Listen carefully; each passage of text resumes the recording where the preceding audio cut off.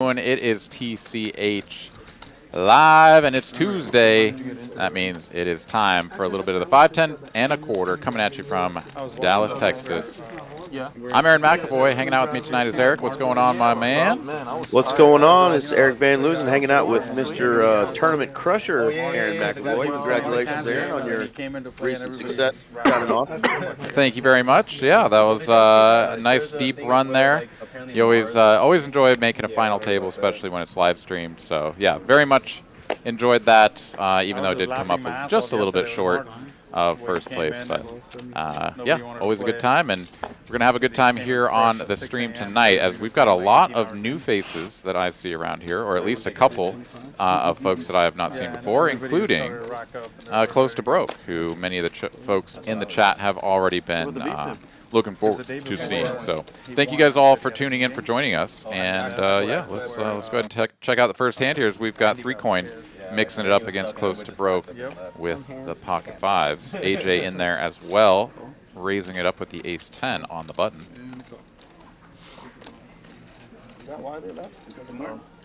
Yeah, don't think we'll have any problem tonight with the action, so can't wait to see what these guys bring us tonight. All right, so that 3-bet from AJ gets called in both spots. 3 players to a flop. Comes ace high. Rampage said an hour and a half or something. He's like, oh shit, I gotta go. Like, you're not gonna make the meeting anyways. But he just wanted to get out of there. Yeah, of course. It's a big win for him. Yeah. Small c-bet in position here from AJ. Makes a lot of sense. Doesn't want to give diamonds or a gut shot, something like that. Free pass. The champion stream? Yeah. Clear the field if nobody has anything, and indeed that is the case. So first pot of the no limit round is going to go to AJ. Taking a look here in the chat, we've got Mike Daniels, Frank. We got Poker Monkey. What's going on, y'all? Combo, Gambo, Rip Ray, Handsome Andy. Hey, what's up, guys? All-Star Landscaping, as well as Louie. Thank you guys so much for joining us. Yeah, the guy had 5-3 or something. We've got 6 hours of live stream poker coming at you guys tonight. I'll be with y'all for the first 4 hours or so. And yeah, should be a lot of fun here, a lot of action as hand number 2 underway. It's so easy to bluff him. So easy. Yeah, we got our boy OFC back in there in seat 3 there. I think he's been kind of off the poker schneid for several months, he said, but we haven't had him on the stream in a while, and he's always somebody that we love to watch, so excited to see him. Excellent. Carlos, of course, rejoining us, always wearing the fine tailored top there. He is going to make the initial call and fold to the raise. When are you going to get that one through?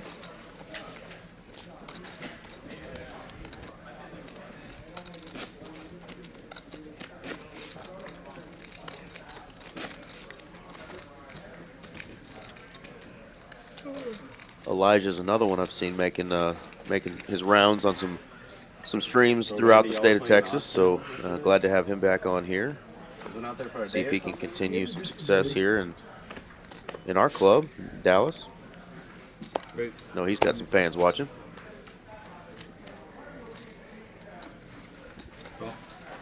Yeah, y'all asking in the chat if this is a different table than yesterday. Yeah, that was down in Austin, Texas. The Monday game is out of Austin. This game, of course, coming at you from Dallas. Got a raise to 75 here. Early middle position from Elijah with the Jack Dewey. Get called in 3 spots. So we're going to go multi-way here. 4 players to a flop. Jack in the window, 2-tone here. Top pair for AJ once again. And not a whole lot working here for the other players in the hand. Elijah, though, with the betting lead and flopped middle pair, is going to continue for 2 1/4.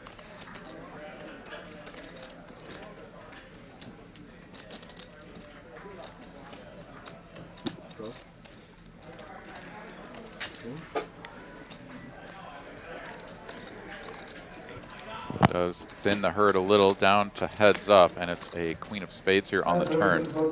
This board really not favoring Elijah's immediate hand, so he is going to check it over. AJ should feel pretty good about this hand, but doesn't really benefit from adding more chips into the pot. If he bets and gets called, things are probably not good for his hand, so checks it back.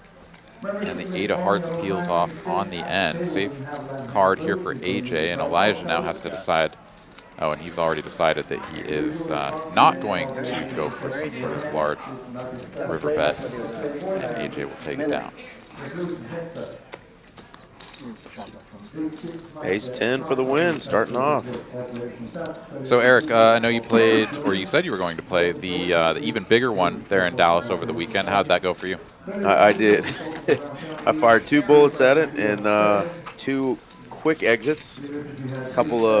Couple of 2-outers that hurt and stung, but we went and hit the cash streets and at least got our money back. But man, it was pretty brutal. But I enjoyed seeing the way it ran out and the players that were still in it. Looked like a couple of regulars in our tournament streets that made deep runs. So that's always good to see the money stay in the city of Dallas and in this card room specifically. So not what I wanted to see, but had a good time, and what a great structure. Everybody was really happy with it. And, we'll have some news obviously about our next tournament coming up too. Cool, cool. Well, sorry that you didn't make a deep run or anything, but glad you had a good time, and glad that it was a successful tournament, of course. All right, close to broke here is going to squeeze this up from the small blind. 600 to go. 4x out of position, and Benham quickly making the call from the button with a blackjack hand. That's right, double down time. Wow, what a flop this is. Middle pair top kicker for close to broke. Monotone board, oftentimes you'll see a mandatory small continue. Just hope that your opponent really doesn't have much, and we'll just sort of bow down. But Benham, of course, flopping the joint here. And not only is he not going anywhere, he is going to come in for a raise. These monotone boards are always super tricky to play, especially out of position.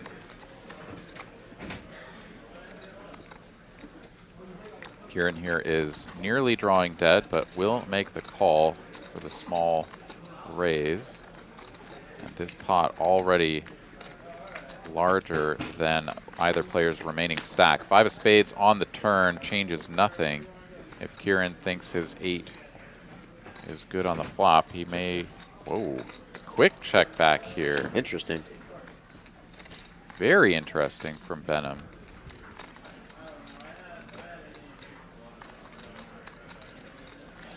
Wow. But he does induce the jam. He induced the jam. He did. Wow.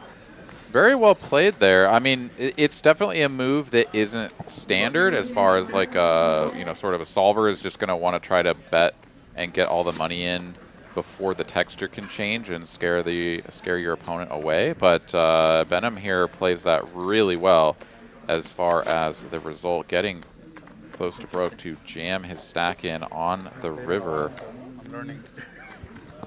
And yeah, Benham will get the dub. Moves on up to nearly 8K in his stack from a start of 5,000. So a nice start here for Benham.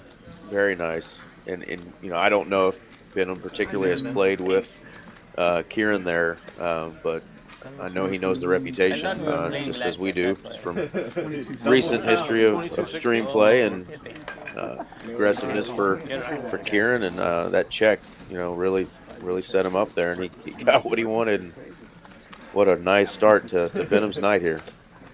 Absolutely. Yes, Poker Monkey, that is the Eugene Playo in the box there. Must have been the hat. 3Coin doing a little bit of advertising for his personal brand. Exactly. I'm gonna add 3K. You said you're gonna add 3K. We're doing a 50 straddle. just want to Yeah, he's a remind if somebody forgets. Just one round for now. Thank you. Well, Kiran is perhaps still close to broke, but not actually broke, as he did reload and has some chips in front of him to continue. Technically, I think I added 50, 60 because I paid him out of the rack. Yeah, well, yeah, we just. I think people got Anything for That's right. All right, $50 straddle making its first appearance here. AJ will raise it up from pole position here with the King 10 of diamonds. Benham makes the call on the cutoff with a couple of eights, and now 3-coin waking up with the jiggities. Makes it a small 3-bet to go, especially from the small blind here, only 400. That is a very inviting price for his opponents, and AJ wastes no time putting in the chips, as does Benham. And playing this one out of position, stacked pot ratio around 3.5, I think. Comes 4 high. Dangerous board here for Benham, but Yeah, because my friends. we'll see how 3-coin progresses. I haven't seen OC in a while. And they were just joking about how I put you into retirement. I didn't realize it was true. It was. Elijah's telling everyone that you push it back to the 1-2 channel. I should have gone there, to be honest. Bet of 800 into just about 13. Nah, I'd probably lose more on, Yeah, on the 1-2 seriously, than the I 5-10 lose game. so much at 1-2. It's crazy. Whenever I Benham not played going the anywhere lower just string, yet. Makes the call. Does have some whatever backdoor they say, club bro, I lose equity, every but now time. an Whenever I ace lose the peels 5-10. off. Yeah, it's hard to Not a take card it that seriously. either player is I probably had one night particularly where excited I about. lost 28 buy-ins in a row at 1-2. I just Stacked ripped pot it. ratio I know, just I a ripped it blind smidge and I lost over like 1, 20 in a not row. quite I was like, 1.5. And then we'll just tilt over there. Is like, so if you're down like 2K, the max behind is like Yeah, definitely like 300. seeing Randy put money in there and not Yeah, you can't even show weakness there to Benham. Get bluffed off his hand.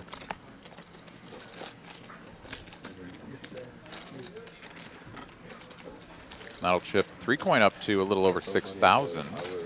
As we look at the profit and loss here after just about 1 orbit, not quite a full orbit. Benham, the early profiteer, and Kiran, of course, down nearly a buy-in. Special and plays like 10 hours with me. You know, if we could only get a Super Mario coin sound when 3-coin wins a hand to jump in the stream. Poker, I had to watch some videos to get back into it yesterday. I'm like, fuck, how Nice do you little play win this there game for now? Mr. Randy, Mr. 3-coin. No, no. That's it what did- old no. smoke video. He said porn. Not joke. Win a hand, I'm throwing jokes out. It's only 100. Sorry. Yeah. Raise to 100. Didn't know we were doing Straddles. I did get news that we are going to have the knit button game going here shortly as well. So didn't look like a lineup that was going to be short of action, Aaron, but hopefully we'll get a little more out of this gang. Perfect.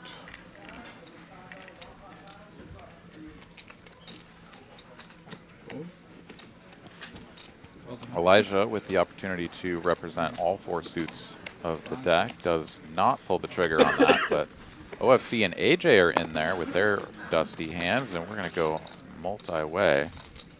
8-high board, a couple of deuces out there.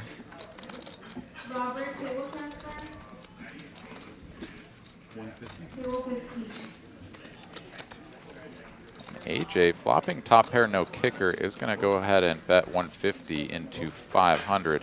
Just try to sort of tell everybody, look, I've got something, y'all probably don't, so just let it go. 3-coin is even going to fold his top pair 10 kicker, Yeah. a very tight fold for the small size. Are you going to fly out on JSX? You found them yet? And folds the best hand, so AJ just going to get that one through easy peasy. Stuff is good out of LA. Yeah, it is. Yeah, that's for like one of their home bases. So Are you- pretty well. Sorry, Are you originally from Cali? Like you live in California? So you said said two pretty quick, Where at? In California? Yeah, they run the doing Where at? two pretty quick entries in the I usually tournament talk about it there. on stream. Any notable hands that stuck out to you? No, I mean it was I'm just scared that average these stack. fucking You know, early on, people got it in with bash kings my against the business. 3-bet. I 4-bet jammed with kings, and guy spiked the jack on the river on me. And of course, shortly after Yeah, he that's was true, man. he was busted while I was at the cash tables. I got to watch him walk My out. family are, like, It's good, always defeating when the guy that busts you hardworking people that doesn't last make a long run. their But lives. I'm gonna go. the other one, I was just Idiot in that punted. early position, flopped 2-pair with like a king 4, and guy hit a bigger 2-pair on the turn, and we got it in, and that was all she wrote. So I think it was like level 5 or something. So real early. Not really what I wanted to have run. I don't think I actually won a hand. So I just decided this was not my turn, and I'm gonna pick a new one.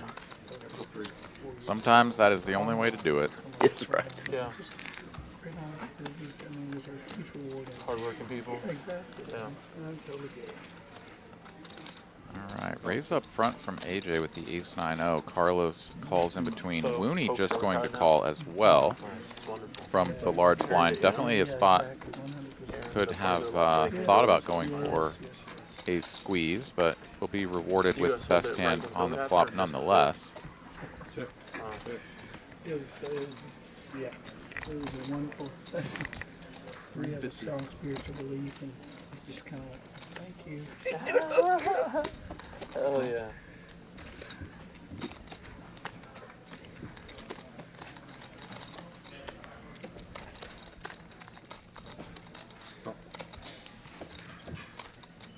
Carlos sticking around with his 5-high flush draw. It is the only diamond in play, so could still make the best hand with any diamond. Wooney going to turn top 2-pair, and I feel real good about his hand now, especially when he didn't get raised on the flop. 1775. He is going to price it up. Nearly 1,800 full pot size bet here, basically from Wooney, and his opponents will surrender. Thank you. 130 of you fine folks hanging out with us this evening. If you are not already a follower of the channel, please do subscribe. And if you are enjoying this free content, please do help us out as well. Hit that like button. Help us get this show out to more people there on the internet. Always do appreciate you for tuning in, for helping us out with that.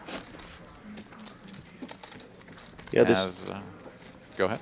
Tuesday night stream is definitely our biggest stream. That those of you who joined last week for our ladies' night, we had a PLO round of each game with some ladies. We like to change it up every now and then, but normally this is our bigger game, 5, 10, 25, and we get straddles on and 7 deuce game, and it gets pretty wild. So thank y'all again for joining last week as we kind of mixed it up a little bit, but we're gonna get back into some chips flying on this Tuesday night big stream.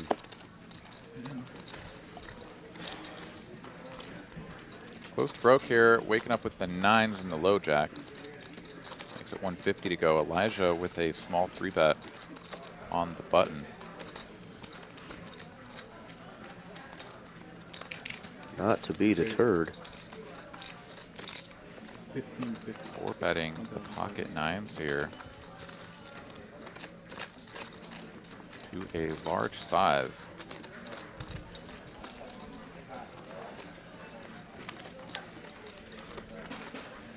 Not interested in playing out of position with a hand that is often going to see dangerous looking boards. Just pumps it up right now, and Elijah here now with a decision. Already taken a offsuit combo to 3-bet. Is he gonna stick in the 5-bet jam?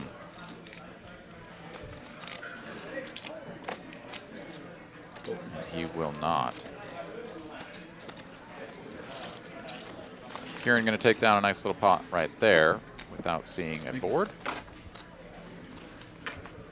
And we'll move right along.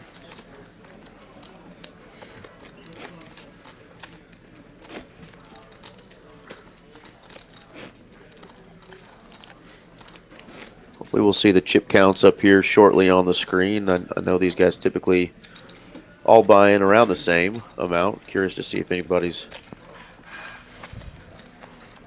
added on, as a couple hands have already been won, and chip stacks have grown. These guys can definitely max a stack or put out what they want there. Yeah, Benham won that first one, chipped up to 8,000 or thereabouts. Everybody could have chipped up to that if they wanted to. From what we're seeing here on the screen, it looks like everybody's sort of hovering around their initial buy-ins, plus or minus what they have already won or lost. So no one really exercising that privilege. But usually, you see someone really make a big move up, not just a few thousand, but double everyone's stack, something that kind of will start to initiate a little bit of the adding on. But of course, it's always table dependent as well. For sure. And it looks like Wooney's got 10.3K in his stack. Of course, he's definitely won a couple hands, but probably started off with the largest stack there. So 500 will make it interesting. For 500, I just needed to ship it every hand.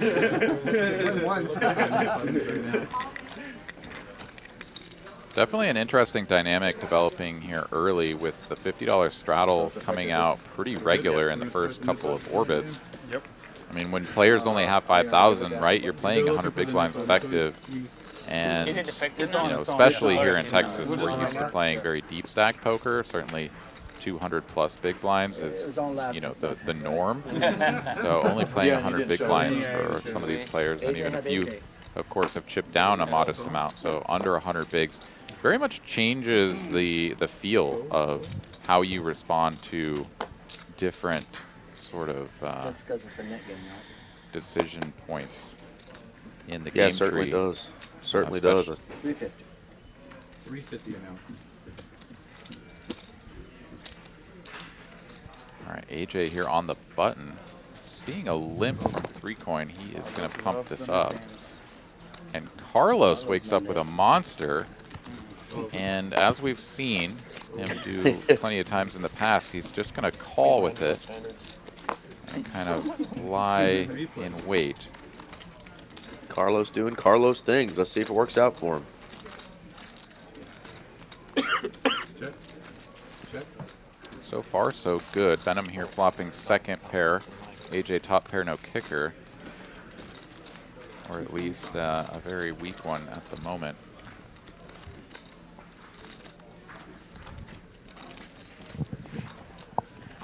With the 3 spades on board and none in hand, Carlos will just make the call.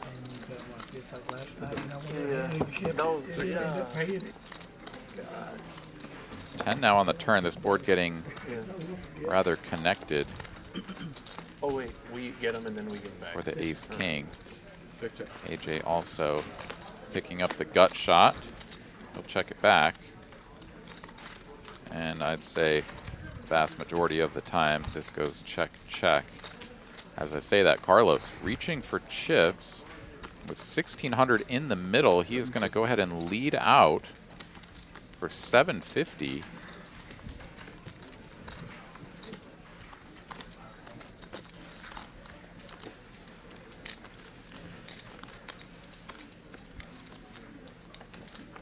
Tough to get called by worse for this size.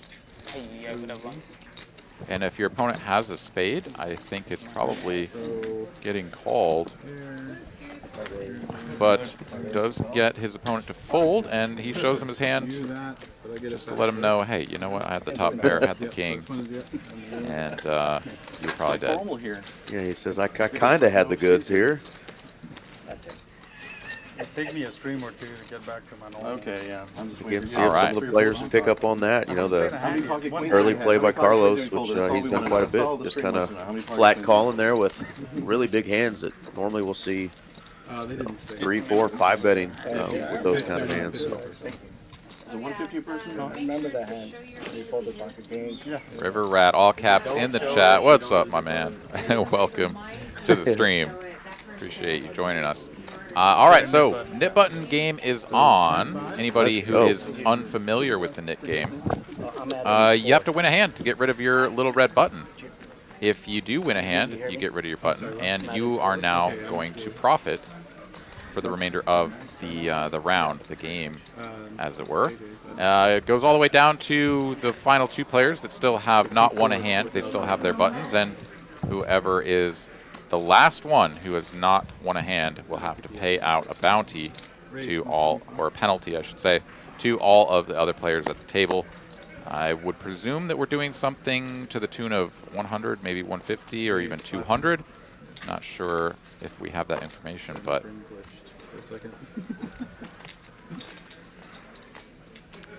you are definitely incentivized to attack spots that you might not otherwise, particularly when the number of buttons left on the table sort of, gets closer to 2.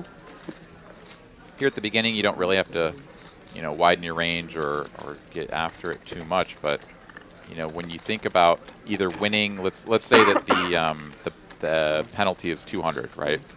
You could win 200 if you win a hand, or you could potentially have to pay out the other 8 players at the table 200. So that's a swing of $800, or sorry, $1,800. And yeah, that definitely can change the dynamics of certain pots. Studio Paul here has ripped it all in. Just ripped it in the face of Elijah here, who's already shown him the 7 deuce. You have a pair. I'm ahead of you. I would have kept quiet there, because if he knows he doesn't have a pair, his odds aren't really that bad, are they? Elijah is trying to find a reason to call, right? Yeah, but he will relinquish. One other aspect of the game is that you must show your hand when you win your pot in order to actually get rid of your button. If you don't show your hand, you don't get rid of your button. He did not want to call. Yeah, and I like that there from Paul, he didn't buy in for the biggest stack, but he proves that he is willing to get his chips in and take it down. Got the extra incentive there to pick up the extra money and to relinquish his knit button sticker as well, so nice hand. The knit button may have persuaded me not to show, maybe, just to get rid of it. Yeah, that's You know what I mean? that's a 50. What the hell is going on? They don't want me to play a hand or what? All right, we can already see the knit game changing the dynamic here. Perhaps a couple of these initial hands being played a little bit wider than usual. Mooney here, he is on the button, of course, so he opens quite wide. I don't want to 10 play deuce suited is in the mix, and he flops bottom pair.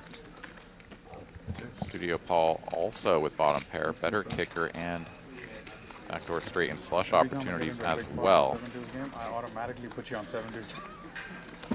The other day I was That's not a good sign. I was playing the 7 deuce game at Champion Stream, and I runner a boat with 7 deuce. Bottom 2 for Studio Paul, checks it over, gets a quick check back, and now counterfeit on the river. However, he does still have the best hand. She had like 30,000 views on her. Thankfully for Studio Paul, it'll go check, and he'll get to show it down. Oh my god, that's so horrible. Too many pairs. Somebody tried to bluff me with 7 deuce off seat, right? I was sitting in your seat, in position, with the button, with ace queen suited. Snap call. You're good. Heads up, she said run it twice. So I said, who would ask that with 7 deuce, right? So I said, okay, fine, The first board she hit the 7, and the second board she hit the deuce. Both boards. And we were playing a 7 deuce game. So she got the bounty too. Yep. That's a gross story for OFC there, getting his ace queen stomped on twice with 7 deuce and having to pay out the 7 deuce fee. Yeah, that one's always nasty. Lose the pot, especially when you get bluffed, right? Like they just like hammer the river or something. You make a big fold, like 2 pair, but there's straight or flush or something. You let it go. They show you just this raggy 7 deuce. You have to concede the pot and give them the ante. So gross. And a lot of times too, people will play the 7 deuce game where you pay double the ante or double the bounty if you're the last player to fold. So it can be extra painful. All right, close to broke here. Waking up with number 1. He's got the birds. Makes it 800 to go over an open and a couple of calls. Good disciplined fold there. OFC was just talking about not playing any hands yet, and he's got a suited ace, and wisely lets it go.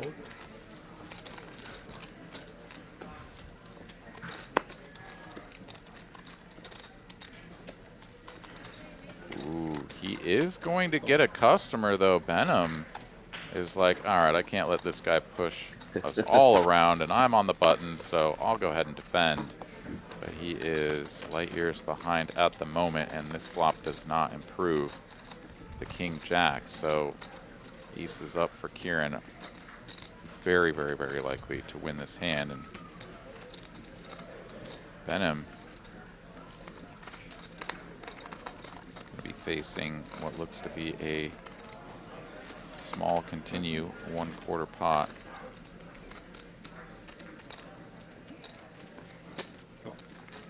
Yeah, I like that sizing.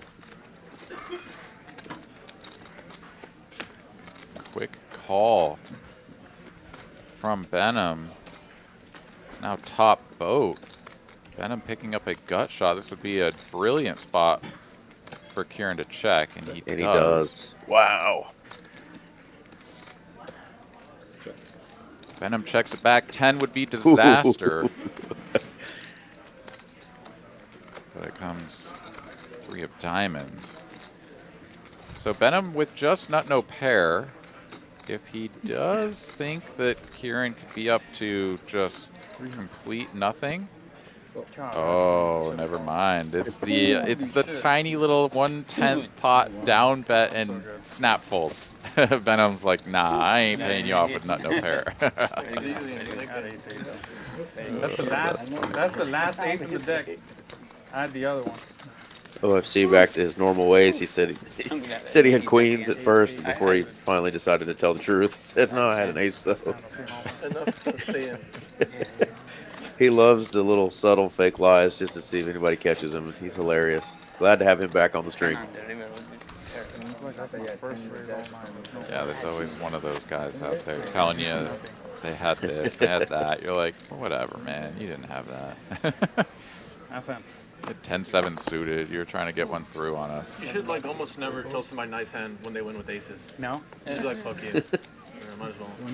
He should tell you that. Yeah. Especially in the mid game. Yeah, right?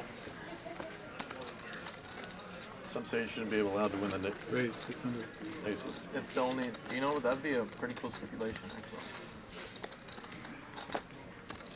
Another premium holding here. Ace jack off. Gonna squeeze it up on the button. And all of these dusty hands are destined for the bin, except for Benham, suited connector. 9-8, of course. Very dangerous hand. You get a 10-jack queen flop against a 3-better, and they've got all the ace king. You don't. You can get cooler a fair bit, but he is not going anywhere. Does flop middle pair, but Kiran once again connecting with the ace. 300. 300.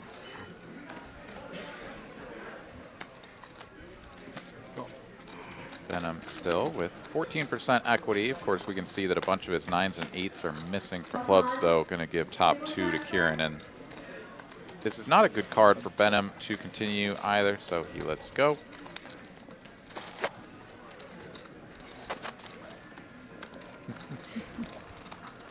Little heater for Kiran after dusting off those chips earlier. He's climbing his way back out of that hole.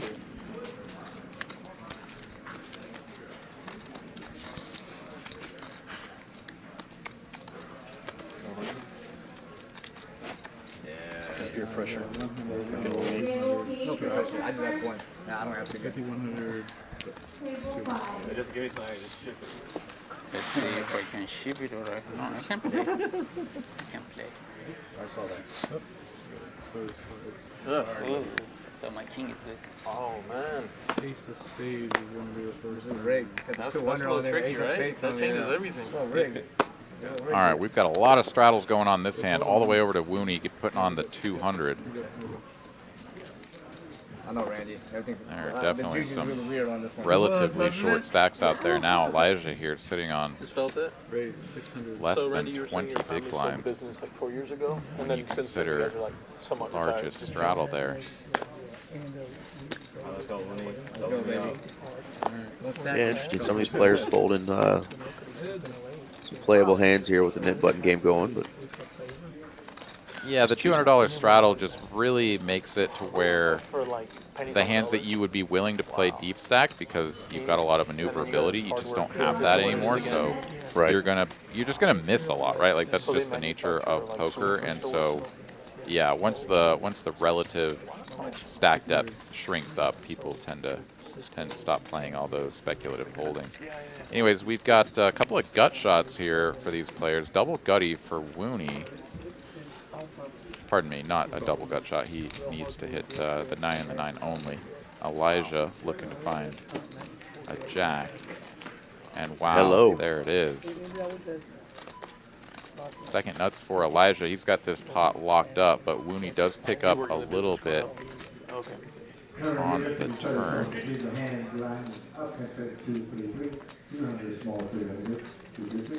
Stack to pot ratio is under 1. Hang out. I think Elijah can comfortably jam here. He doesn't have a king, and there's a front door spade flush draw. Of course, Elijah would rather have a spade in his hand so that it's less likely that Wooney has one. But, you know, Wooney could also just have, like, you know, queen, jack of spades or something like that, and he's not going anywhere. yeah, Wooney asked for a count. I don't see him making this call here, but It is less than the pot. So reasonable price for Wooney. But yeah, his hand is super dust. I couldn't go 5 feet. I fucking died. He's ahead of like ace X of spades, where the X is just like a 3 or something. The pot size that though. I don't know. I kind of like you. You gonna buy dinner tonight? Yes. I don't like the answer. I was too confident. Well, technically, right? you're buying it. He's like, wait, do you want me to fold? Oh man, you're a funny guy. What do you have? You got anything good? You can use the same answer he gave you. You can't play 2 hands. But he's gonna buy you dinner no matter what. For sure, Depends. for sure I'm behind you. How much is it? 24? It's 2,350. How you say your name is Karen? Yeah. I don't know, Karen. I just want to punt this off for some reason. I did it earlier, so I mean, you could just follow my lead, but I don't want to spoil this action. What do you want, Elijah? You're going to call or fold? Whatever you want to do.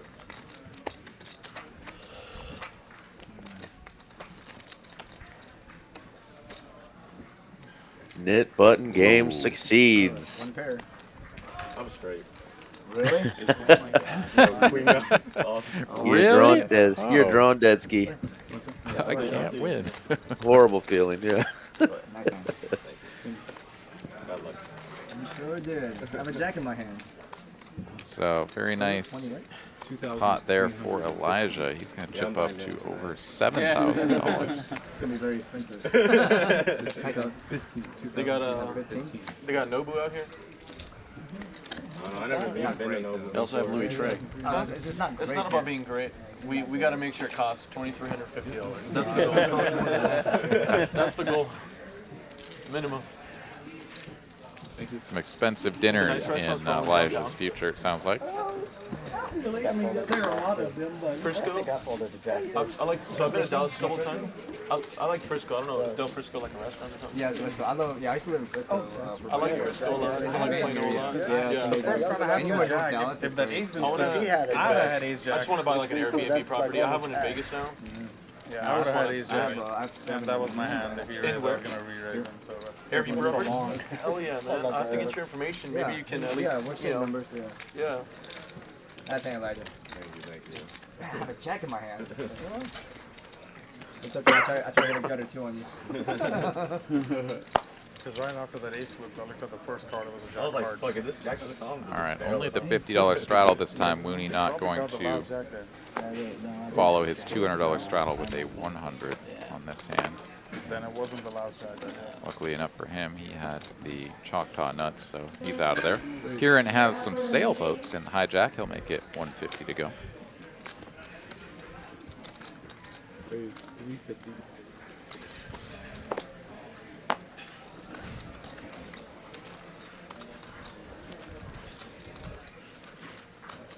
Kiran will not be folding his sailboats. I'm adding on 4. 4,000. Yeah. Very small 3-bets here from 3-coin, The cool thing is I can root for both both people. in and out of position. 375. 375.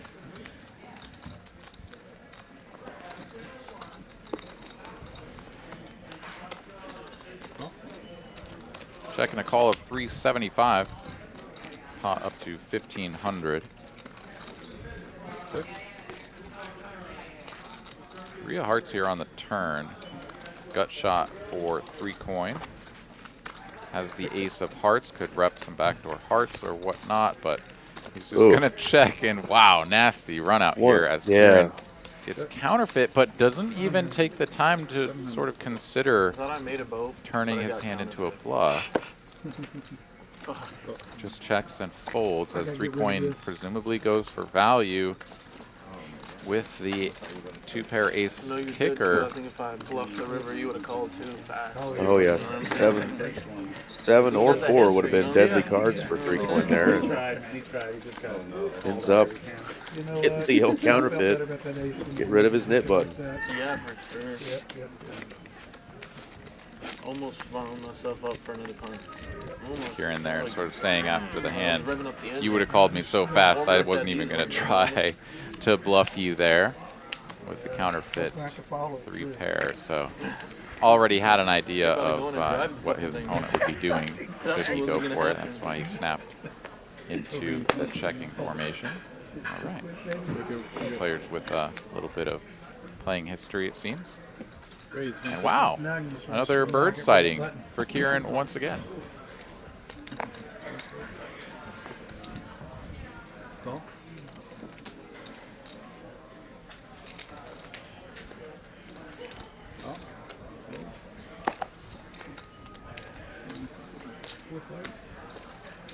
With the Nick game in effect, you get multiple callers here with dusty hands, just trying to connect with a flop. And Hello. top set once again. Also some diamonds for OFC, so things could get spicy between those two players.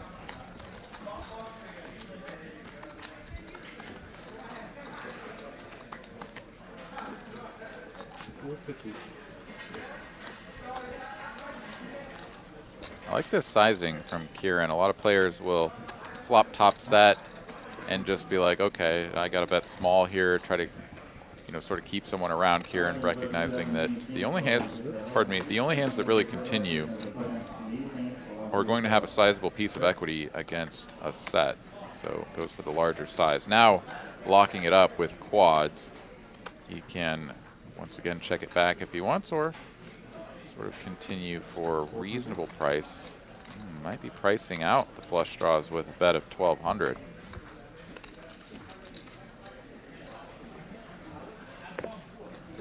Wow. Doesn't show either. Improves from his aces full hand earlier to quads. Thank you. Not I a guess bad We won a Terry Black result there, and after getting very nearly felted for his full buy-in, he had won a little bit, so didn't go down, fully to the felt. But yeah, he's only down 900 now after a couple of good hands. Absolutely. Is it the same brand? Only 3 positive players here at the moment. Elijah leading the way up 2.2 after his double up. Maybe hard to believe, but I'm vegetarian. Oh, really? Yeah. Me and Paul were friends back from LA. We're friends back now. Like we are. Oh, okay. We are friends back in LA. We were friends. We We're were friends frenemies at at one the moment. point. Now we're frenemies. Mooney gonna squeeze this up and gets it through. Had to be 7-6 the 8. suited. Always feels good to win with the 7 high. Oh, thank you. And he gets rid of his nit button. We're down to only a couple of players here I'll take a shot too. still holding on to the Good nit button. timing. Looks like 1, 2, 3.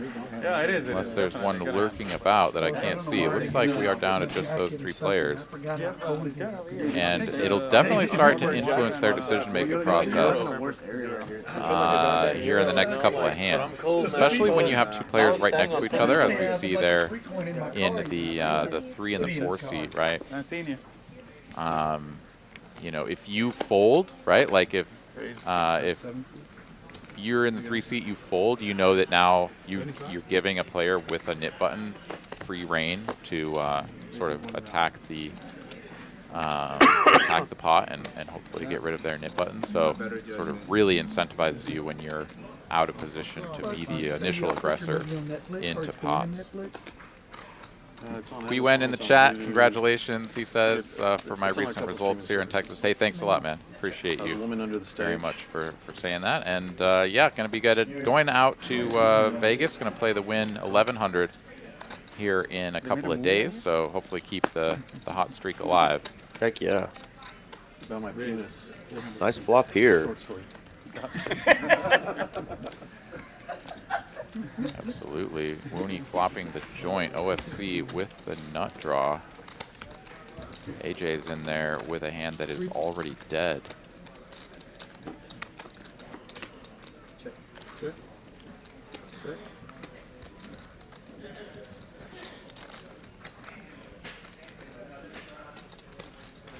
Another big diamond draw for OFC. He's got his nit button. A little frustrated, probably hadn't gotten any hands yet. He's drawing thin here. Check to AJ though, and he wastes no time putting in another bet. This is 1,300 into about 1,600, I guess. 1,700 really. So pretty big size here, 2/3. He is repping the hand that Wooney has.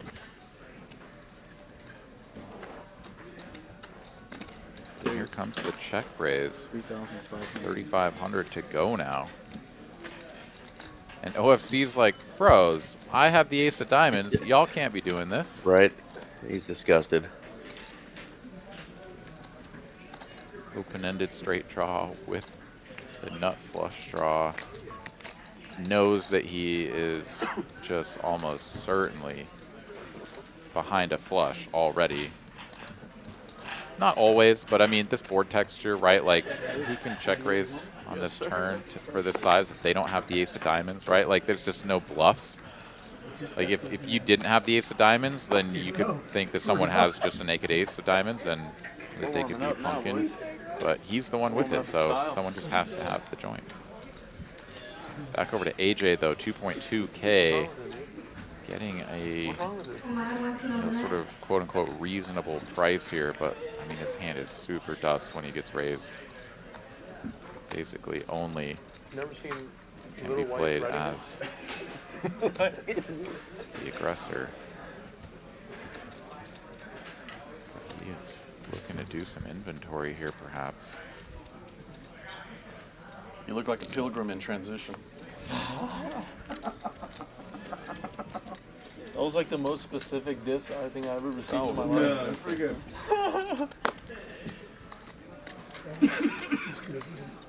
I mean, that shit was clever.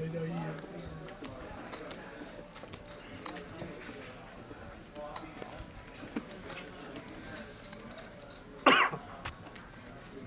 think AJ here just sort of doesn't appreciate being put in this spot, given what he perceives as sort of like one of his better bluffing hands. I mean, the fact that he's thinking about this is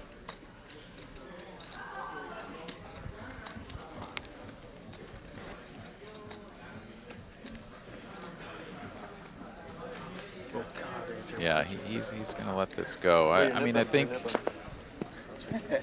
your hand had good bluffing qualities, right? Like it was a really good bluffing hand, but then once you get raised, like it doesn't really matter. You can't really think about just continuing the bluff, right?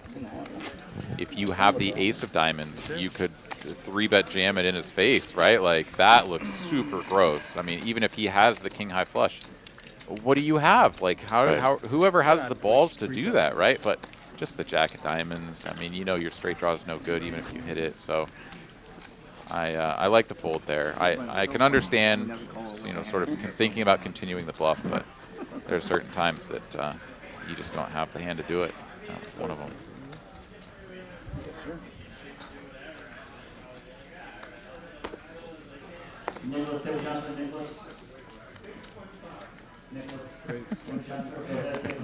Don't think that qualifies as a slow roll. Certainly taking his time to make it through all of his possible decisions. So here we go. AJ, I mean, the other thing factoring in, of course, that that maybe I wasn't giving enough credence is the fact that AJ has the knit button. So, you know, maybe had a little bit of extra incentive to try to power one through. But you don't even have to really put the full, like, phantom $1,800 in the pot yet because there's still 3 players with a knit button. You know, once there's 2 players, like if you're heads up against the other player that has the knit button, then there is definitely like a phantom $1,800 in the middle that you have to be thinking about. Absolutely. But we're just not there yet, so, you know. And if somehow OFC's chips go in, it's not a mistake there. He does have the 7-3 off. That is his favorite hand. I know from past streams, that's a big hand that he likes to play for whatever reason. But he's not going to make the call there for another 1.8K. Yeah, a little too spicy. How much is it? 1,900. And now this is the same dynamic here between AJ and Wooney. And, oh, yeah, AJ is very quickly going to come along for the ride.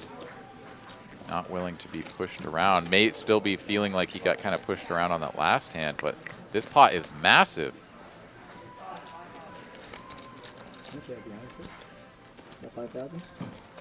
Stack to pot ratio just barely over 1. AJ here flopping second pair effective. Wooney not going to love this ace out there, but he has the range advantage, so he could just bet small, but goes check, check. Uh-oh, this is dangerous for both players now. Or rather, Very much so. Specifically for AJ, that's what I meant to say. He is going to think that this is a good card for him.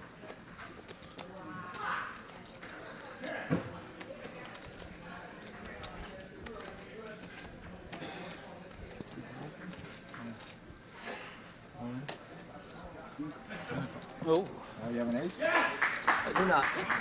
Wow, snap call from AJ. Once he puts the bet out there, he says, all right, I put my money in and just got to hope for the best now. And he is going to go down to the felt. Massive pot here, $14,000 pot for Wooney. Just count that out. Chip stack up to $20,000 on hand 21 of the night. You guys are reading that correct. He is going to have a 20K stack going into just hand 21. And that should get everybody excited for the big pots that are definitely going to be to come as the night goes on. Yeah, we've gone from a 5K buy-in to a 20K big stack at the table. Let's go. Everybody with the option to add on up to that high water mark. Right? So we'll see if that $200 straddles.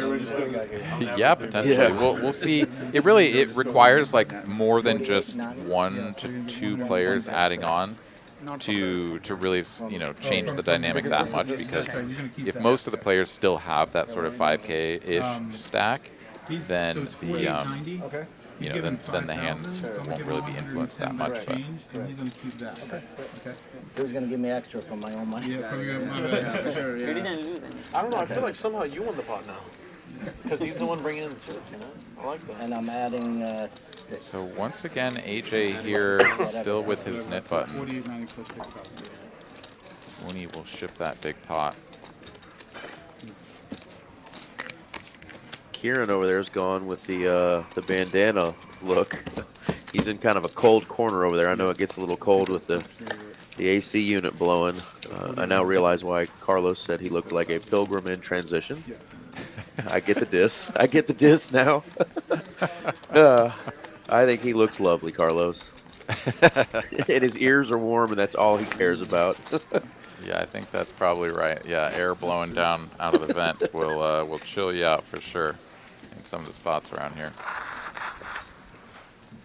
You can hear him blowing on his hands too. He needs a little Right. fireplace action. He does.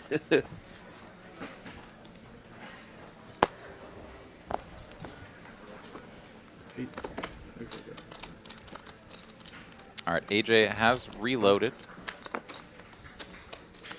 Just about 11,000. And he's right back in the saddle on a mission to get rid of his knit button. You all serious right now? It's a friendly game. Give Carlos his cards back. And Studio Paul, he's like, really? I just have the dustiest hand ever. I can't squeeze this. And literally everyone has between like 4 and 10. There's a single ace in the mix. But it is just the middle of the deck represented heavily here. The 1-2 amateur play. Everybody turn into the old man coffee, the limb re-raise, you know?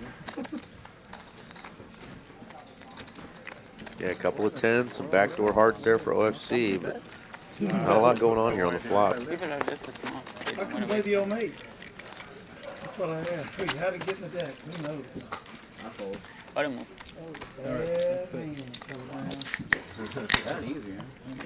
Easy game, man. Easy game. And you have Studio Paul, he bets and wins with the inferior kicker of the 2 10s that were in the hand. The dustiest of 10s, the 10-5 off. I turned open-ender with a nut flush draw. That's why And I'm yeah, it's still 3 players, same dynamic with the knit buttons. I think they have the way you play it. OFC, AJ, Benham, If I'm not wrong. still looking to get rid The play makes of sense. that big red button. This is something that I always recommend here. We definitely, can see the straddles, sort of pick up when you have this dynamic over there. OFC putting on the 100, and I honestly would have liked to have seen AJ put on the 200 just to sort of take away the initiative of the one of his other opponents with a knit button. But he's lucky he didn't, because Kiran has found aces for the 3rd time tonight. 3rd time out of 23 hands he's had aces. This is wild. And the first hand that tracker is counting is the PLO flip that we did at the very beginning as well. So really 3 out of 22. That's basically 1 out of 7 hands you get aces. That's pretty good. Kiran not out of the woods yet though. 3 coin gonna flop bottom pair and backdoor hearts. Oh, and he's raising it. Loving life.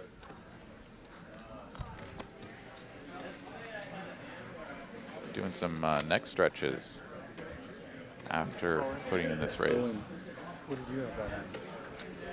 And Kiran just ships it in his face. He's like, I don't know, you got like pair and backdoor straight draw or just a straight draw or something? Like, You got sharp with the jack of diamonds? Double get out of here.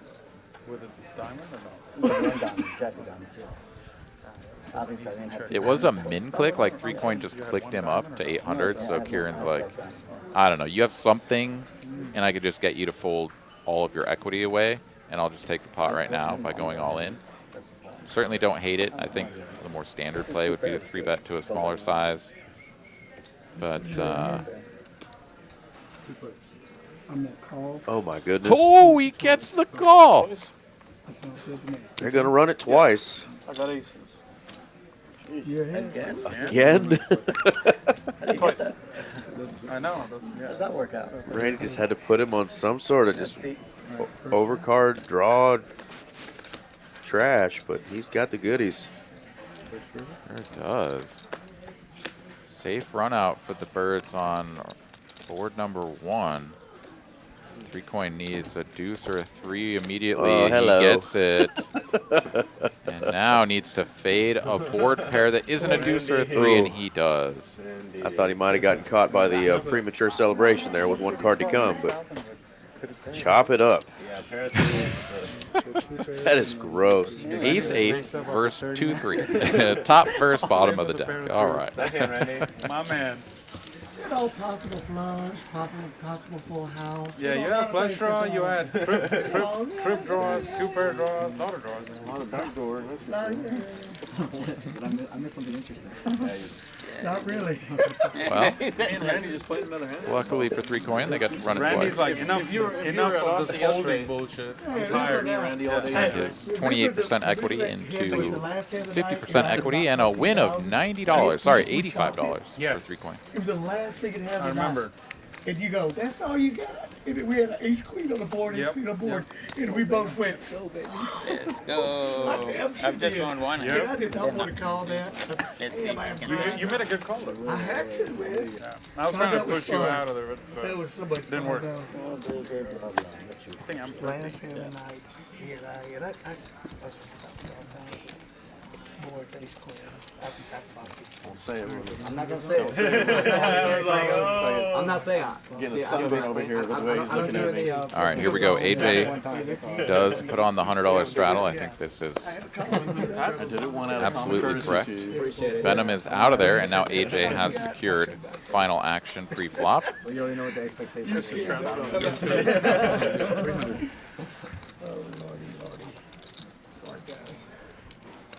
Kieran getting a little bit out of line here. King 6 on the button with a lot of players left to act. King 6, fairly standard open against 2 blinds, but not only the usual 3, but 2 more in excess. King 6 very unlikely to get through. Studio Paul not going to 3-bet the ace board, just makes the call.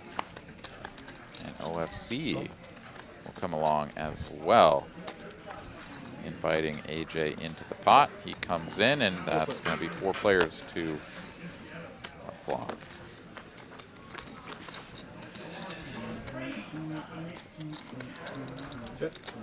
OFC's loving the diamonds tonight. He just wants to hit one.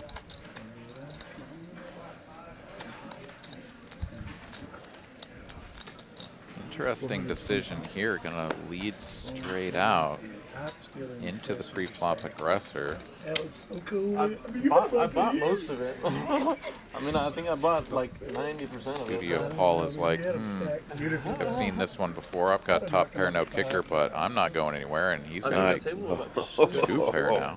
Not going anywhere. The felt was like And OFC actually picks up additional draw outs as well. He can hit a 5 for a wheel, so in his mind, this is probably a very good card to continue barreling. Yeah, it was cool. Studio Paul is the effective stack here, stack to pot ratio at 1.5. And OFC gonna put him to a pretty significant decision, 1.3K. This is sort of one of those things, it's like put most of your chips in or something, right? Like, yeah, okay, yeah, both players just feel committed, so it's an all-in, a snap call, and OFC needs to find a 5 or a diamond. It's up to you. I always go once. Max Payne, one time. Let's go. Boom. It's the 5 of diamond. 7 Dewey for the win. And he gets rid of his bit button, so it's down to AJ and Benham still in the game. Those 2 players get tangled up in a pot. Remember, there is the equivalent of $1,800 in the pot between them. What a sick, nasty hand. Your Studio Paul, you're like, yeah, no, I'm just like super good here all the time. Oh, that's a bad card on the end. Thanks for that.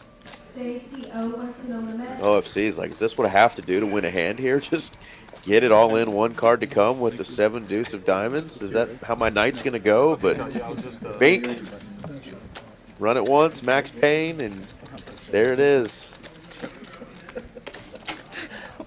OFC's back. Nah, not yet. Not yet. As we look at profit and loss there, Wooney up 7,000 and change. OFC now up 3K. Elijah and 3Coin up about 2,000. Everyone else down from a little to a lot. AJ stuck nearly 2 buy-ins.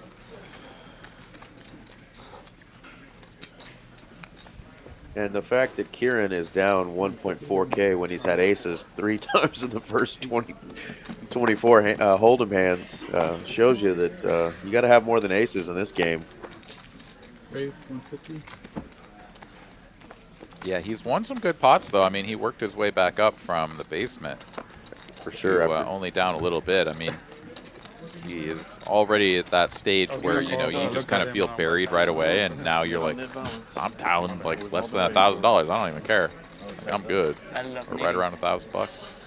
And we have a knit battle right now with the 2 remaining knit buttons. Somehow we've gone check, check. 250.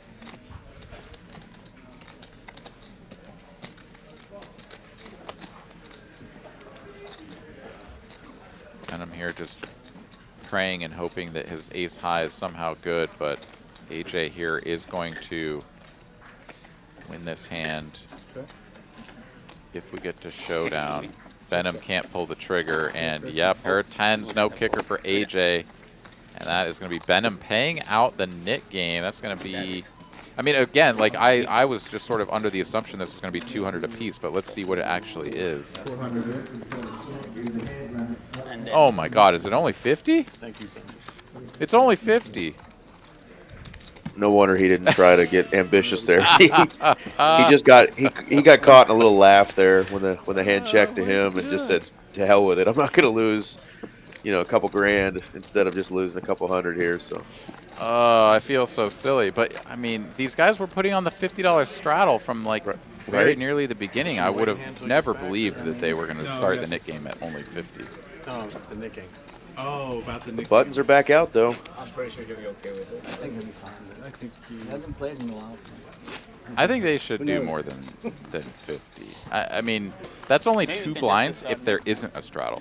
I think it's fair too. I mean, you can deep as they literally are. just like fold through Just wait till he gets a back. few orbits and not No one wants to fuck him over more than me. really Let's feel just be it. fair.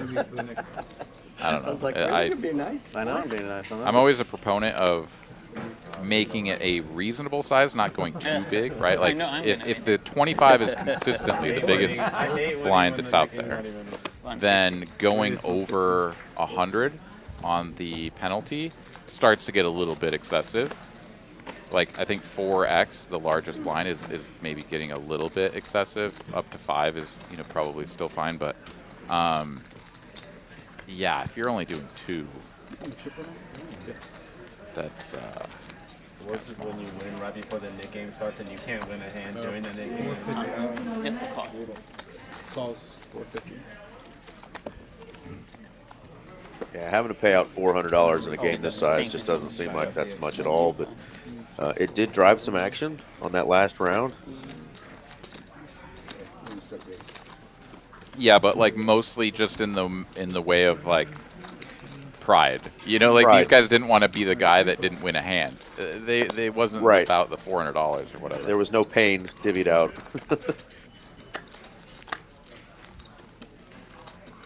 Yeah, if I was playing in this game with the way that these players have been attacking these spots and I had to pay out $400, I'd be like, so be it. Yeah. Yeah, no big deal, man. Take my 400. Yeah, right. Like some of these pots have been gigantic with not the nuts, so I'm cool with it. No, it's not live. It's on the paper. Thank you.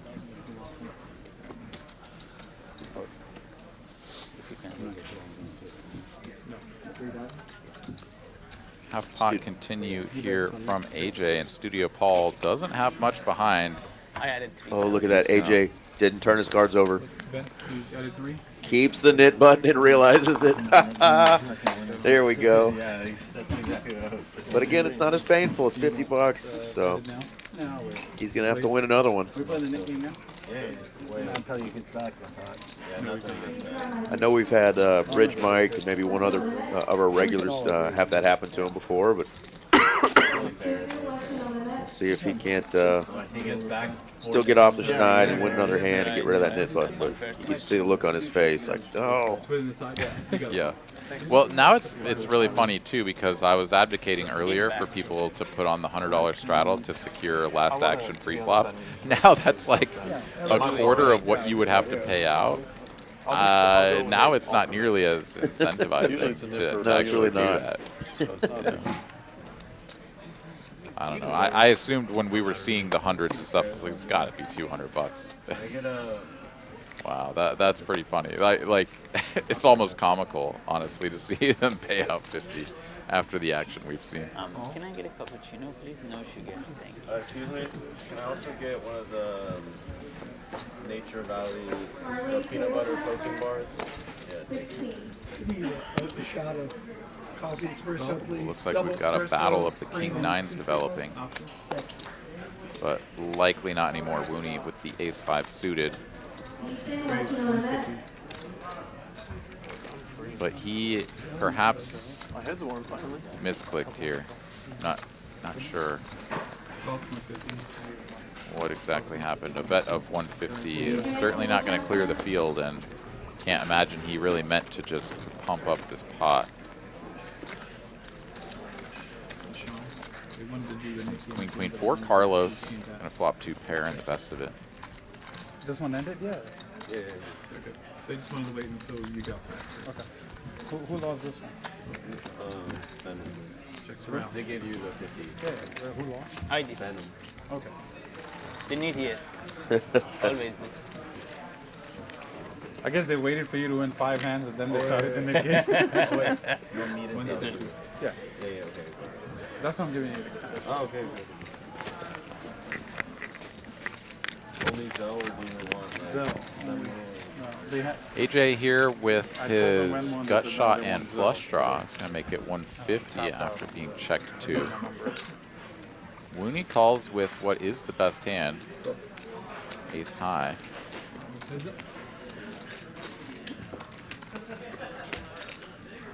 And still the best hand on the end. Brick City here for AJ. He quickly checks. Wooney can now attack all the jacks Yeah. of the world.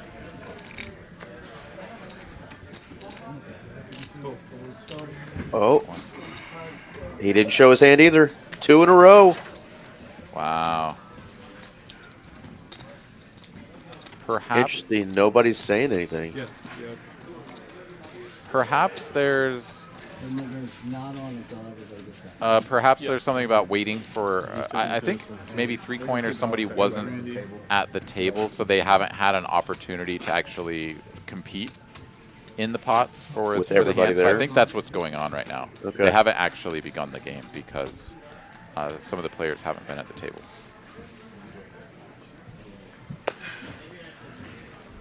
Which of course makes a lot more sense because yeah, you're not looking to make that mistake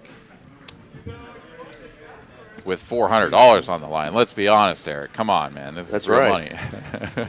Well, cool. Our little graphic is back. I was going to ask the little standing man next to their name, which let us know who has their knit button still. You see the little standing man next to their name. Some nice hands here.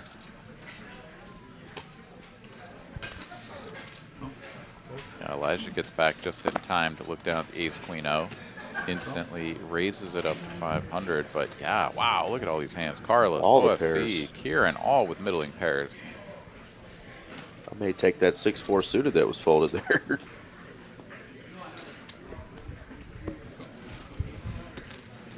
Kiran gonna set mine his 9s this time.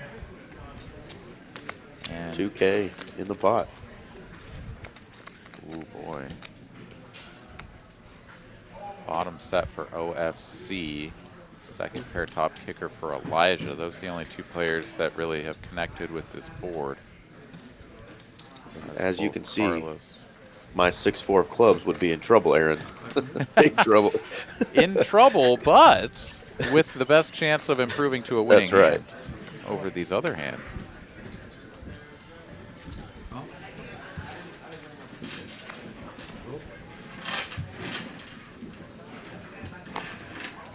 OFC just going to play this one sort of slowly, just makes the call on the button here.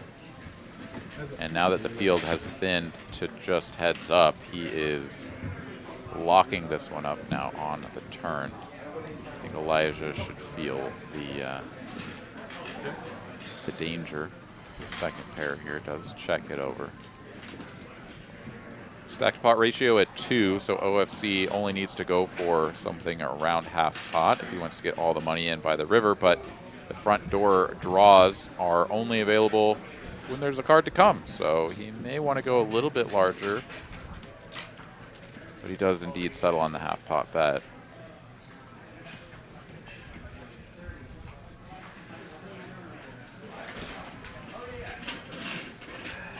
It's always nice when you have bottom set, right? Like, yeah, there's some flush draws out there, some straight draws, whatever, but like, I don't interact with the top of this board at all, so they can have anything like ace king, king jack, king queen, maybe even.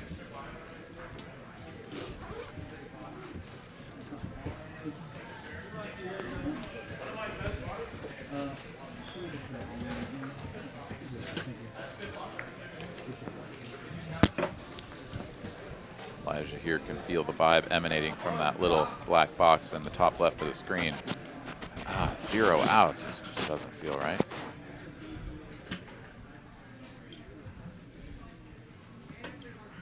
Ooh. All in and a call. 2 times. All right. You could run it 18 times. Elijah will never improve against a set of 8s. Now a full house. And regardless of this river, it looks like it may have just somehow survived against a flush draw. Not the case.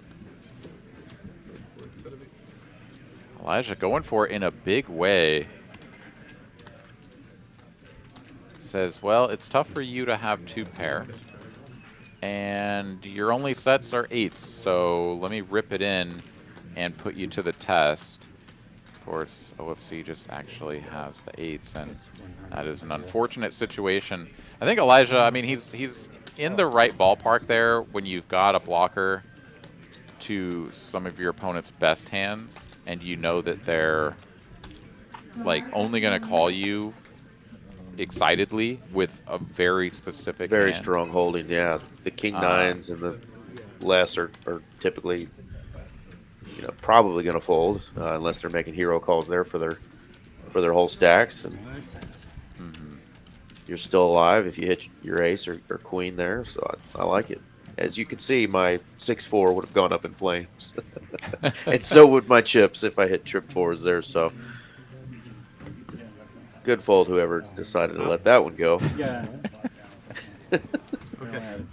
Only got 2 more. Maybe that's a sign of why my last 2 sessions have gone way up early and dusted off all of that. Yeah, playing the 6-4? Yeah, doubling, tripling, quadrupling your stack, you know, within the first hour, and then just, oh yeah. Thank you.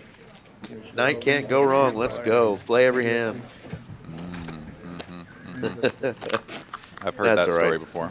Yeah. I think I told the table, I said, you know, the good Lord says to give to charity, and that's what I'm here for. So just donating to my fellow man. It's noble work, you know. That's right. Yeah, helping everybody buy their, you know, family Christmas presents. That's what I'm here for. There you go.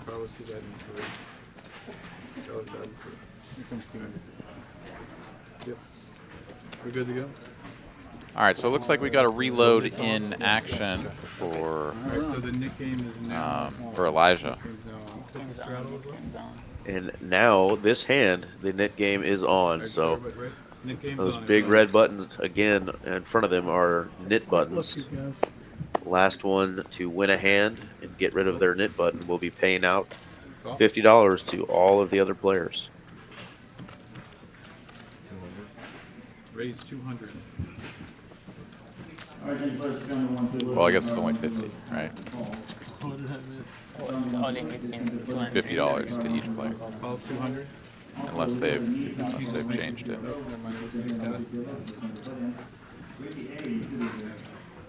So much for your dinner. He's still paying. Oh, sick needles. 200. Ribbing Elijah for going down to the felt. But it's all in good fun. But of course, still stings a little to be reminded of immediately that you won a big pot earlier when you just got stacked. It's like, yeah, it doesn't really matter anymore. It doesn't really help. We're empty. OFC should pay for both. For sure. Bottom set here for Kiran.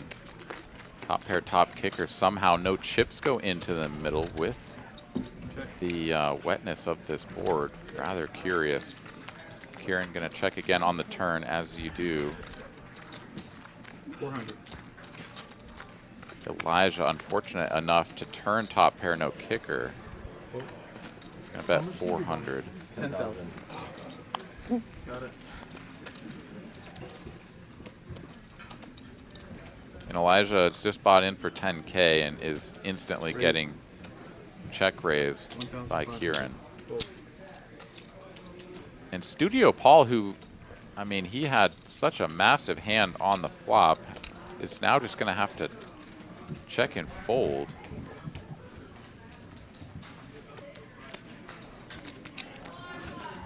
I mean, thankfully for him, he was basically dead on the flop, but had a lot of reasons to you know, sort of put chips in, but nobody bet. He just was able to see this king check once again, because now his hand's not worth betting, and wow, check, bet, raise. Yeah, sure, we just fold.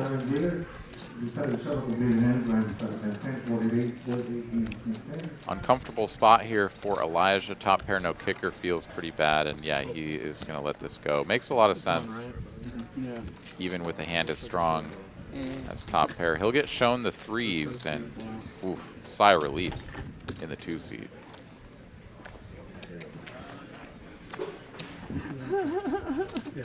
Gambo here wants a refresher on how the knit button works. Yeah, absolutely. If you win a hand and you show your hand, you get rid of your knit button.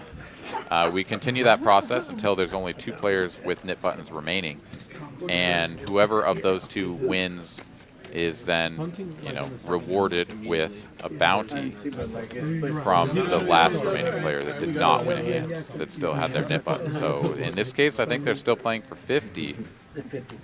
So if you win a hand, you get 50 bucks from somebody, and if you're the last guy standing, you have to pay 50 to everybody else. Yeah, I was wondering if there's probably gonna be all messed up. I think it's my angle. It's a weird, it's a weird pitch for me.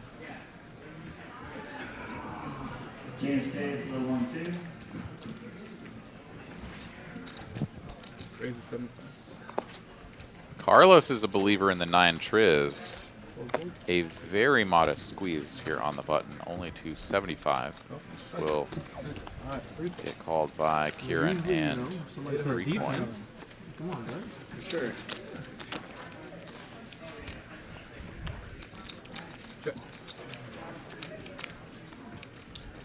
They usually apply like 1 or 2 dip buttons left. Defense, baby. 35.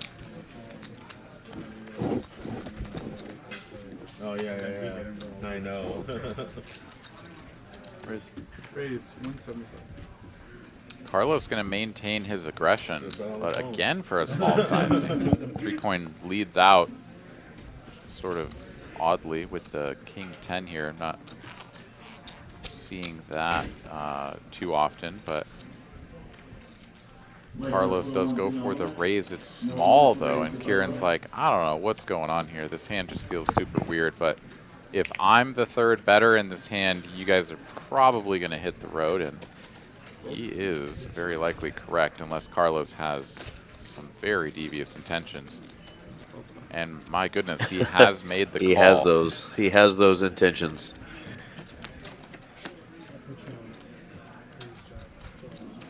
It was impossible for like any turn card to really make 9-3 that much better. I guess a 5 or a 6 somehow would have given him some incentives to continue. But Kiran is not deterred. He's going to bet 800 into 13 with bottom pair on the flop. We are seeing some poker being played here, folks. Yeah, Kiran talked about defense before the cards came out. He's defending, but Carlos Let's just go, will not be Carlos. deterred. Wow.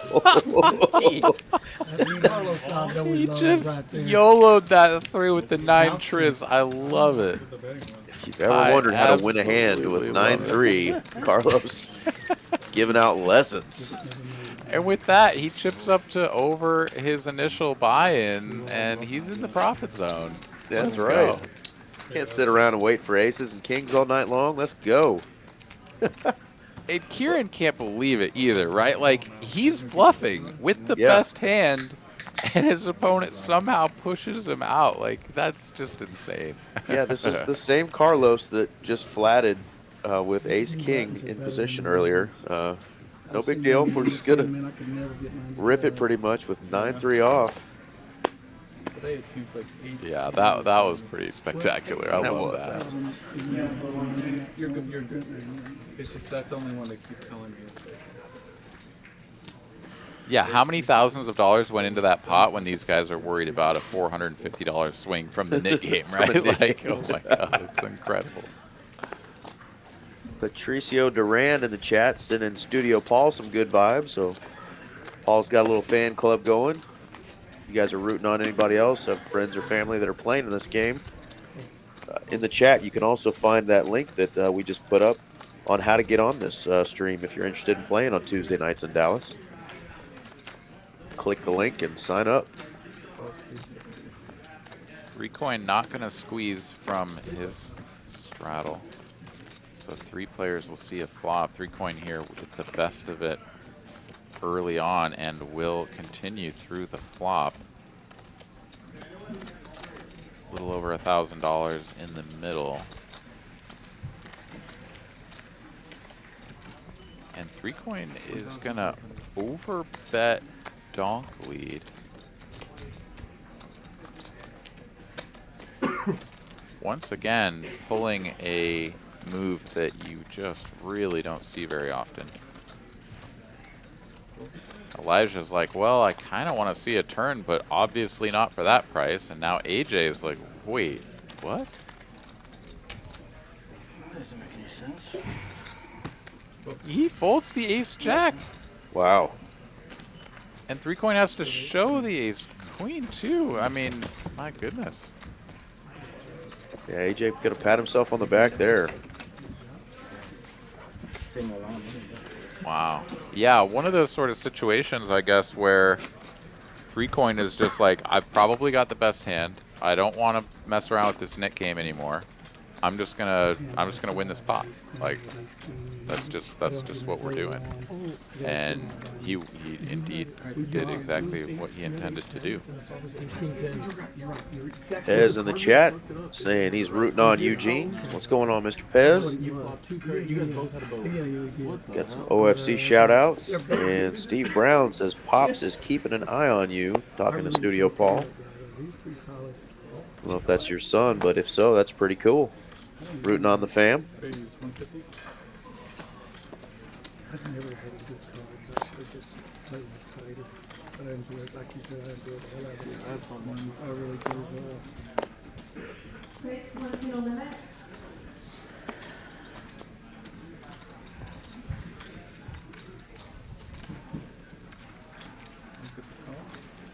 Oh, man. Look, just one more time. I think third time's the charm, right? Yes, sir.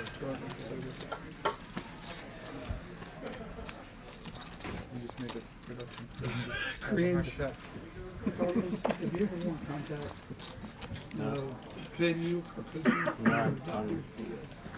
I can't keep up with glasses and I need them. I'm going to try contacts. You haven't tried lens replacement? You know, my dad has had a good time, but notable doctor messed his eye up. All right, queen high board here, two-tone between 5 players. Kiran with the toppest of pairs. Queen with middle pair.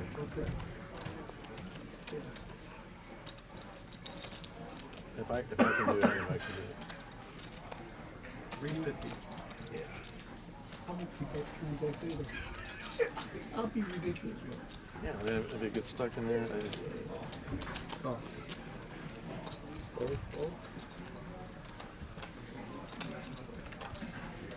Kiran, the only player to call.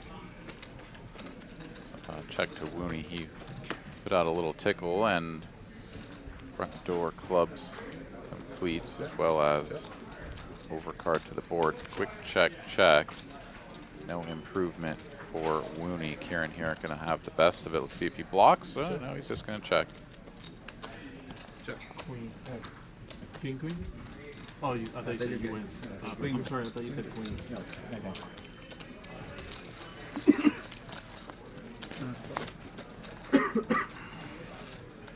okay. LASIK was the best thing I ever did. Yeah. It's for transaction. Yeah. Everything. I'm so glad I did it.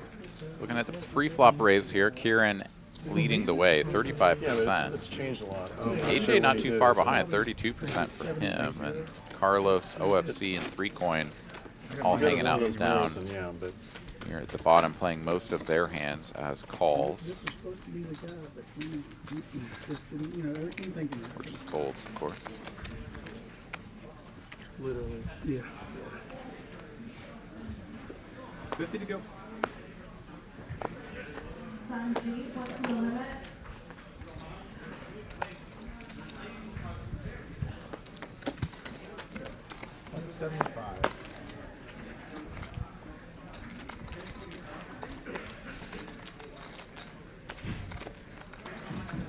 Raise 500. Kiran continuing with the aggression, but he's got the hands to do it so far tonight. Studio Paul is going to put some money in, though, with those 2 10s. All in for 3.3K. How much did you have? Like 4,000? And a fold.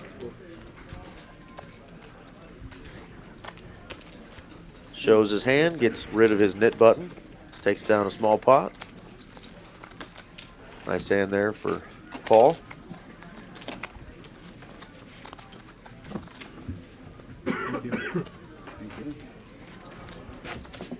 Hand number 34. We got like 237 people watching right now.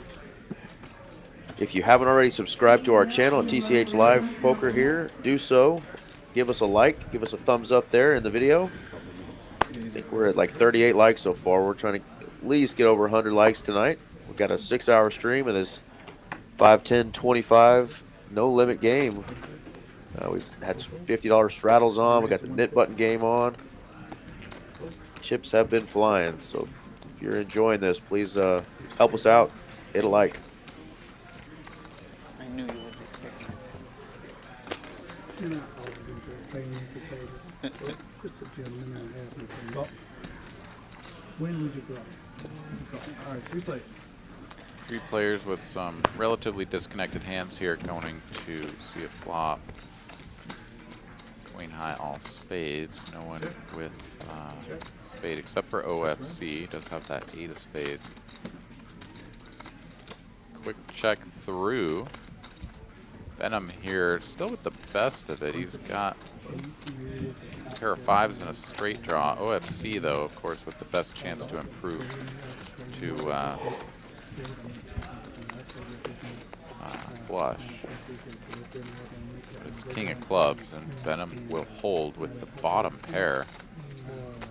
But OFC, he bet the turn, so he's going to continue betting, and small size gets it through. You had a 5? I mean, it doesn't, yeah, I mean, what are you going to do with a 5 there? He says, would you have a 5? Would have loved the reaction had he gotten looked up with bottom pair. If I pin him there. Yeah, it wouldn't have felt great. No, you sicko. Yeah, I played a really big hand in the tournament that I was playing over the weekend.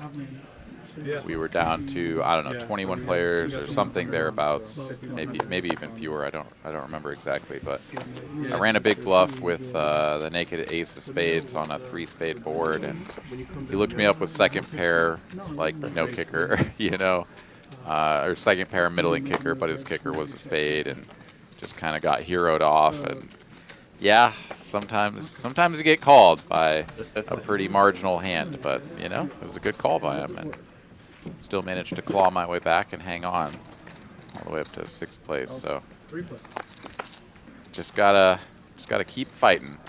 That's right. Sometimes those good bets and good bluffs get get called by good calls, you know, and hey, chalk it up, say good hand, you know, move on to the next one.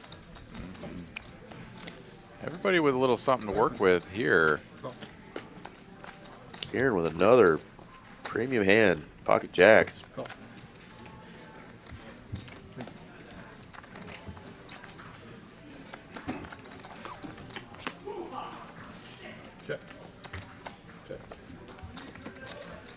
Always coming to ace on the turn. 3 coin here, betting flop, getting called in 2 spots. This feels pretty gross. That is the safest run out for jacks. Unlikely he's going to win any more chips. Yeah. Jack 9. 9 jacks. Yeah, realizing that was going to be a tough spot to get a bluff through. The way he played it. You're good at like not like feeling that when to not. Absolutely You did right. that yesterday a couple times. You remember against Mallory? You had a combo straight flush draw. Now how was for you last night? You just had big draws missing, and you thought about it for like a minute, and then you said, you know what? I have a bad feeling you're just gonna snap call me. So even with how bad Artur says, let's go, Paul. Put on the $100 straddle.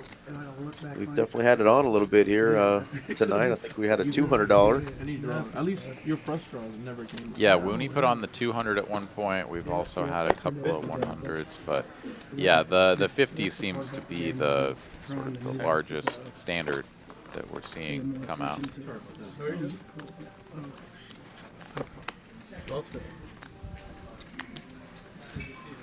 Raise 200.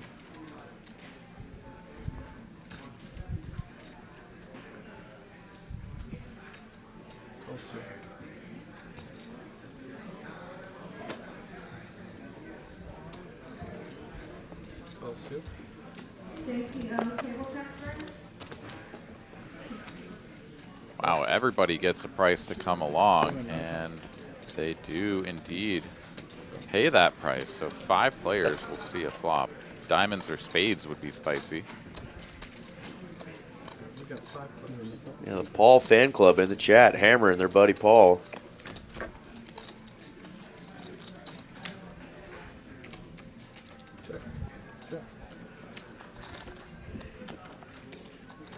Top pair here for 3 coin. 400. Bottom pair and a gut shot for OFC. Nothing but overcards and backdoor opportunities for these other players. All right.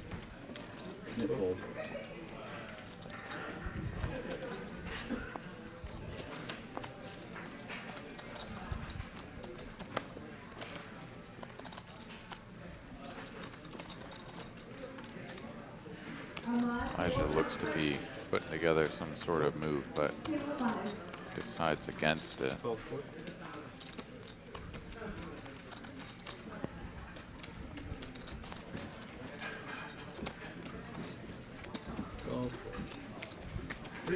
Wooney is going to close the action for 400. 2,200 in the middle, and it's an 8 of spades on the turn. Wooney improves the top pair and the best of it.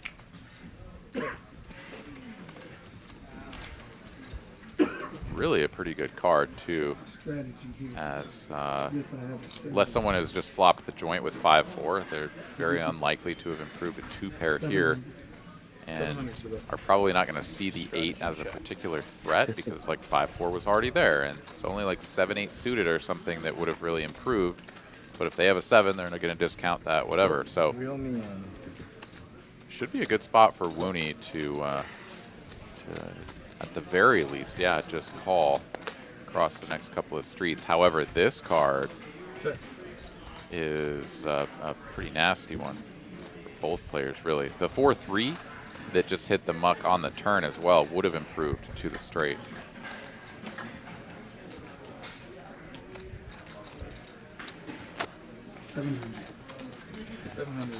Really small thin bet. little value bet Yeah. here from 3-coin. I think a larger bet gets the job done against an 8 or a better 7. 700, I don't know. Wooney's getting an incredible price, and he's got top pair.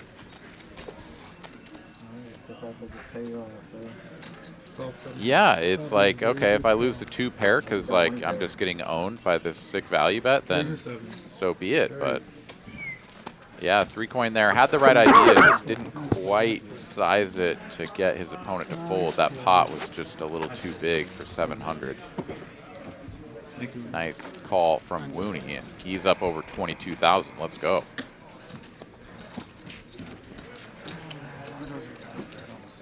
The guy I played with in Shreveport.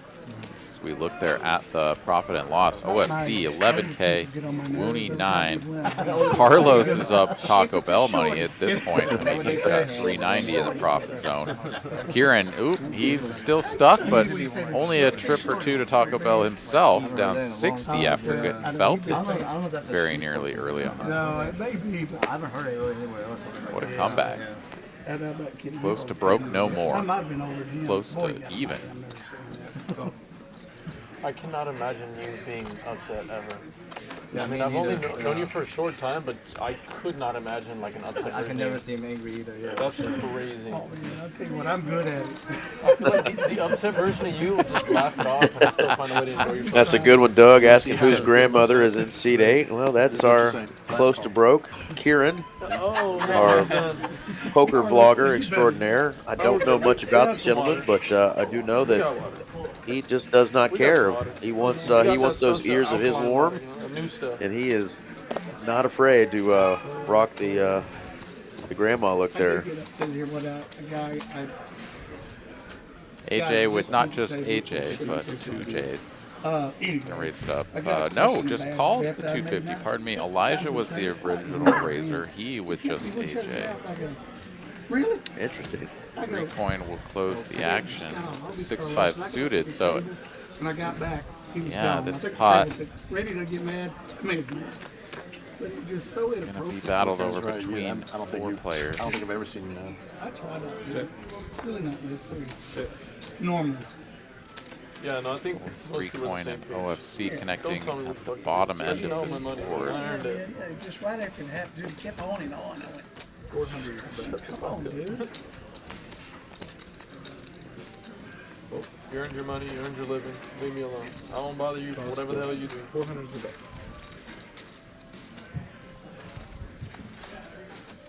Paul, is that a brand or did you make that? Made it. Saw it somewhere years ago, 2 years, yeah. So I didn't originally come up with the idea. What does it say?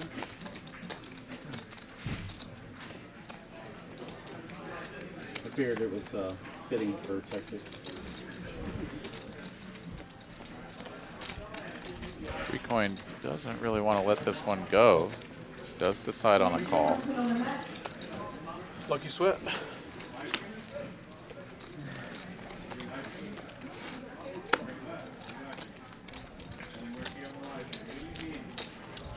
Check.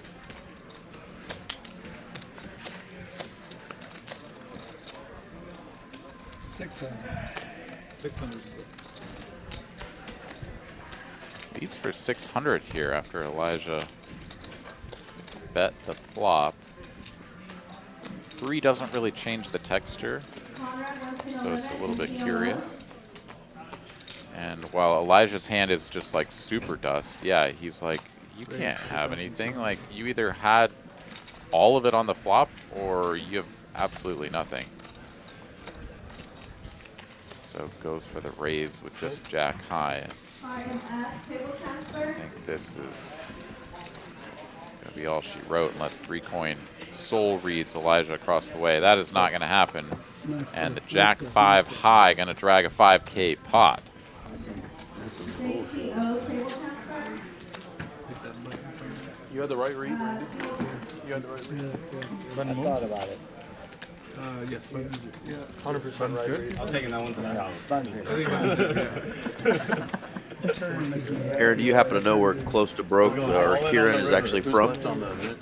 I think California, if I'm not mistaken. I could be though. I'm sure someone in the chat can help us out. Where's Kiran close to broke located?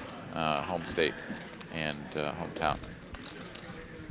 And I'm not very familiar with Studio Paul there, so you guys know where Paul is from. Throw that out there in the chat. Hoping to get to meet him later. Yeah, I remember a draw. Yeah, I love how poker has created all of these different sort of subgenres. You got people trying to be, you know, sort of comedian poker players and more serious ones, and just you know, everything across the board. Like, I just love seeing poker become more mainstream. You know, people putting out TikToks and all kinds of stuff that you know, that people see, and it's just become a little bit more exposed to the game of poker as a, you know, a mainstream kind of Give me a lucky sec. Give me a thing instead of just like, what, isn't that just gambling? You know, Randy, I need you to sweat me. I don't need you to fold standard me. trope of people sort of squinting at poker players. I call him fold. We're gonna go 5 ways to this flop. 7-5-5-2 tone. No one has a 5, but Wooney has a 7, and he is behind Randy's Puck on my head. 10. It was bad enough for him to fold. That's a man, get out of there.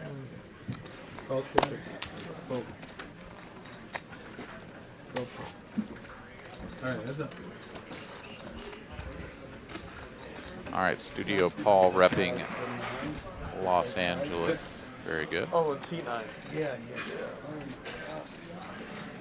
I wasn't gonna let him make me none of that. You know, nice guy though. Sweetheart. Yeah, but.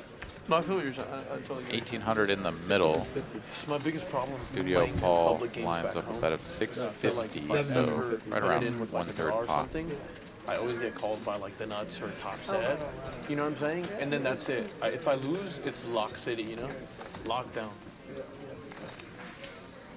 You're gonna have to call the National Guard to get anything back, the money back from them. Shit is crazy, you know what I'm saying? It's insane. It's not fun. Yeah, Wooney's hand just a little bit too strong. There's all sorts of draws out there, but this is not a good card for him. Looks brilliant for Studio Paul. He's like, please, I hope you somehow have 2 spades because I got top boat now. Well, second boat, sorry. Quickly rips it all in. I mean, this is less than a pot-sized bet, so understandable that he didn't really need to take his time to be doing this with value or a bluff. Yeah, I don't like Wooney's hand is in the basement here. I would stay at 2,420. Sometimes the challenge is fun, Yeah. but it's just really painful sometimes.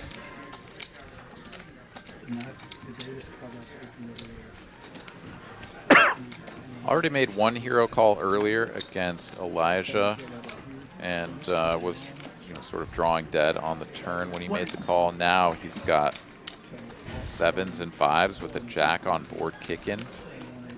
I mean, what does he beat, right? He beats, like, he doesn't even beat 8-9 anymore. Like, he literally only beats 6-8, 6-9. Yeah. So Paul there he does, praying for the 8-9 or the spades, anything that can call him. Yeah. I don't know. You earned it. Well, some of our chat folks are going to appreciate that. Studio Paul dragging a nice $5,700 pot and a profit of $1,900 reduced. From like easy, you know, when they say easy one. I was just thinking, he looks like just your typical guy that we see here. You know, he looks like a Texan. Got the strong beard, the ball cap, the hoodie. Paul looks like he'd fit in just fine here in Texas. That's the truth. Of course, we've got a I have to look. cast of all different kinds of folks here. We've got a great melting pot of people here in the DFW area, and Austin, and all of our locations that enjoy the game of poker. Characters welcome, that's for sure.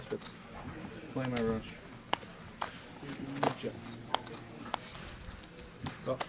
The old rush check.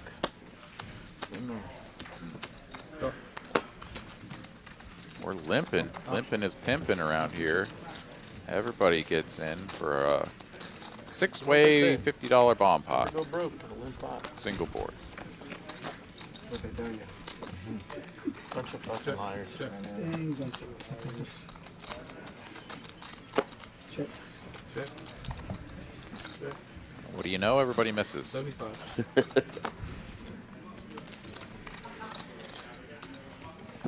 Well, 75. Oh.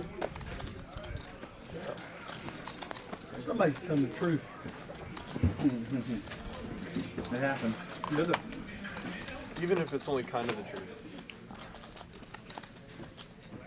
2 players to a turn. AJ sticking around, just kind of Absolutely wonderful. gonna try to run his 9 triz bluff again. Or I guess that was Carlos, yeah. that was Carlos actually. So maybe AJ just getting rubbed off on a little bit here. He's gonna just kind of YOLO this. OFC turning a pair of aces, checks it over after betting the flop, and yeah, this is brilliant for him. He has a spade, he has a heart, and Just like just vintage Louis, right? little 3 of diamonds on the end, so nothing to worry about for OFC.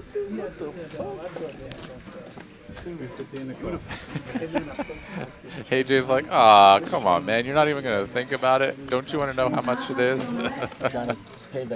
Nope. Snap call. I think I should thank you.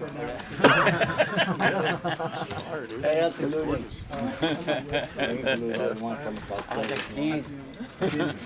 I have another. All right, quick shout out here for one of our upcoming tournaments here for the New Year's time of year, leading into the end of the year and up onto the first. We've got our 300K guarantee coming at you. The New Year's Bank, TCH Social, and Texas Card House in Dallas. Starting flights, day 1 starting flights on the 28th, running through the 31st. Day 2 on Monday the 1st. Check TexasCardHouse.com for more information. Then that bank can pay one way or another.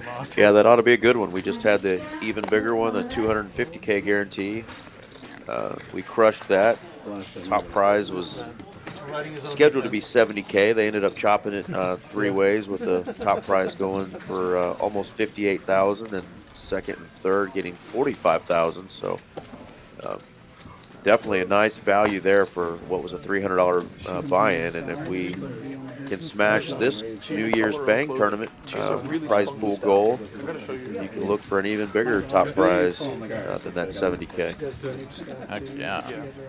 God, how amazing. Man, the poker tournaments here in Texas are just absolutely off the hook. I love They them. are. Yeah, my sister. Tough to run deep though, man, I tell you.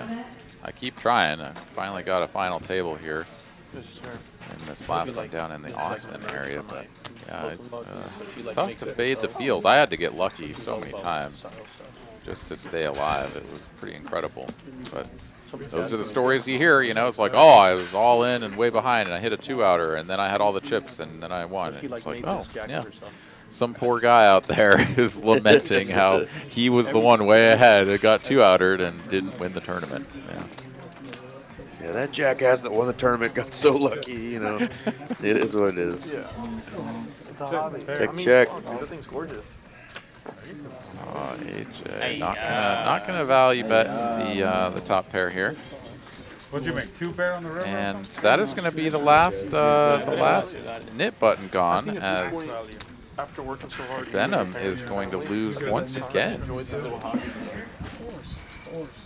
Like a hobby turns to a... And not only lose 400, but get his name up on the screen. Benham lost the standing game. I'm sure he loves that. He's one of the guys in the room, Aaron, that has always got a smile on his face. Really fun guy to play with. Good sense of humor. Really loves poker, so love his persona. I don't think he gives much of a flip about that $400 loss he just had, but yeah, absolutely. All right, Eugene going to go ahead and step out of the box, which means we can do a PLO flip for any players that want to put $100 across the line, and we'll get a new dealer to come on in and deal us out for the next 2-hour stretch. Any of you at home who need a little beverage break or hit the restroom, go ahead and pop on out, and be sure to come right back, as we are going to get more No Limit Texas Hold'em coming at you in just a moment. Just flip?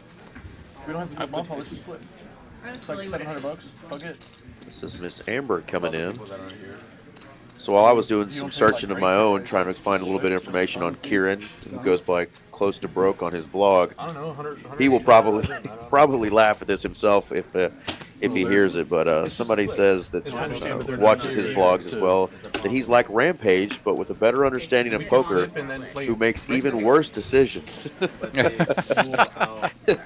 But it says he could be great. His vlog is definitely worth checking out, though. So I'm enjoying watching him. Watched a little bit of last night's stream that he was on, and enjoying seeing him play so far tonight. We've definitely had quite a few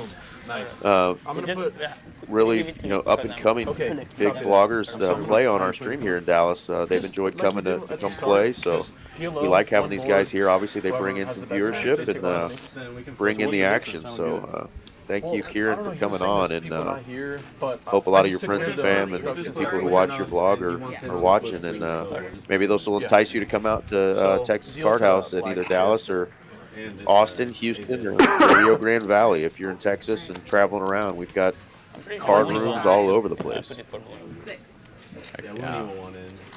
Yeah, great cash games running around the clock. We've got tournaments throughout the week as well at each location. When we started off. And some good guarantees, of course, especially up in Dallas, down in Houston, running some big guarantee tournaments as well. And once the new Texas Card House here in Austin opens up, hopefully in the next couple of months, get some nice tournaments running here as well. So always good action at Texas Card House.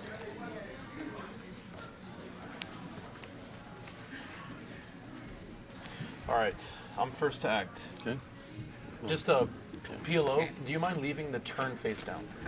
Max Gamble, come on. I wish we'd made it bigger, but it's okay. Beat a 7 high. All right, we're gonna fully sweat this one out. See a lot of this. Beat 8 high. Oh, he has a pair of 8s. Wow, all diamonds out there. Oh, fuck. Gotta play 2. Yeah. I see Carlos with a 6 Dewey. He needs another diamond. He's so good. He's got a flush. No, a PLO. You need 2 cards. No flush. Please, no flush. No flush. Please, no flush. Okay. Thank God. Okay. He's like drawing dead. Oh, okay. Shit. This does make it much more exciting for the players. I think for the viewers, it's a little bit less exciting because the cards are all scanned in and we know who has, a real hand. But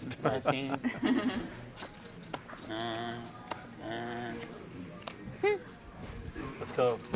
For anyone who's wondering what on earth they're doing, we've got 4 cards out of the 5 on the board out, and the players are flipping cards over one at a time to see who can make the best hand.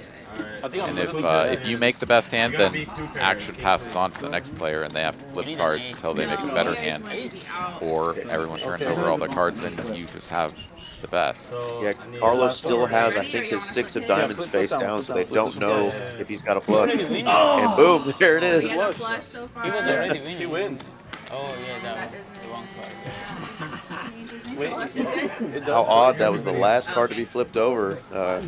Carlos just showing a deuce. I like that better. That's more suspenseful. Yeah, it's fun. I mean, usually, it's a little more than $100, but yeah, it's really fun.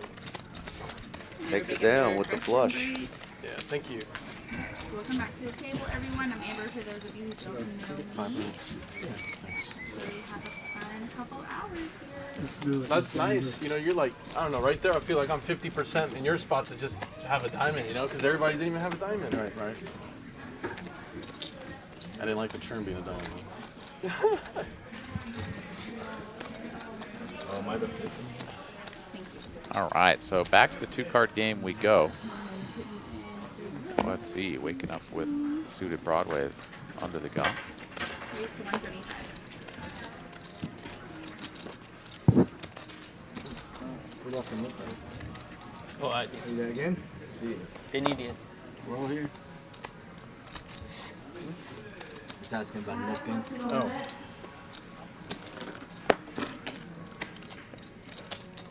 Oh.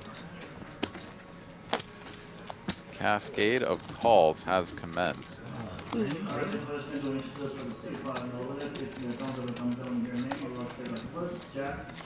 So way over to Elijah. He's getting a decent price, but his hand super sucks. And he's almost certainly dominated, so he'll let it go. Standards, right? Respect it. Okay, 6 of you. Check. Sure enough, he would have flopped top pair and been way behind. OFC here has flopped just one of the most brilliant flops you can ever see. Top pair, second kicker with a flush draw. Yeah, I gotta feel like he's got this locked up, but things can change on the turn. Definitely not that turn. Kiran, who was in there with the top pair jack kicker, wasn't hating life too much, but now certainly will be, especially. Whoa, OFC has checked. He's going to give Wooney an opportunity to try to take this one away, and he will accept the challenge. Yeah, with the Jack of Hearts.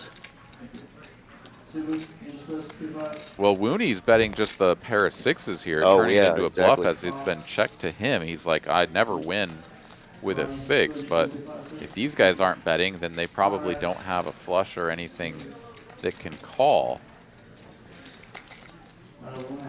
And is Kiran thinking about putting money in? He is. Goodness, this has worked so brilliantly. Brilliantly. Because Kiran, he has the right read that Wooney doesn't have anything. The problem for him is that it's not Kiran he has to be worried about. It's OFC who's got the stone cold nuts. The cheetah just waiting in the tree to pounce on his prey. Here comes the boom. He is not making it small.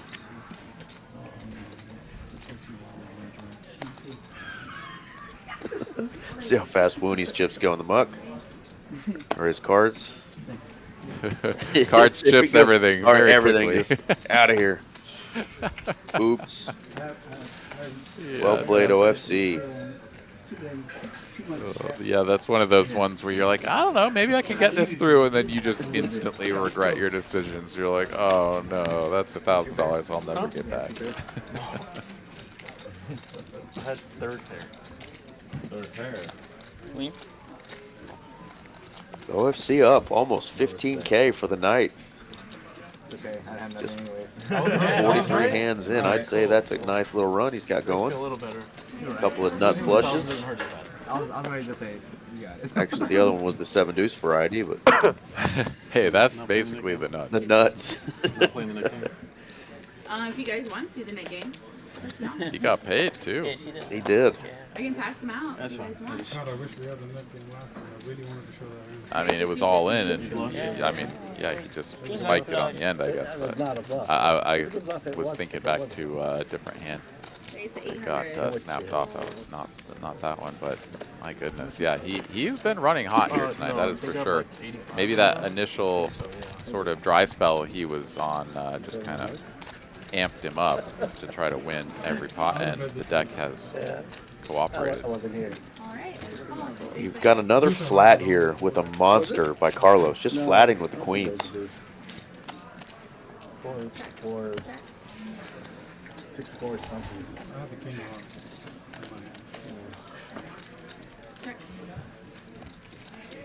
Somehow not getting punished for his slow play. I thought you like I was certain that was going to jinx it. There, yeah. I mean, even though this is like 20 minutes, 15 minutes in the past, I was quite certain there was going to be a 7 or a 5 on the end. It is not to be, and Carlos now, after this hand gets checked all the way down to the 4 spades river, bets 500 for 1/5 pot. And Wooney, who just got caught hand in the cookie jar, is like, I'm gonna just call and see if my 7's good. And never saw the queens coming. Just trying to read the facial expressions of the other players when they see those cards get turned over, you know. Are we playing the game? Take a break for a little bit. They were paid me a while ago, thank you. It's like they're going to take a little break from the knit button game and just play their normal poker with a $50 straddle on here.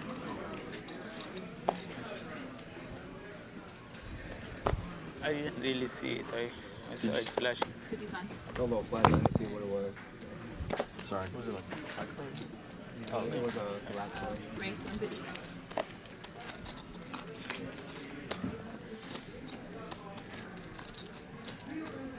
There's a 5.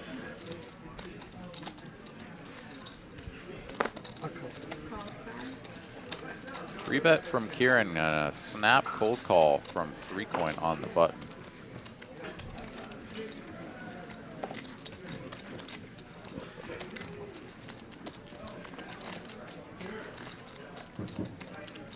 All in. All in.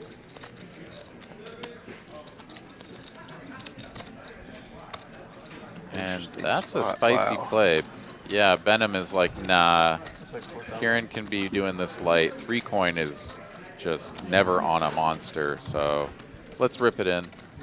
He is correct, but well behind both of his opponents. Let's see if he can get them to fold the better hands.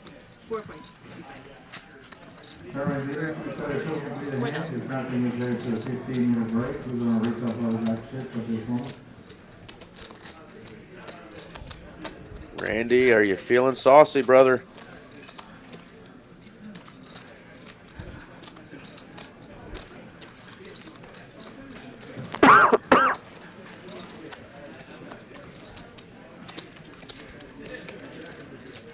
This is a man who does not like to fold. He calls. And makes the call. Ace Jack is indeed ahead, but a 60-40 here. Safe for 3 coin. So far, Benham gonna need to find king, queen, maybe a jack or something on the turn. Ooh, Jack on the river.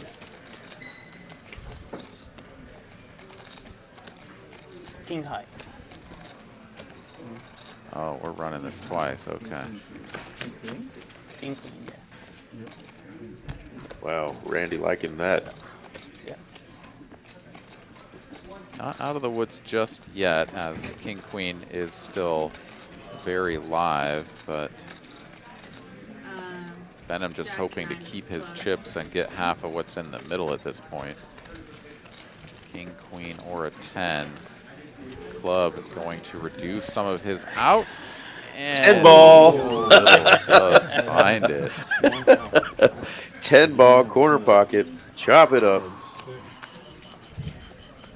Wow, we've seen a couple of hands come from way, way, way behind to get bailed out. First it was Randy with the 3-2. 3 Dewey, right? Yeah. Bailed out on the end, and this time it's Benham. Yeah, he got the reverse bail there. He didn't want that one.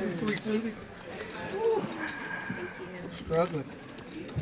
Struggling.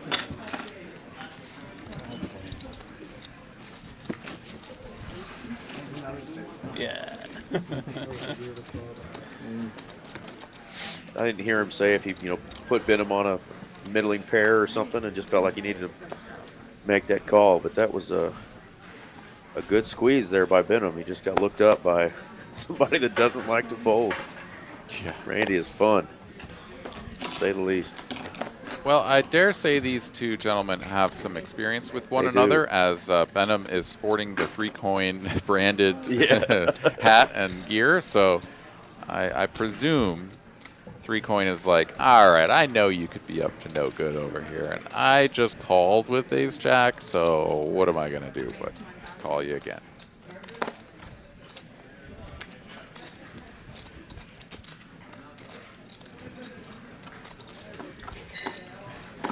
Elijah getting spicy here from the small blind, 8-6 of diamonds, suited one-gapper.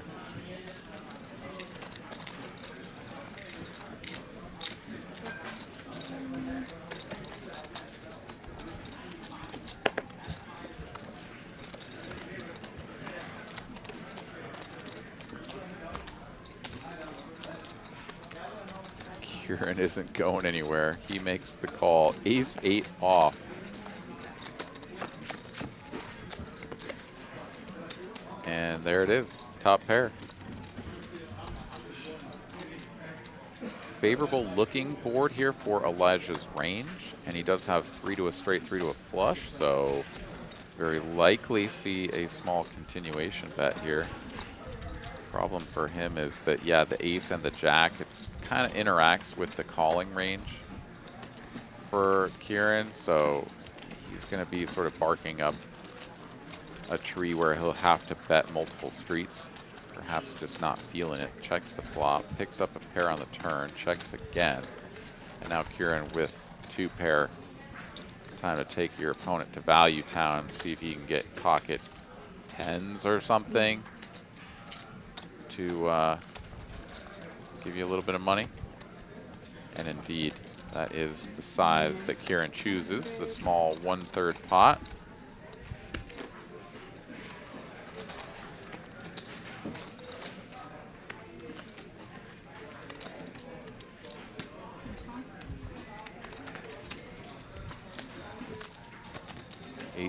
Makes the call. 7 of hearts on the end. Backdoor hearts come through.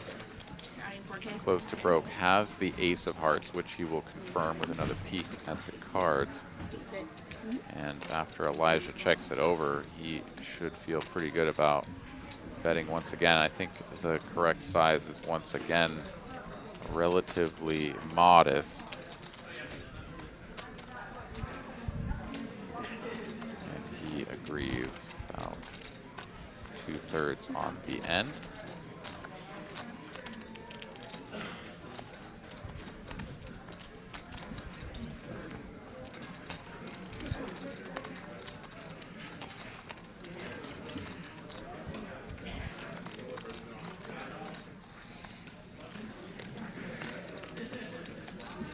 Elijah here is a battler, you can tell. Gonna think it all through. So many players would just snap this into the muck and be like, I don't know how I got here, I don't know what's going on, but my hand can never be good, and just be done with the hand. But Elijah is like, all right, $2,000. What bluffs does he have? Can I let him get away with this if he's ever bluffing? What does he have for a good hand that's worthy of a value bet here, right?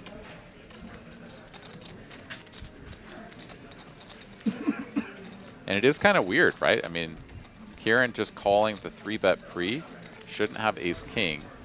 So his sort of best hand is ace-queen, maybe ace-jack, right? Or I guess, ace-jack and then maybe ace-queen. But is ace-10 betting here for value? I don't know, right? Not many people are doing that. So kind of thins out the hands, and then it's like, all right, what hearts could he have if we're thinking about a backdoor flush that came in?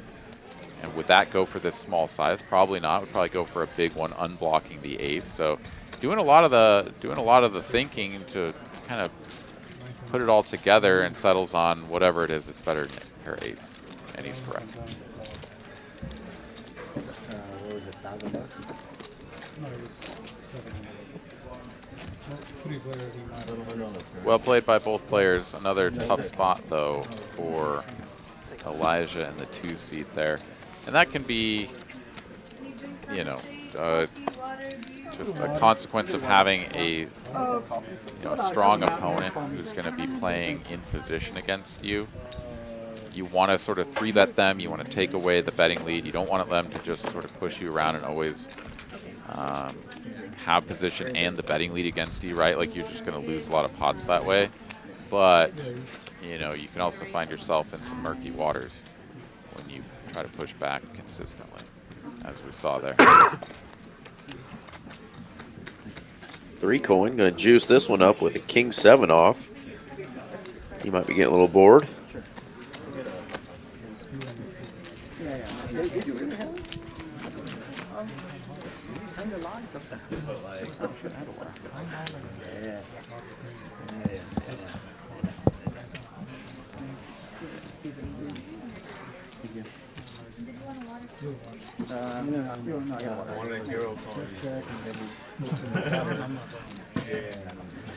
He's going to lead out into this. Unfortunately, Studio Paul is licking his chops with trip queens. 2 diamonds on the board. He's just going to make the call. Wooney with those 2 diamonds coming along as well. Down. And hello, diamonds. Wooney sneaking in here with the 9-6 of diamonds, getting rewarded on the turn card with that flush coming in. Randy now picking up top pair. That's 800. Studio Paul's spidey senses maybe going off a little bit here. He still has trips. He would have jammed for sure. Huh? So He's no longer in the lead as Wooney is caught up with a flush.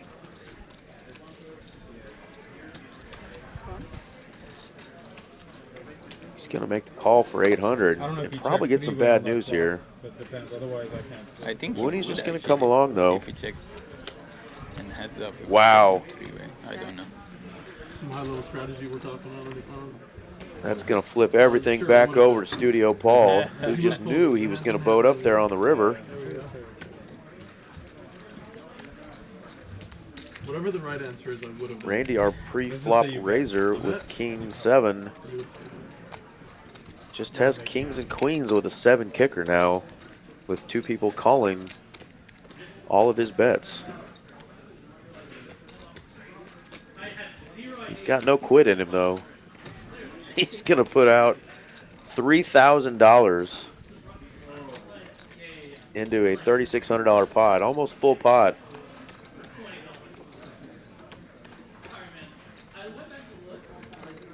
Studio Paul only loses to a couple of hands here. He is not gonna lay this down.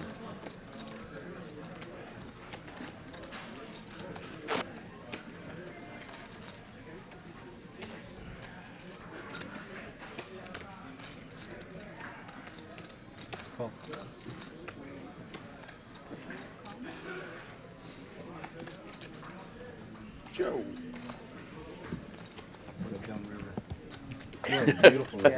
And you can hear Wooney saying, "What a dumb river." He had caught up there with the flush. Unfortunately for him, Paul recop up, hit the boat on the river. Big hand there, though, going Paul's way.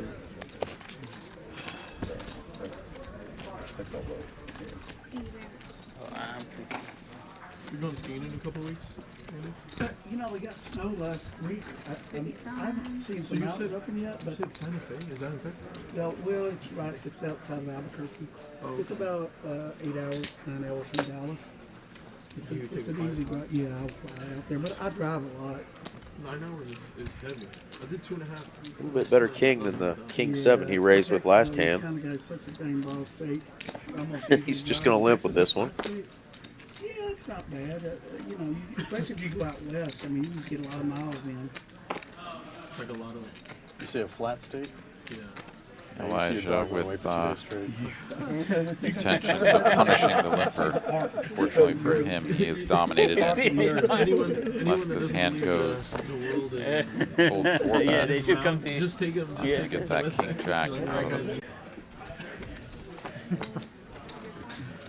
Thank you. Sure enough, back over to 3 coin, he'll close the action, and 865 in the middle, 4 players to a flop. That's nice.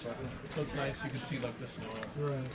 Far enough for there never to be any snow. You know, we live in LA, but Yeah. you can see the snow. It's on the top of the mountain. So it looks pretty. Elijah with the betting lead, and a pretty dusty looking board. Yeah, somebody can have 6-7 or something like that to continue, but worth a continue a lot of the time. He decides to check it and give OFC the don't worry, it's double pair the opportunity. Sees the betting lead, and 350 he does just that. You don't have to be good if you're lucky, right? I got lucky on the turn.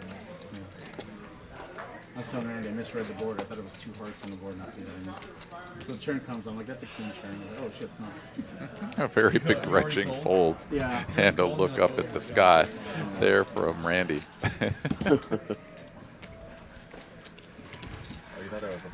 It's funny, yeah, when you get such a pretty hand and then you just completely brick, you're like, oh, come on, man. It's not supposed to happen. I mean, I'm not going anywhere in there. But yeah, I'm not going anywhere anyways.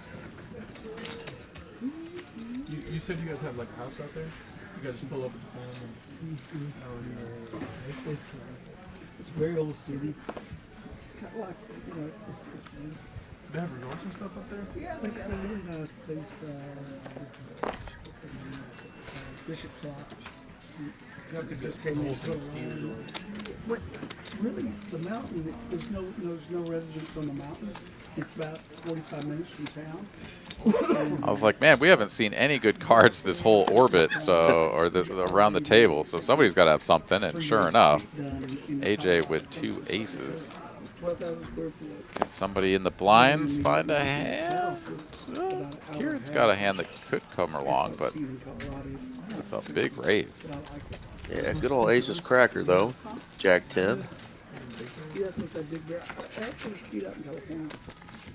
Yep. Oh my goodness. Yep, just cracking aces on the flop. And AJ has the ace of clubs, so Oh. yeah, he can bet this flop and call a raise. Kieran not gonna raise, just makes the call. 1,000, 2,000, 2,000. Show up and deal with this. Let's close now. 4 pairs, not exactly what Kieran had in mind, but it goes check, check real quick.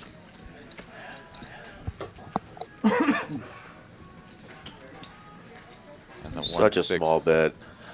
Yeah, 1/6 pot here on the end, just trying to get called by. He's throwing the money to him because he knows. Yeah, that's just the wettest of boards when you're sitting there with aces. Yeah, absolutely. Flopped him almost dead. Had a little bit of life on the turn, but Nice flop, I got worse. not much. Anything over 200, I would have folded. Not folded. After winning that pot, Kieran is almost back to unstuck. Or close to, I should say. Close to unstuck. Be greedy. Greed is not a good thing, even in poker. That's what got all these cheaters going around, man. You greedy ass. You know how easy it could be, really, to cheat and never get caught. If you really think about it. In poker? Yeah. Well, yeah.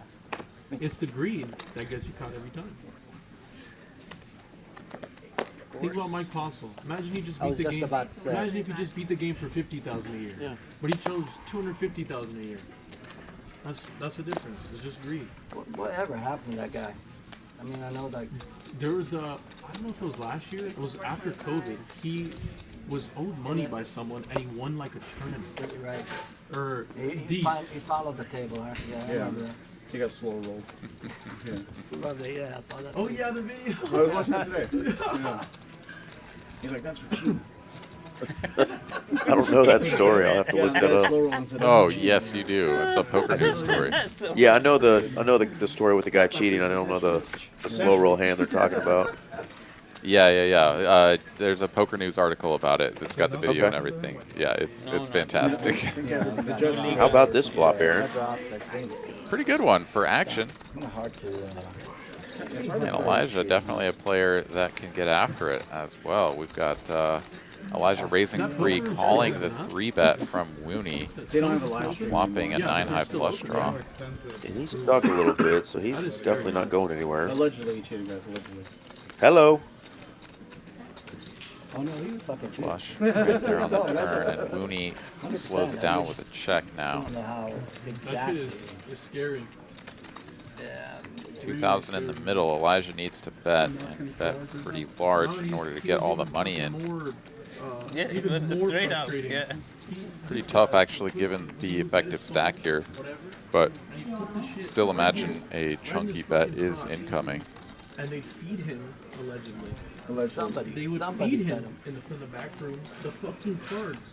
You know, like if you have the stream, except there's a way where you can have it's just a blue screen because that's what it is, an overlay. But you can see everyone's cards, so you see this motherfucker go like this all the time. Oh. Pretty small bet, actually. Just stare at his fucking dick. Goes 900 into 2,100, basically, so a little under half pot. Doesn't want to scare off a 1-pair holding, but 2 pairs going nowhere. Oh my goodness. That is the card that Elijah didn't want to see, but he still wins the pot. Yeah, Paul's letting him know that he laid down the ace-4 of hearts to that 3-bet. Would have had the nuts. Lucky for Elijah, he could have gotten felted or taken a big hit. Obviously, if they get to the river, he's gonna think a lot harder about calling any more bets. But yeah, that could have been disastrous.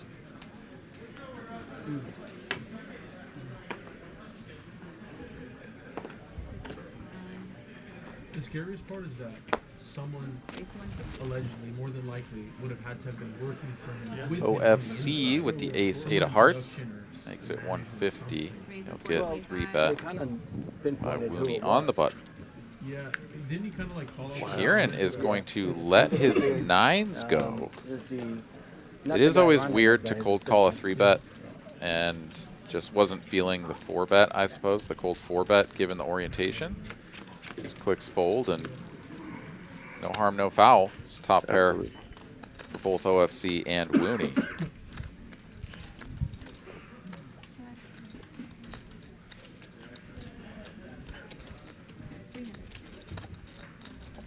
Check, check, flop, check, and delayed C-bet here from Wooney for a small size. And somehow, some way, OFC is like, come on, man, I had it all. Now I've just got top pair, no kicker. And Wooney's going for value.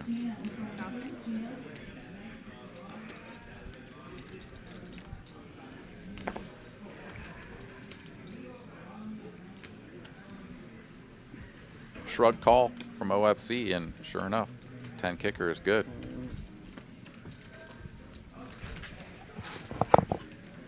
Yeah, those flops are tough when you have the ace with the flush draw with it. You just feel like you've got it locked up. You're destined to win. Unfortunately, he's out-pipped there. Just has to pay it off. The Red Reaper says, if it's under 500, always call with ace suited, at least a flop. I mean, you can play however you want, but I don't think the amount is necessarily what's important.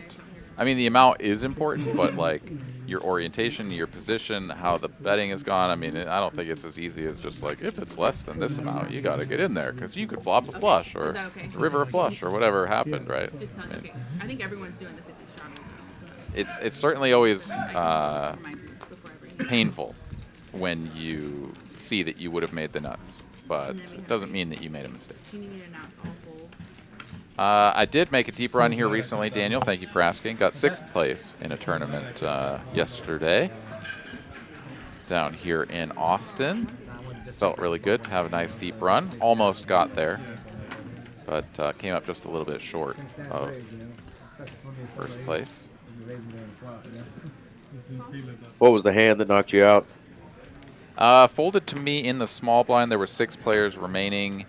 I was second short stack, with 17 big blinds. The shortest stack at the time had something like 13 big blinds, if I'm not mistaken. So it was, you know, the ICM pressure was not really there for me.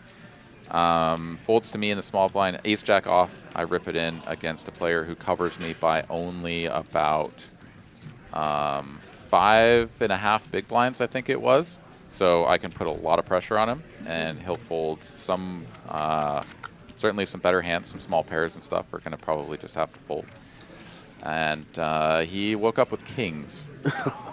Oh. Yeah, made the call. I did turn a jack, so I had 5 outs going to the river, but yeah, it was not to be. Too much yarn on that one. Just jamming in with that many big blinds and just get snap called. You just know it's never good. Ugh, gross. Yeah. So 6th place, how big was the field?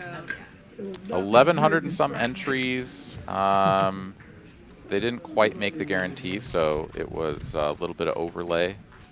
But 90K up top and 18 and a half for nice. 6th place. Yeah. Only in for 2 bullets, $500. So hell yeah, $500 buy-in. So yeah, tidy little payday. Certainly don't hate it. Absolutely. Speaking of kings, Carlos once again putting in the call for $50 with 2 kings. Gonna invite in some other hands here. Ooh, there's the ace jack. Right. So could be time for a rematch, as Elijah is looking at a lot of dead money here. But this really is going to be a cold 4-bet.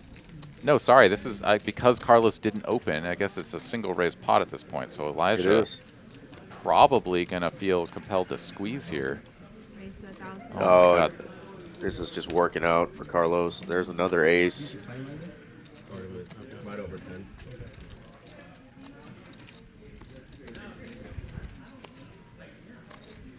The flat for 50, the back jam, you know, if that's how he's going to play this. And Elijah's like, dude, you've got 7s. Like, you're just going to fold. Don't worry about it. You limped. It's $50. And then he's going to get raised, and he's going to be like, wait, what? Yeah. Oh, you don't have 7s. You weren't just set mining with a little pair? Yeah. What on earth is going on? This doesn't feel good. Of course, Elijah only has ace jack off. Like, it's not like he's got ace king or something where he's going to have a real tough decision. And Woody's thinking, that was my move.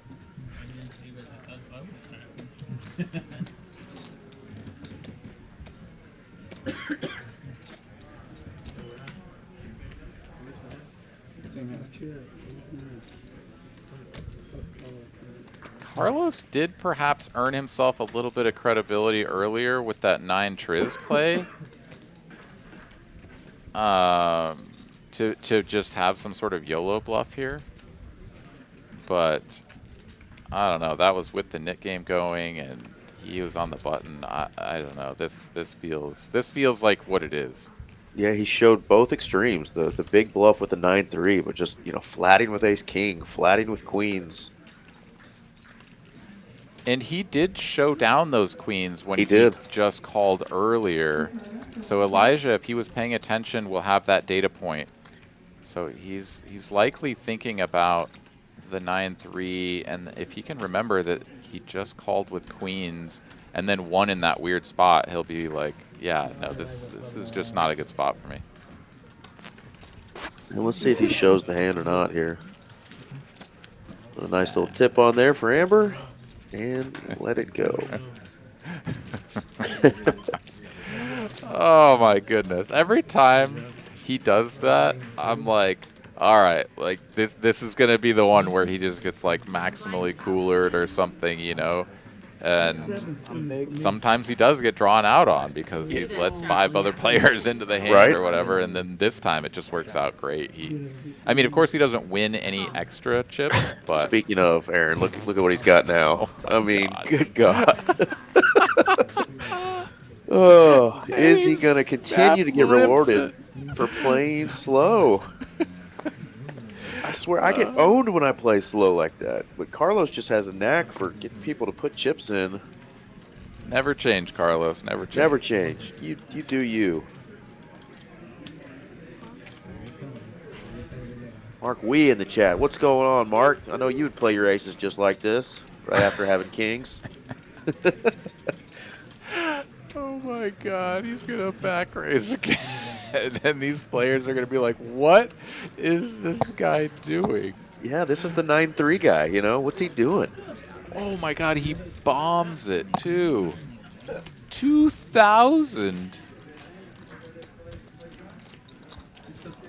said Carlos was coming, right? Wow. I mean, I like that he's sticking to the script, but 2,000 is gonna just, I mean, someone has to have a real hand, and you kind of block all those pretty hard.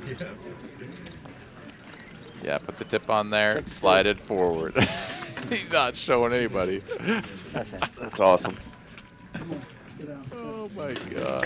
All right, if he gets another primo in the blind this time, Daniel Dunn saying, this looks like such BS. Like, how does he get these hands, and then how does it survive against a field like this that can tend to get out of line, you know? Yeah. Call you down light or re-jam on you and suck out. But like we said, that time he just made it way too big. Yeah. But you guys do that shit when I had aces, so I can make him fold like the nuts. Yeah. He was dead pretty much anyways, too. 2K all day, Mark.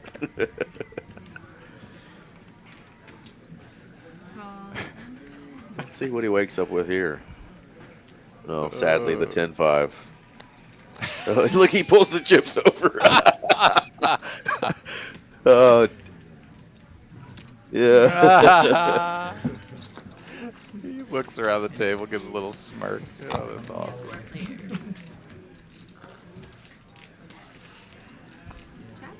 Mark Lee says 700 to 800 makes more sense. No, I mean 2,000 is quite large, but you do have to go big because if you're gonna squeeze there, you got a bunch of players that have already invested. What was it, 275? I think from each player. But yeah, 175 or 275, yeah. Oh yeah, sorry, 175. 175, right? Misspoke. Yeah, 175. So I mean, you're certainly going to squeeze large. I think over 1,000 for sure, but I'm not getting close to 2,000 there. Because I mean, if you think about it, you kind of just have to get through the first player, and so yes, you need to make it sort of around a pot-sized bet, and after he put the 2K in, like there was 2,700 in, right? So you could think about adding 700 to 175, something like that, right? You come in around 900. I don't know, what would you say, 700 to 800? Yeah, I mean, maybe just a little bit more than that is what I would have done, but yeah.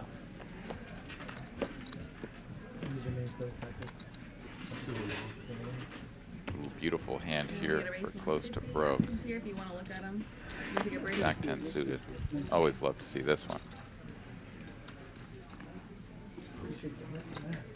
Yeah, it really just depends on which night you get Carlos on and how he's running. You know, we had the all-in with Ace-King a couple weeks ago with one card to come, facing Queens, I think it was, and they ran it 2 rivers, and he hit both. He had a 3 on both rivers. Wicked. To give him a straight on both. Never a dull moment. OFC here with the very small raise. We've got a missing hand. Wooney is in here, so bear with us as we get the action tracking caught up. Or perhaps we'll just power ahead without Wooney's hand considered. But as of right now, it looks like Kiran is checked to with the betting lead. No, OFC did 3-bet. And Wooney cold called. So, okay, so yeah, so now it's just check to Kiran, and he's going to stab with his gut shot.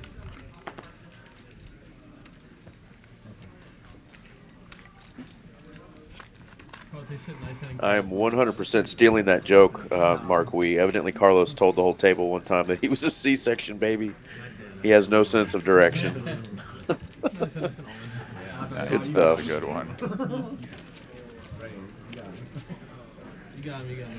Hey, you're good. You're good. Good sense of humor, good sense of style.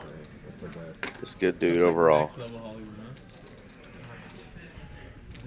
I'm waiting for the Red Reaper to chime in on whether or not the dealer puts all the cards inside the little blue box there. Yeah, that was an interesting hand. Not only did we have Woonie kind of not scanned in, but then the fact that, oh goodness, 3-coin just folded ace-king suited because he's not at the table. Certainly would have had a big pot Oh, yeah. develop. Oh, my God. We would have had piles in this one. And we're still gonna. Ace-king of hearts is supposed to be the initial raiser in this hand. This is crazy. Dude, that is the only. Back over to Elijah, and he's thinking, finally, a chance for me to get some chips back. He's been getting kicked around all day. Absolutely. He's like, this is my spot. AJ, he was active early, but has kind of slowed down as of late, and so not a lot of 3-betting coming from AJ. Yeah, both these guys have had a rough start of the night, so this is time for just piles of chips to get in. Oh boy, and there it is. There's the 4-bet from Elijah. And these players are deep. AJ now with a decision. Does he just call play out of position? Pot will go up to 3,700 and stack to pot ratio will be around 2. Certainly a playable spot to try to get all the chips in post flop and not scare off a hand that is dominated like ace-5 suited or ace-king. Obviously, if his opponent has kings or queens, he can just get all the money in now, and yeah, he may just decide to opt for the fast route. The challenging thing here is to find a bet size that makes sense, because a 5-bet that isn't all in looks incredibly strong. A 5-bet all in looks incredibly strong as well, but let's be honest, like if you have ace-king or ace-king suited, like you're not gonna just 5-bet small, you're gonna pile it in. So you're kind of gonna want to follow that same line if you raise. Yeah, AJ doing a good job selling that he's got a decision to be made here.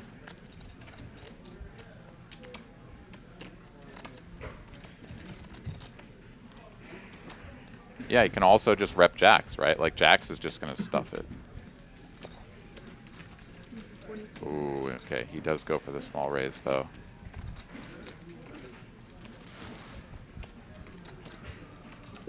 Just thinking about the dynamic of the hand, how it would have changed if ace-king suited is in there as well. Jeez. Yeah. Yeah, I don't know exactly how many chips 3-coin has at the moment. I think he had like 3,300. Is that all? Yeah. Ooh, Elijah piles it in.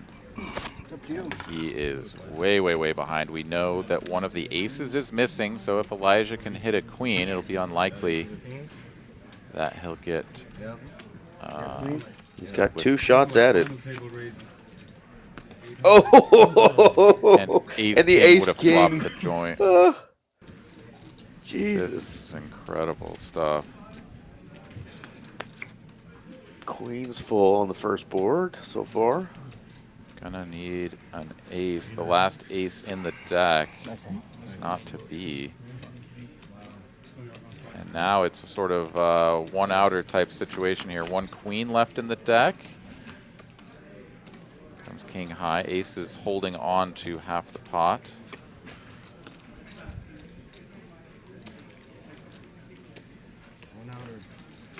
And ace-king would have... Ace-king would have won them both. Well, no, it would have won the second run out. The first one, it was full house, yeah, queens that's full, right. But it would have flopped the Flopped joint. him. and then somehow like river just the nastiest thing in the world on the end, right? Like aces would have gotten cracked both boards if they had somehow run it 3 ways. That's incredible. I'm running, I honestly would not be surprised. I'd be like, good hand, I'm going home. And Randy's still not even back from That's wherever he it. went. He's going to miss another hand. There's no way I'm actually That's incredible. That is incredible. Well, I mean, thankfully for AJ that they ran it twice, right? I mean, these are always just these sort of hindsight 2020 sort of situations, but like he gets it in so good and his opponent flops the set. Like, ugh, so gross. Yeah, he had ace king of hearts. It would have been a This hand, the one that Wait, ace king wouldn't have scooped. I hit a boat. Oh, he wasn't He there. had the bow on the first. He would actually beat me on the second board. Ace king. He had ace king. Oh, someone looked Yeah, at so his hand for him. Someone looked at his hand, yeah. Good. I'm glad that dynamic made it through. Like, 3Coin needs to come back and have everybody be like, dude, guess what happened? Not in the folding mood. whatever. You folded ace king on me. You folded ace queen or ace king on me. Did you have aces?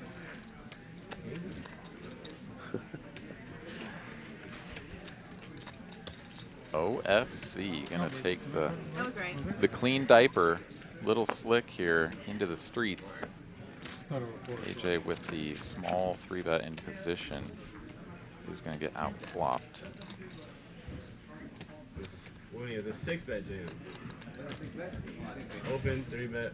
Oh, I guess it was a full 3x 3-bet. Never mind. I know. I know. 600.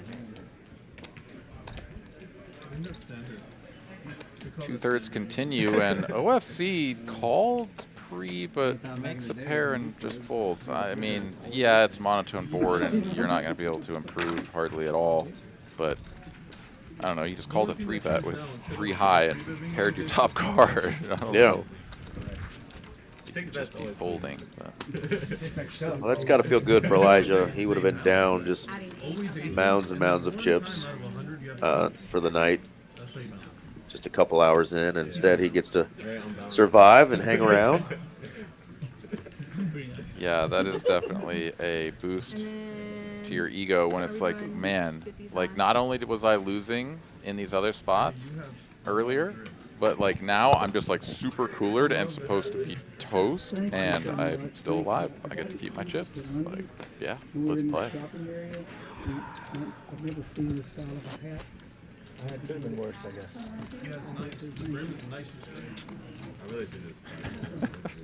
Just the dustiest cards I thought about it. in the deck here, all mishmashed together. Of course, we do have the pair of deuces for OFC, which is no longer the best hand.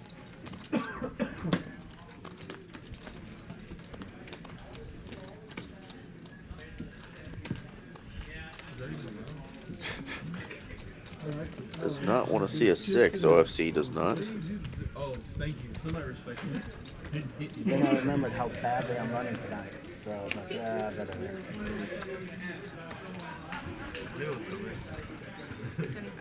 Kiran here bets 75 after a quarter on the turn, and gets the best hand to fold, but OFC still has a better one, and he does make the call. And 7 deuce, no good. Oh, that's a damn. I told you how to straight. It's the same pair you have. Yeah, a little bit larger size there, probably gets through both players, but 75 not going to do it. I think Kiran just targeting high cards at that point. Suspected a pair was going to call him no matter what, perhaps.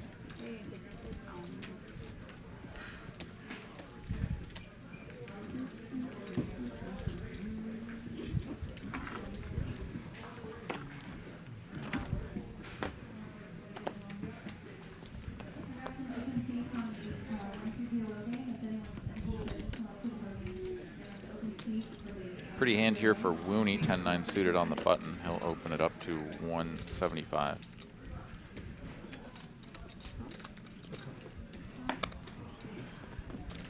And he'll find customers in the blinds. 4 players to a flop.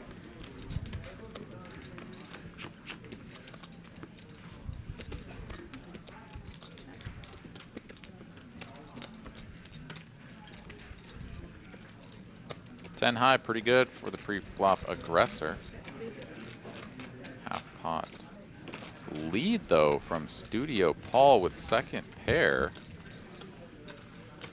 Wooney will just make the call. And 3-coin, he's got effective second pair as well, but facing a lead and a call from the pre-flop aggressor, yeah, I think your 6s are probably no good. And this time that was indeed the case. Wooney now with top 2. Studio Paul gonna slow it down with a check. One of those leads that's just designed to win the pot on the flop, and if you get called, I guess just give it up.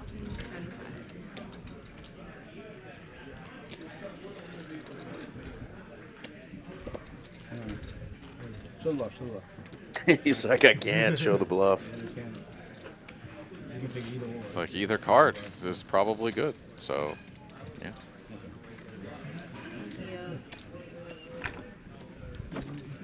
Going back to that Elijah Queens versus Aces hand there and that feeling he must have had. I told you that I busted out on that big tournament this weekend. My Kings got cracked on a river by Jacks, and I moved to the table that's really right behind where this one is. And my second hand in, I get Aces.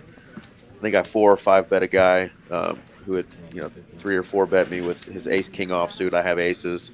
I jam all in this 1-2 game for I think my stack was at like $600 at the time, and he snap calls me. And we're almost even, and he asks, thank God, to run it twice. I really didn't want to, but I'm an employee and like to, give everybody a chance if that's what they want to do. I prefer to run it once, but I let him run it twice, and he 4-flushed me on the first one. And I just thought to myself, after that bad beat in the tournament, if I get sucked out twice, I'm done till New Year's. I was going to take a month off. It was that gross of a feeling and spot that I was just like, you know what, I'm just going to walk away for a month, just put in some work and hang out. But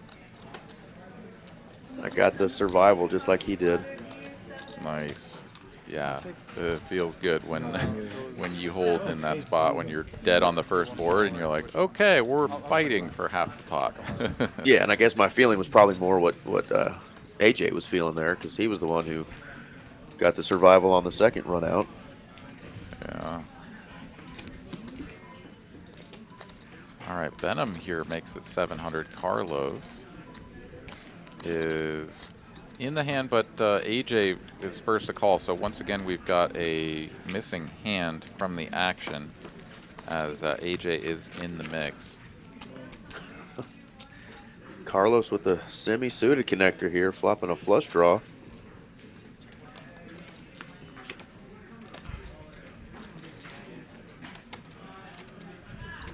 Picks up a gut shot here on the turn, but after check through flop, it's gonna be AJ who probes for 350. Small bet.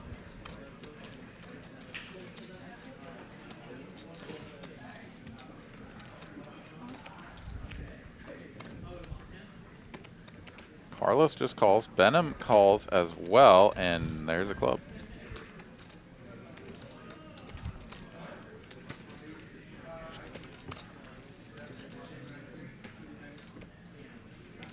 Okay, all right, we've got AJ's hand back in. He's got Jack 10. So his probe, small probe on the turn was indeed just a checked all the way through. Top pair trying to get it through. Yeah, yeah. If Carlos doesn't bet his made hand, and nobody else going to put the money in for him, so still a nice pot. Right, and he was in position there, correct? Looks like he was behind the button. Carlos was man in the middle there. Benham was the pre-flop aggressor back in the cutoff. On the button, okay, gotcha. Sure? No, because I haven't put the 50 out yet. That's Okay, right. let's do him still. Sorry, guys. Yeah. Carlos up now 7.4K. Oh, you were right. He was on the button. Yeah. Okay. He was trying to push the button to the to Randy's seat, like he wasn't the button. Right. I guess Carlos maybe hoping that That base king? Benham might put a little bit more money out there that he could call with his flush. What'd you have? Nothing?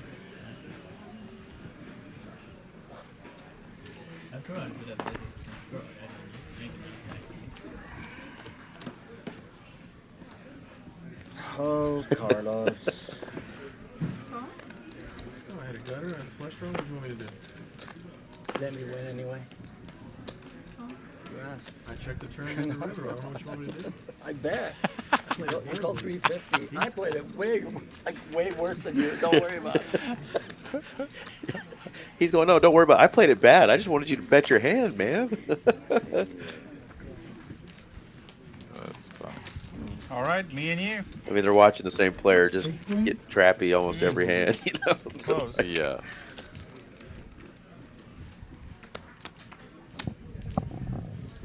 All right, battle of the diamonds. Both players flopping a flush draw, but 3-coin. He's got a pair of 9s to go with his, and OFC is in the basement here.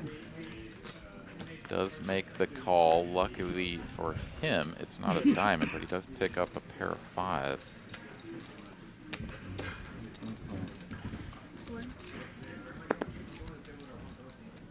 Keeps the bet the same. Bet. Yeah. Diamond. Eric here rooting for blood. Ace of spades. Neither player will love that, but let's see if 3-coin slows down or same bets it again. Something like that. Ooh. Who needs the same bet when you've got pair of 9s, no kicker?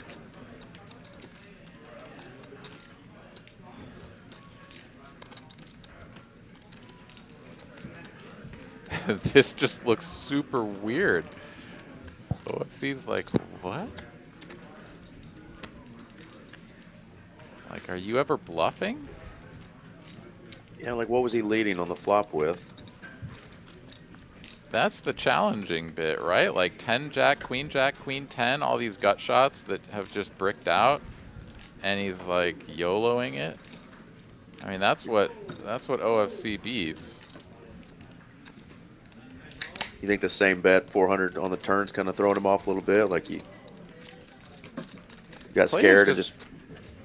Yeah. Like, players just, like, rarely do that with a king, right? Like, if you have king, queen, and someone calls 400 on the flop, like, you're not going to give them that kind of price on the turn, right? Like, people size up. They go 1,200 or whatever.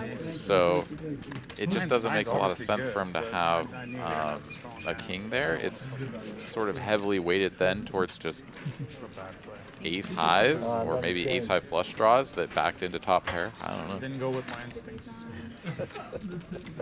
Some pretty solid VPIP numbers across the board tonight. Got a lot of guys playing a lot of hands. This was such a giveaway, bro. Just fucking giving it away. Still didn't pull the trigger. I'm not sure if you're being serious or what you're asking there, Mr. 2%. Yeah, right. I know that I tend to talk a lot of strategy. That is just what I find interesting. So I hope that everybody is enjoying our commentary and enjoying the show. We certainly appreciate all you guys tuning in, hanging out with us here on this fine Tuesday evening. If you haven't had a chance to subscribe to the channel and hit the like button, we would appreciate it so much. And we've got fine poker content coming at you all throughout the week and on the weekends. Cash games Monday through Thursday, and tournaments on Saturdays. I'm sure you loved it. The hand. I love it like I love a toothache. Pull that son of a gun. Pull it. Oh my God. We always get into some sort of thought-provoking scenarios. When you want the 100? Yeah.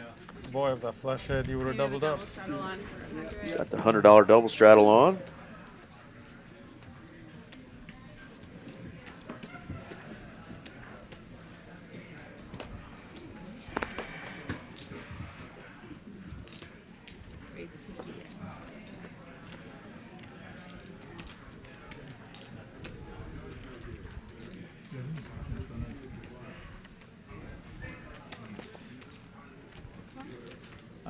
You're currently reading Gus Hansen's book. Okay, is that the Every Hand Revealed, or I'm not sure exactly what books he has, but yeah, that's some old school stuff. If you're reading some Gus Hansen, he is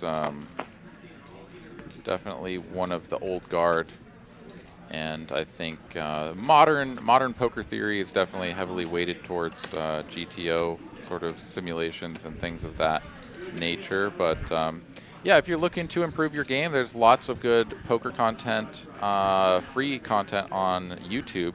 Jonathan Little, in particular, puts out a lot of really great videos, pretty regular, where he breaks down different hands, usually from very high-stakes games, either cash games or tournaments, and sort of walks through the various decision points and how to approach those spots. So I really enjoy watching Jonathan Little's stuff.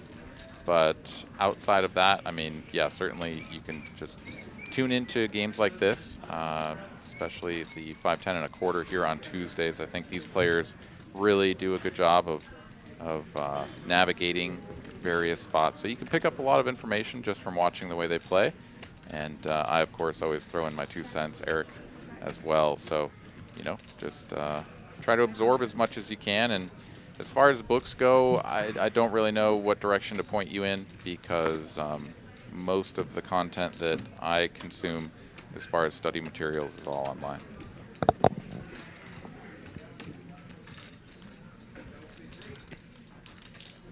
I think I get about 17 emails a week from Jonathan Little, but I watch some of his videos too. I had signed up for something long ago, and I get an email a day from Mr. Jonathan and his team. But yeah, I do like watching his content as well. Gotta love free. Yeah, and he does it in a way that's very, I think, relatable to players across the spectrum, from seasoned to very novice players. And yeah, I just think that there's a lot of value in kind of, almost having someone kind of walk you through it, right? It's like, all right, so we're going to have some of these hands and whatever. Like, he just does a good job of a bad play is still a bad play, though. I think getting to the meat of the strategy without going too far over people's heads. Of course, it helps if you understand the game a fair bit. But. Yeah, and by no means is Gus Hansen or Dan Harrington or any of those old school guys that when I was starting were like the talk of the town in Vegas, and they were on ESPN all the time and writing books. Like, by no means are those guys' books not still relevant, but there's just a lot of content out there and newer school stuff that you can implement as well, and a lot of it's free, so use those interwebs.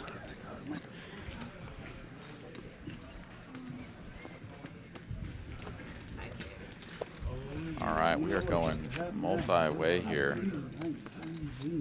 Middle of the deck, heavily represented. 10 high board, rainbow board. We've got a bunch of pairs.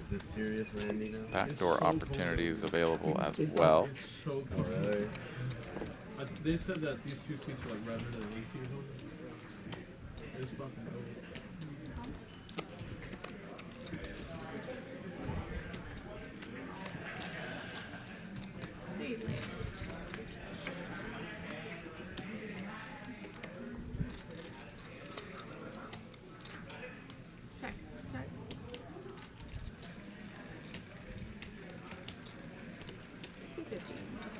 Checks to 3 coin. He makes it 250 into 550.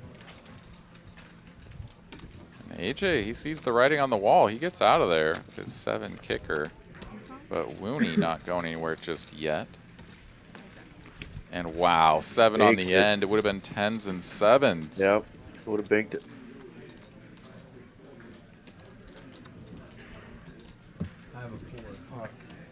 I mean, it was the correct fold insofar as he was losing at the time that he made the fold, but yeah, what a river card. That's right. Folded the thing. Of course.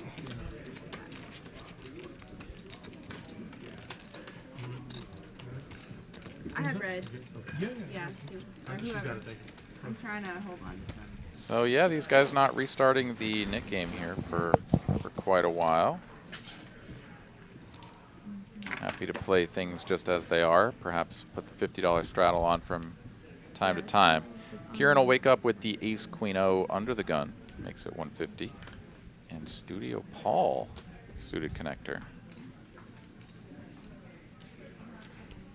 Here's the 475.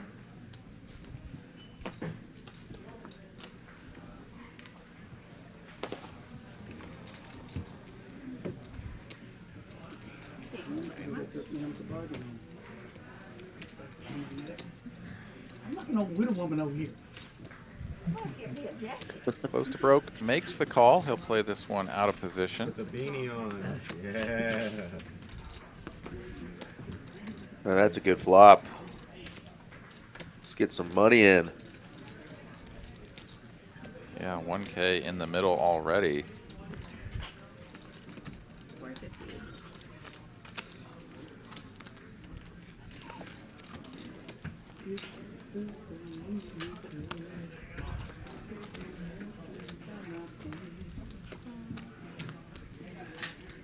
Studio Paul picks up a gut shot here. However, at 10, we'll of course put a one-liner to Broadway out there.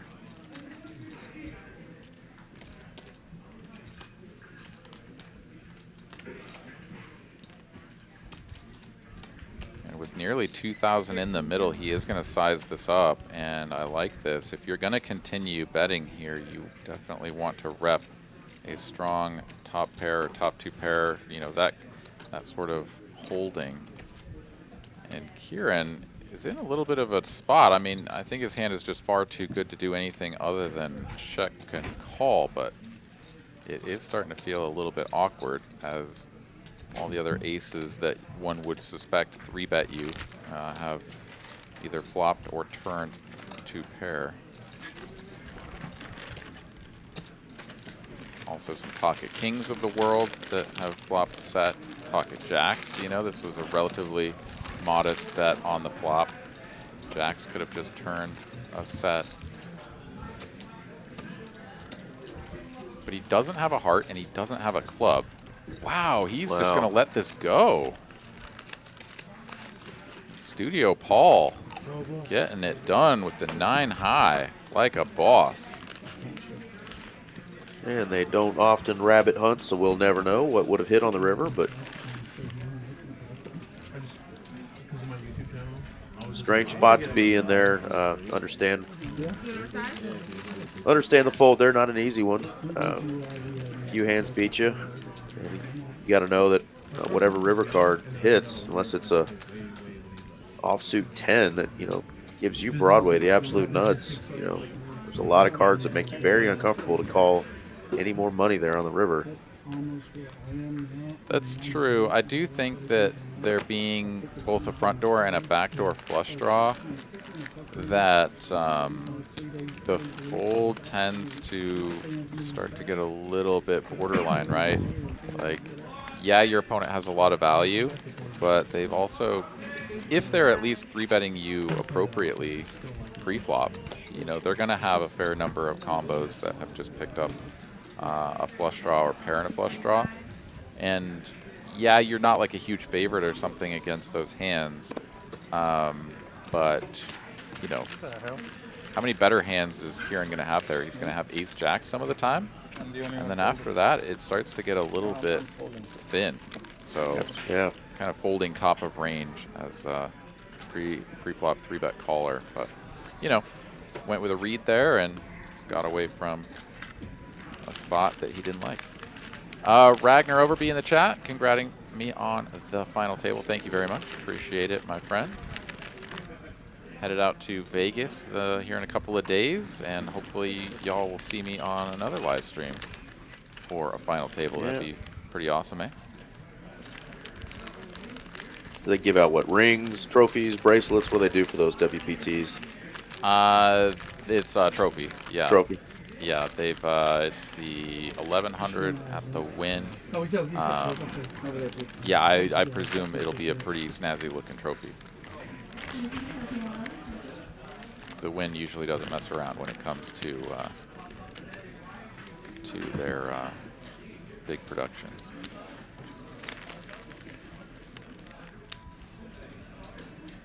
Really good turn card here, giving both guys flush draws with different suits.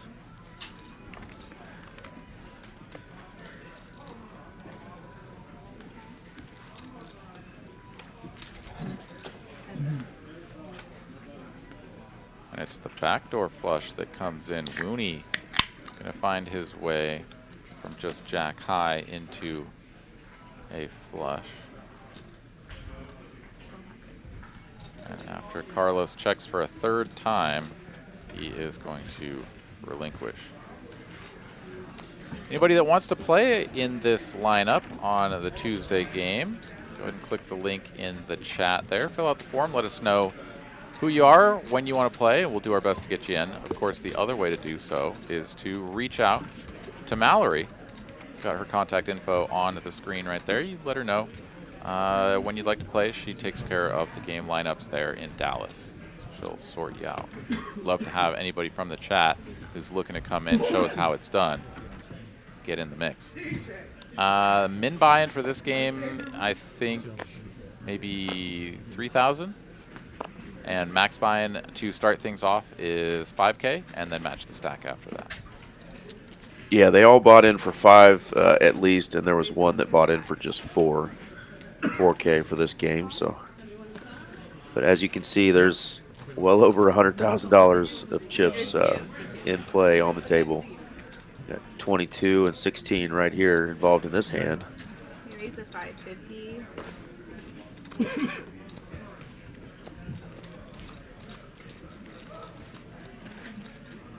Yeah, Ragnar saying those win trophies are fire. How fire would it be with Aaron's beautiful mug right next to it?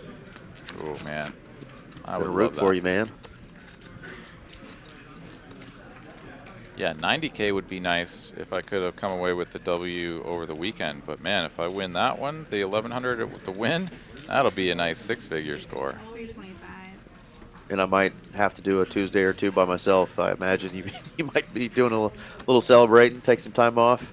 Oh yeah, hell, that might even be 7 figures. We'll see. I mean, the guarantee is 5 million. That is awesome. So if they crush that, I mean, first place should be around $1 million no matter what. But if they smoke that guarantee, it should be, you know, a fair bit over $1 million for first place. I mean, that's pretty incredible. And yeah, if I win that, I'm definitely doing some traveling. Heck yeah. Nines and queens. Do you know if they're doing like $500 satellites or anything to get into that? I presume that they are running a slate of satellites. The tricky thing is that, you know, this is such a large event that, you know, the rumblings have been out there from people that are out there playing the first 2 events. They had a $600 like 1 mil guarantee or something, and then the mystery bounty I think is running right now.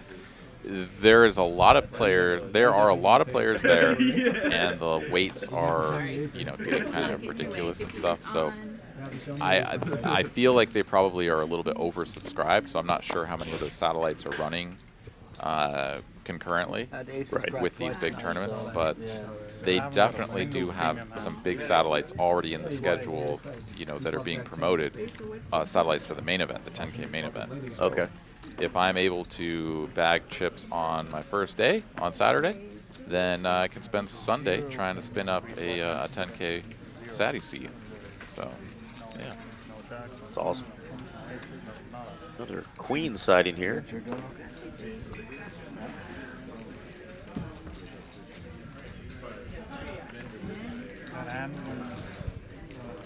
Yeah, that's it. And that was You asked me, what did you have, deuces? And I said, no, bigger. I had deuce 3 and I flopped the 3. You only had 3? No, I had deuce 3. And I flopped a pair of deuces. Right. Yeah, that's like 3 total. 350? Yeah. Yeah, not triple. I was 340. That's what I thought, that maybe you had ace hearts, or you had ace with, say, a queen of hearts, jack of Benham hearts. not loving that he I didn't got wanna get called involved, there, but you it know, was I for figured a out, small like, there could be size, so so many dirty his cards opponent on could the still have some hand jacks. that and I'm out of position, I don't know how to continue. But he's going to continue to try to value bet a jack for the small size again on the river. 600 to go, and Looney snaps it off Oh, 600, here's 14. with the best hand. Oh, he's not calling? Ace for the jack kicker. Undisputed Talk says the table looks great. It really does. I love this new felt. I mean, it'd been kind of a work in progress. Definitely the old Poker Atlas Tour, you know, decals and everything were getting a little bit musty. But I'm glad we got those off of there. And this Dallas Skyline felt is just absolute fire.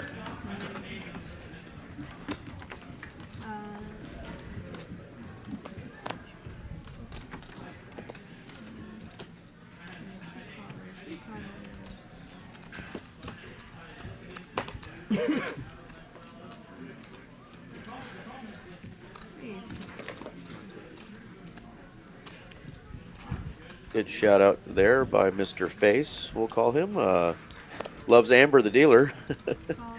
She's insanely gorgeous, plus she's a true sweetheart in person. She sure is. She had a baby, I think, maybe right around a year ago, but she dealt all the way through her pregnancy and is a hard-working woman on top of all of that. And we appreciate her here and all of her hard work. We're glad to see that after the healthy baby was delivered, she got back in the box and was back to work again. So yeah, a lot of. Sorry to interrupt you there. She was on the TCH Poker Cruise as well, and oh, nice. Yeah, no, it was pretty fantastic. Yeah, that cruise was really fun. First cruise I'd ever been on, and it was a TCH Poker Cruise, like freaking awesome. And I really hope that they do it again next year. We'll see. If they do put one on, then we'll have to make sure that we're both on it. Yeah, absolutely. No middle pocket favors. Thank you for reminding me of that. Well, she didn't listen to me, but she's not hitting the floor. No, she's not. She's teasing me. She is. Definitely. Not intentionally, Of course not. I have a way different career if those are my skill sets. Isn't that the truth? Alright, raise to 150. Carlos not liking to raise with kings, queens, aces, or ace king, but the ace jack offsuit variety, he'll put in a raise. So raise to 600. Yeah, and Kieran's like, "Oh, you raised? Well, you can't have aces, kings, queens, or ace king." So I'm going to stomp on that with my ace queen suited.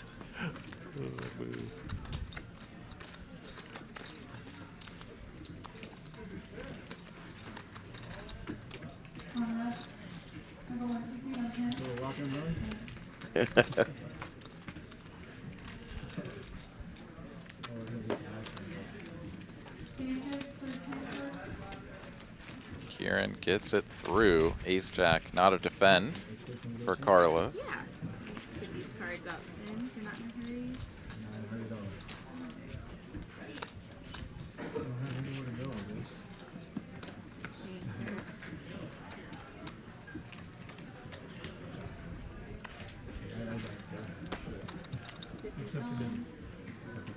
Yeah, he's thinking.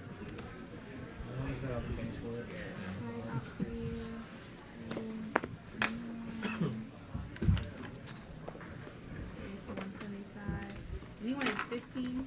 That'll work. Kieran continuing to wake up with some really big starting hands.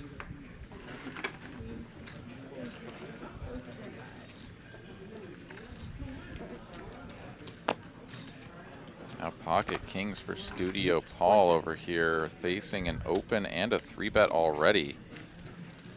Cold 4-bet from the small blind incoming. Yeah.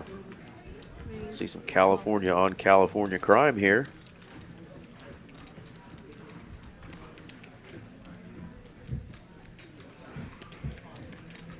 These are two rather deep stacks. Kiran covered by Studio Paul, coming in at about 9,500 to start the hand.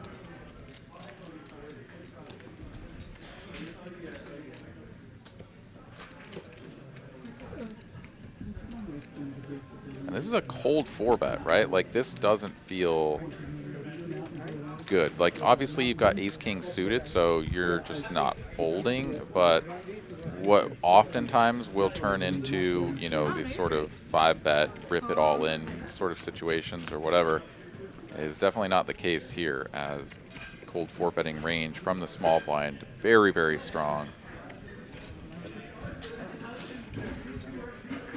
Comes 5 high, all diamonds. Kiran happy to check this back.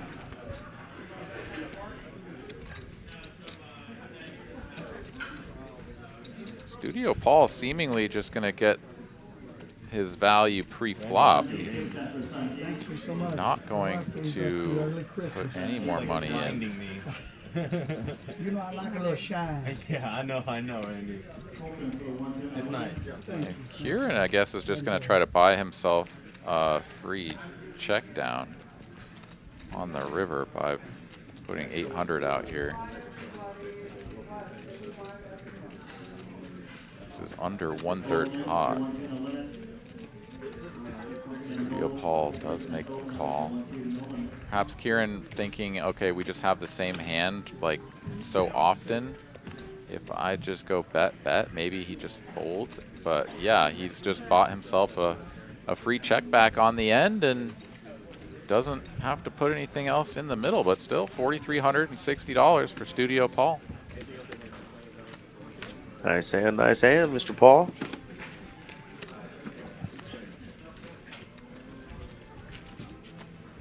Take another look at the RFI, raise first in. Kiran paving the way, 31%.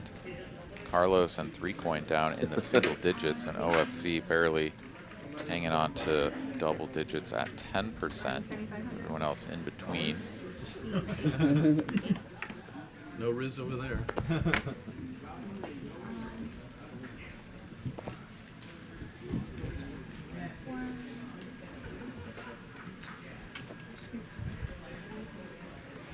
As we've had very consistently one person at the table has just decided, like, oh, it's my turn to walk away. Go get a bag of chips, use the restroom, come on back, then tag somebody else in. Slash out.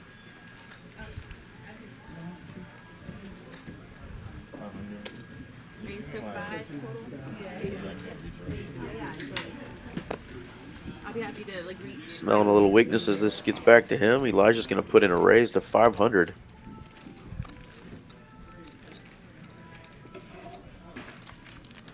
Relatively small squeeze there from Elijah. I think he may have wanted to go just a little bit bigger. He is going to get called by Kiran, who flops bottom pair.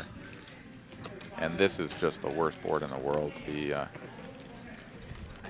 inclination is to just sort of stab at everything when you're a 3-better, but this board's going to be pretty tough to pick up any equity on the turn, and indeed he does not. But Elijah has definitely shown some heart here tonight, and wouldn't rule out some more bets just yet. But this is the full-blown zero equity bluff if he does put in another bet.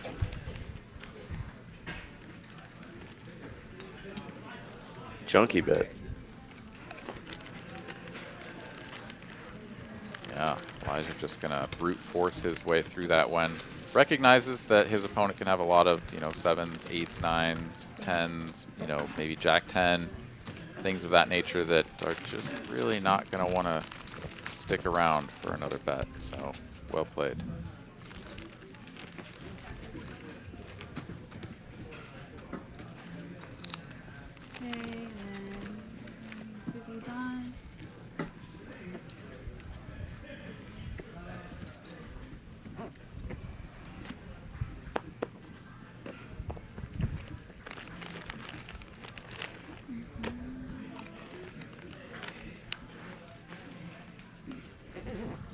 Raise to 150.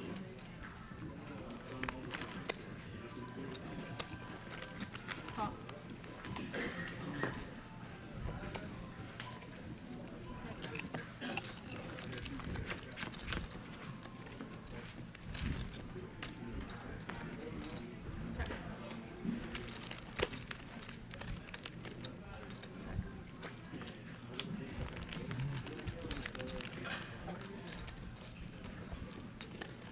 Elijah loving the old ace deuce. He is once again in the driver's seat here and has the best hand, but we're just checking down. King Jack is going to get there on the end.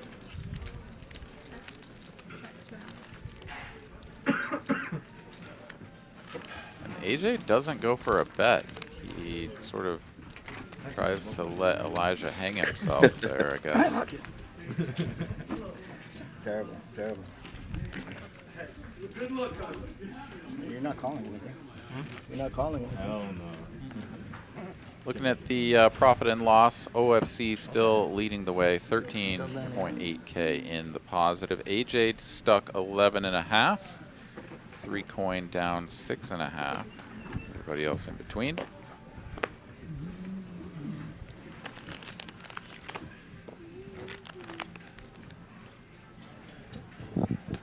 Raise to 175. Now we have seen big pair after big pair tonight. See how large AJ decides to make this.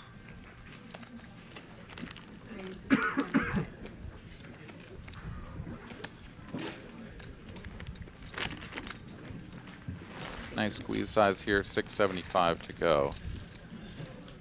And Studio Paul, yeah, he's got one of those hands that can tango with the big cards if he gets the right flop. Literally flicked in a chip. Didn't realize he was never getting that one back.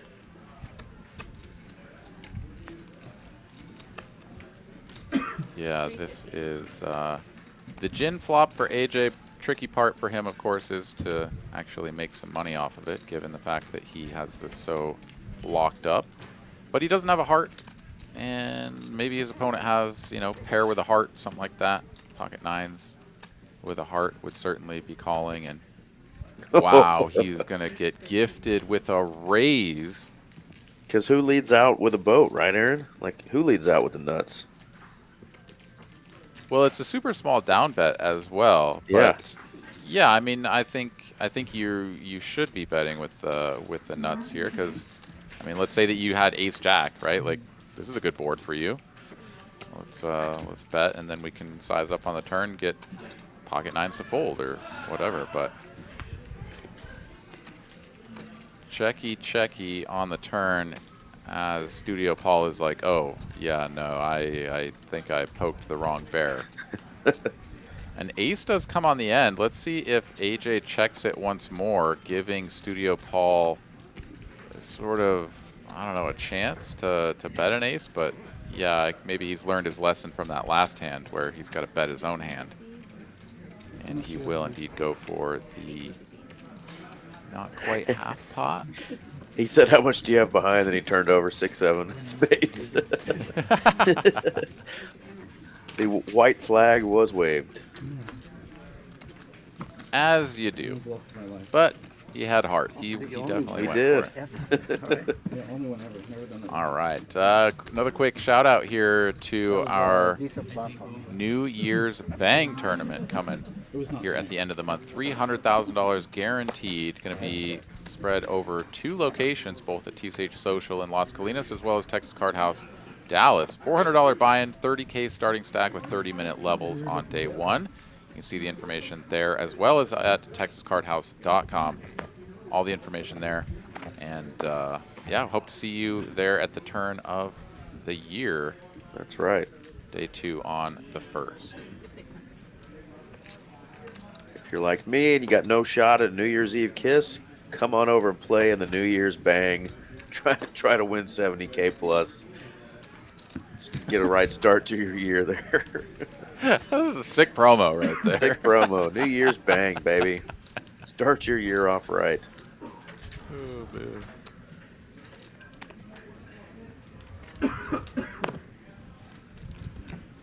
I like it when he folds over there. Old 3 coin just looks up at the sky like he's cursing the poker gods. Why me? It was Right. Queen Jack offsuit. No. Well, we've seen him tangle on this stream a time or two. When he's ready, he'll let us know. That is the truth. Elijah here on a little rush. Played some ace deuces. Now he's got ace queen.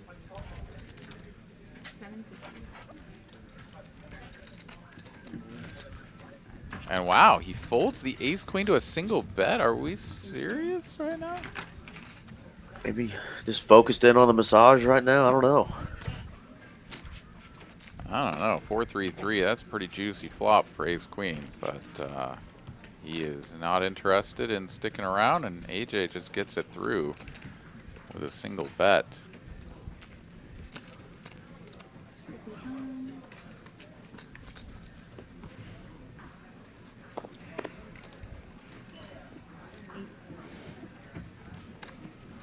I didn't really see the size there. Maybe AJ went for the big size, 3/4 or full pot or something, and Elijah was just done with it. I'm not sure, but anyways, here we are, hand number 75. We got Jack 10 suited for AJ.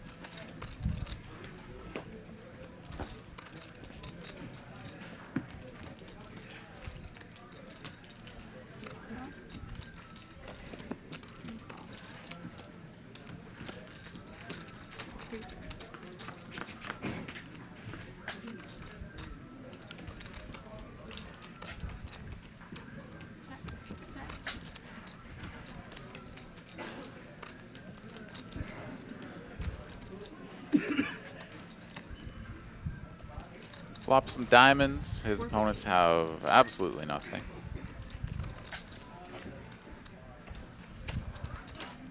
Quick fold, fold.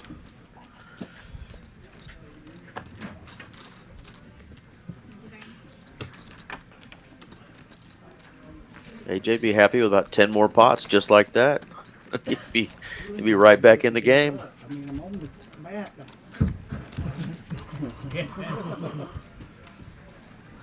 Anybody want to buy that seed? I'll buy it. You don't want to see it, I really. know it. I can't play it like he played. I know. That's what I'm playing. Nice hand. Nice hand. This Z got aces got cracked twice. Why would you want to see it? Right. You know, it always looks better from somewhere else, doesn't it? True.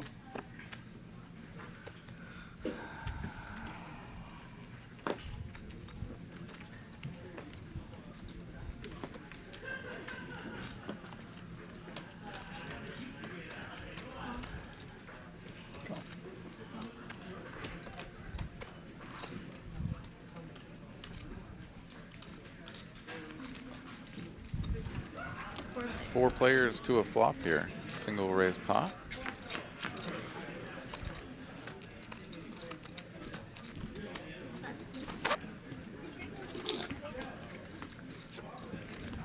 Nobody connects. It's just a gut shot on the flop for Kiran. OFC gonna turn an up and downer.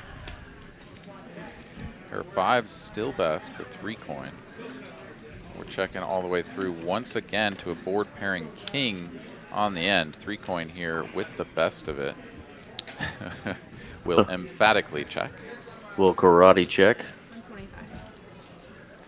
And OFC with 5 high is going to try to get one through for 125 bucks. Four. Oh no, he does. I just want to see what you have. There you go. Oh no, it was too small. Yep. Ace high call. Got through, but one left. Guess I should have gone He did for get two. the best hand to fold. Yeah, he won the pot for had a the better man in the chance. 1 seat for Studio Paul. As soon as I bet it, I'm like, Oh I my think god, way that's too- hilarious. Yeah, it was super low.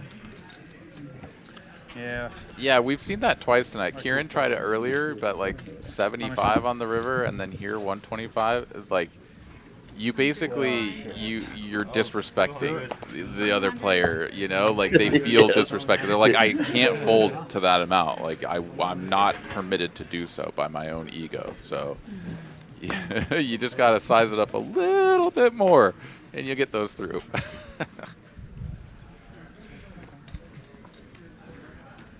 Oh, that's hilarious. Speaking of. Studio Paul's definitely not folding ace king of hearts there. That must have been a misread. Yeah. Sometimes the previous hands get a little crossed up. I think I saw a king queen of clubs as well. There it is. This looks more likely.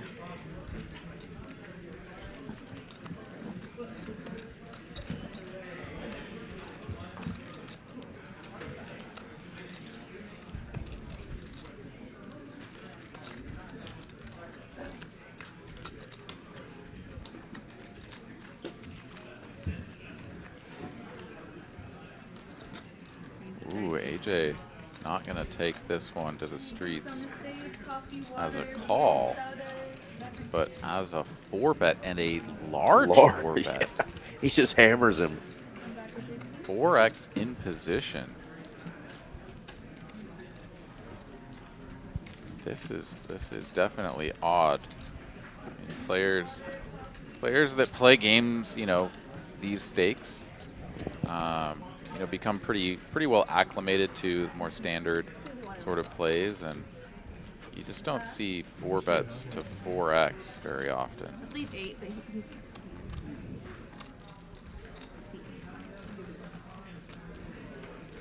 Massage. Yeah.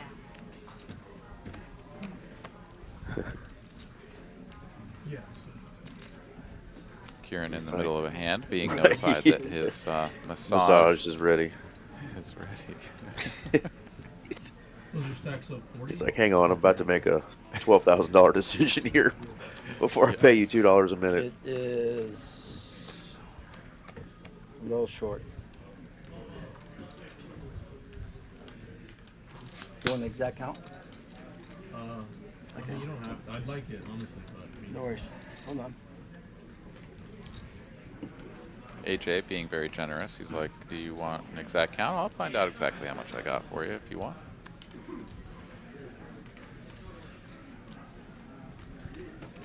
You ever read anything into that when players are willing to talk and seem comfortable like that? What? No. I mean, there's certainly something to it, right? I mean, whether or not you can be certain of anything is, you know, is definitely up for interpretation. But, you know, some people will swear by it, right? Like you start asking questions like, how much do you have and whatever. If they just start looking into their chips and, oh yeah, I got this much. Like they probably got a good hand versus someone who just sits there stoically, like, I'm not going to say anything. I'm not going to tell you. Like, you can see my chips. You do the math yourself. Right.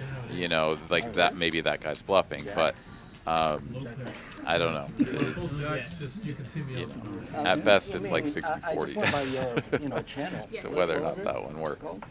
Post the broke. This side is obviously covered, so. Channel name. What is it? Close to broke. It's on his hoodie. I know. I checked them out. It's pretty Alright, good. that 50 is on. Shit. That's a lot. I was broke. I think you're retired. I was retired. Okay. Close got to it. retiring. All 40? Street, Okay. close to retiring. Close to retirement. Raise it to 225. All right, man. I'll give you action here.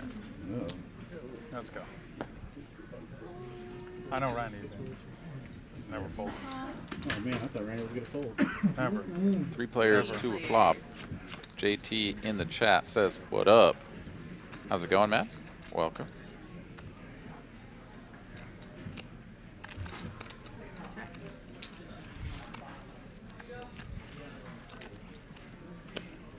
Brandon in the chat has a question. I'm not sure if that's the beginning of a joke or what that is supposed to Why the boat needs to be slow, but evidently he'd like these guys to come down and play with the Aussies down in Australia.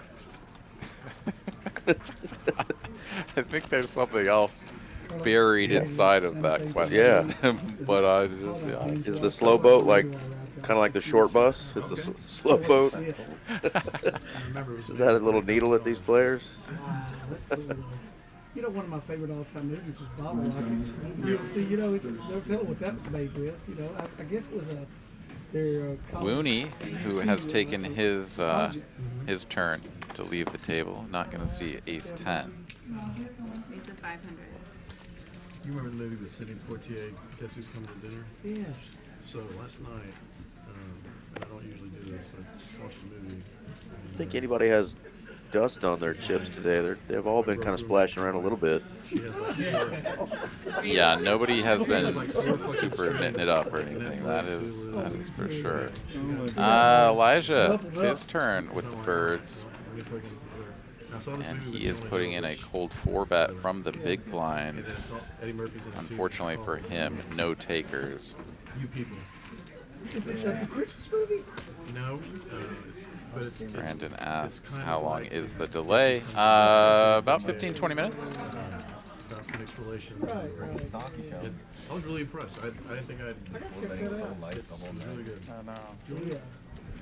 Yeah, I saw it. It's, Before COVID, Paul and I went to the movies the probably whole 2 to 3 Christian, times a week. most of them against Jewish. So We get married.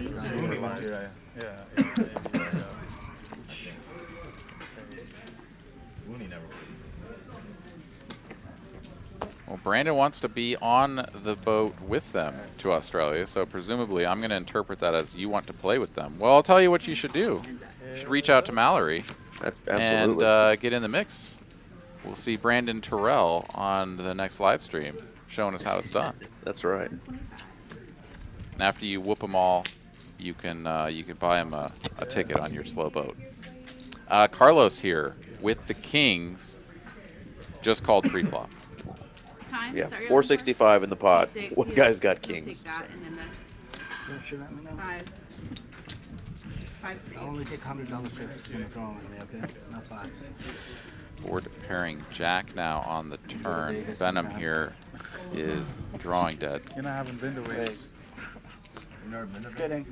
Yes, I know. That's why I said you have to go for Vegas. And Carlos will try to get a little bit of value from his opponent now. To be in Vegas right now. With a bet of 400, and my goodness, this is going to work out brilliantly as Benham goes for the bluff raise, and then everybody gets to see Carlos turn over another slow played big pair. And another thank you for donating to my stack. How do you do it, Carlos? How do you dodge all those bullets and get paid? Teach me the ways.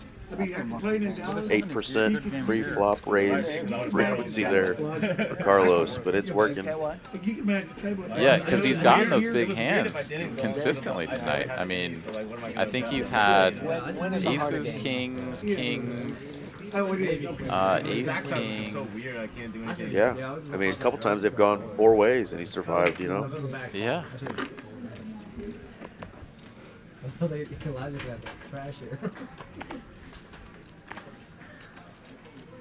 No, I was going for the WPT. I might still go for the main. I just don't know yet. Hello, Carlos. Merry Christmas. And this is exactly what happened last time. You got kings, and then the next hand you got aces. And now here we are again. But this time he is not just calling. He is raising. Makes it 2,000 to go over this button squeeze from Elijah with the 10s. And, ooh, he's getting action again. Again, yeah. There's 110 in the deck. Oh, there it is. Oh, my goodness. Jack 10 was folded. What a sick spot. He didn't slow play this one. No, and stack to pot ratio is at 2. And whether or not he's feigning that he doesn't really like this board, he actually really doesn't. Just doesn't know that yet. Elijah here in a fantastic spot to get some of his lost chips back, as that's a bet of 3,000. And Elijah here, rainbow board, second set. I mean, he can just call, he can jam. It doesn't matter. He knows he's getting all the chips. Yeah, I mean, he's getting all the chips. He's being rubbed down right now by a massage therapist. He's feeling good, to say the least. 9 does bring in a straight, but yeah, Carlos is all in, and he needs to find one of 2 remaining aces in the deck. Going twice? Yes. 5 went all in. 2 calls. And then we're going to go. And will we see another super cooler here? 2 runouts? Not there. Oh. And not there. Not there. Wow. And just like that, Carlos goes from winning all of his hands slow played to raising pre-flop and then getting coolered with a set. I mean, I don't know. Like it obviously would have. They both would have seen this flop no matter how he played it. And I mean, it's just wild how the strategy has sort of changed across these hands. But he has just been getting these big hands all night, and this is the first time it's really taken a toll on his stack. 52, sorry, 75. And now Elijah, who has been buried for most of the night, chips up to 21,000. And that was your after we get this all counted down and the chips shipped over, we'll see just where Elijah stands. But I am quite certain that he is going to go from big dog to slightly positive on the night.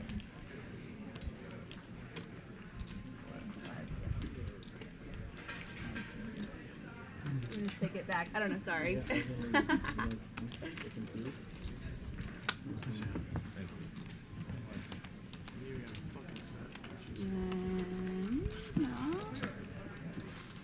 Mr. 2% wants to know if they allow eating at the table during WSOP tournaments. Yeah, sure. Thank you.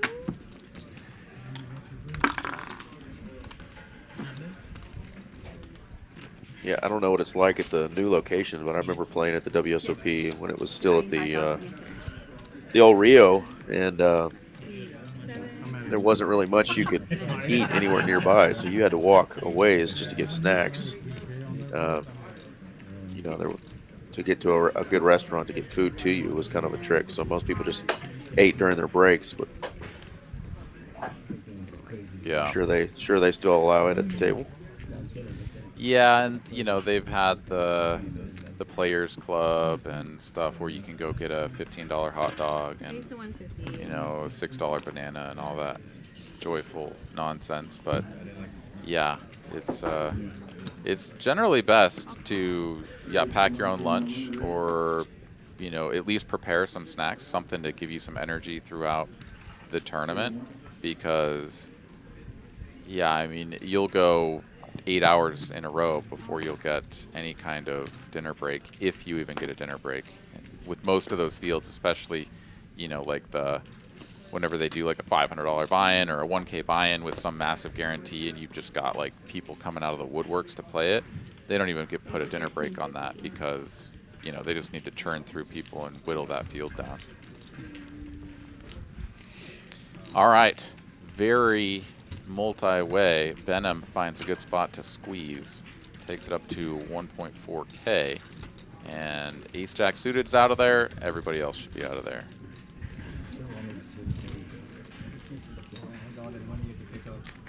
Well played, Benham. Picks up $1,000. Doesn't even have to see a flop. Easy game. Yes, sir. Yeah. Yeah, that's Okay.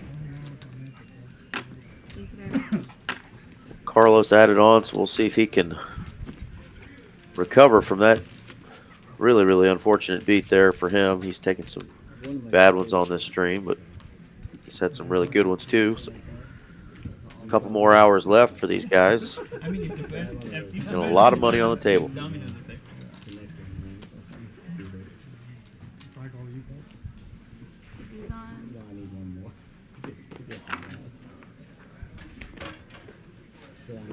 Raise 150. Elijah going to come in for a raise. $50 straddle is on.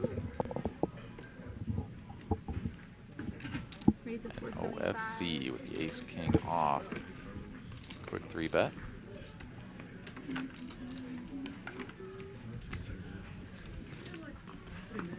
A cold call here from Wooney. Interesting. Perhaps just a little bit card dead as of late. Decided he's going to play a hand.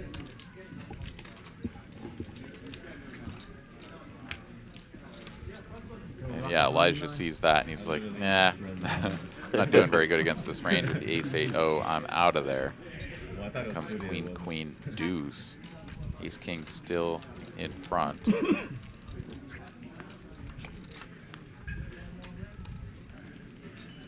Checky, checky. 4 of spades brings in a backdoor spade flush possibility.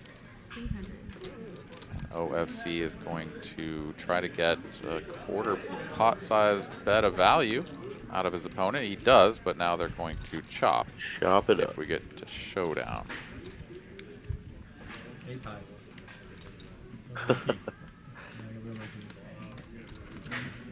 Yes, well played OFC. by OFC there, but he did bad get run. lucky. Yeah.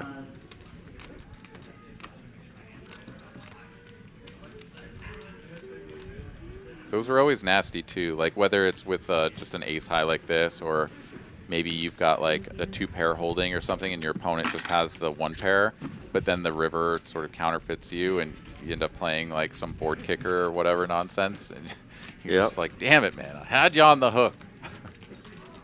I think we saw that early on with the I think 3s that Kiran had. They got counterfeited with 5s and 6s on the board, or 5s and 4s, I think it was. Ace high winner, or king high winner, whatever it was.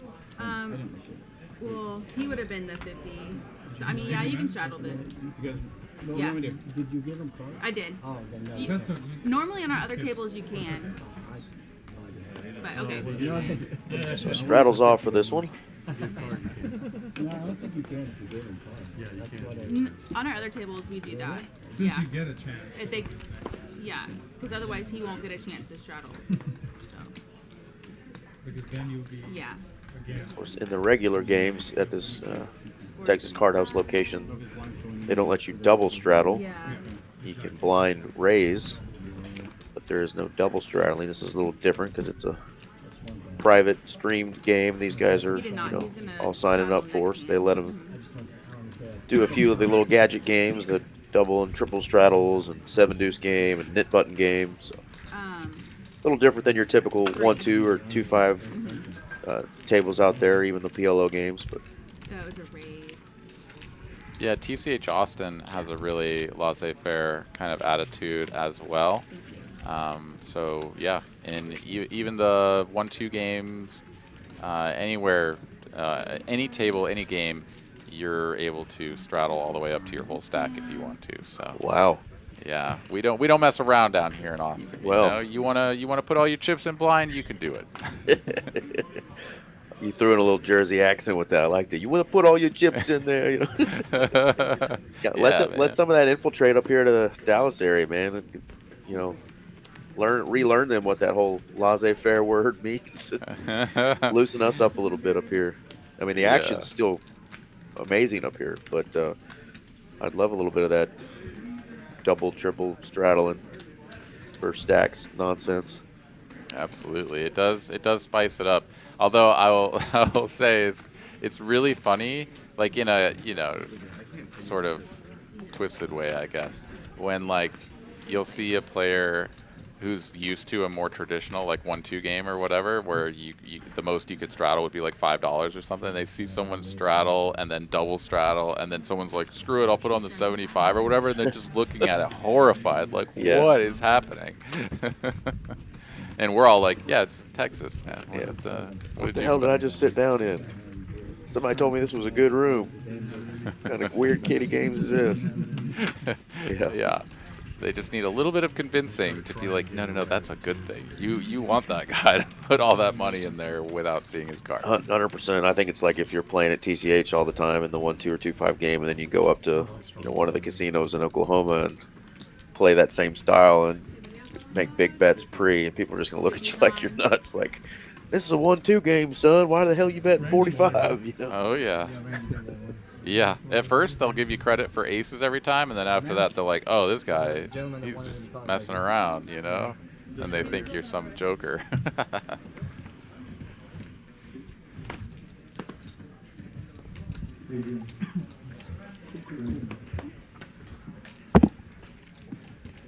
Looks like we're about to get to our dealer change. I do have Mr. R.J. Dupree joining me as you get to go on your night break there, Mr. Aaron. R.J. just stopped in just now.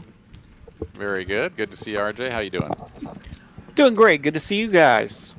How's the game tonight? So far, so good. Yeah. $75 or $80. These cards been, Some big hands, some nasty beats. Had a little bit of everything. That's cold.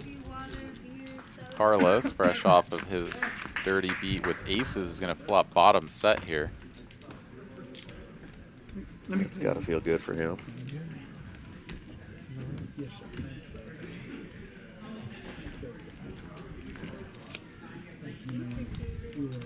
Chucks it back to Elijah, who's sitting on king high. Another check here.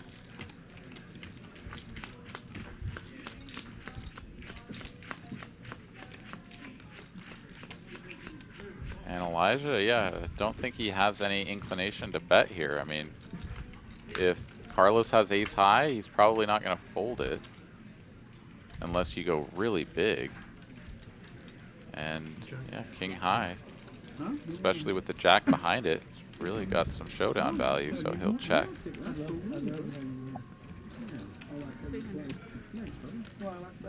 And Carlos wants 300 to see his cards.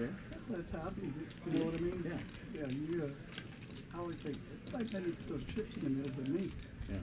So who, I mean, why am I going to get red and 20?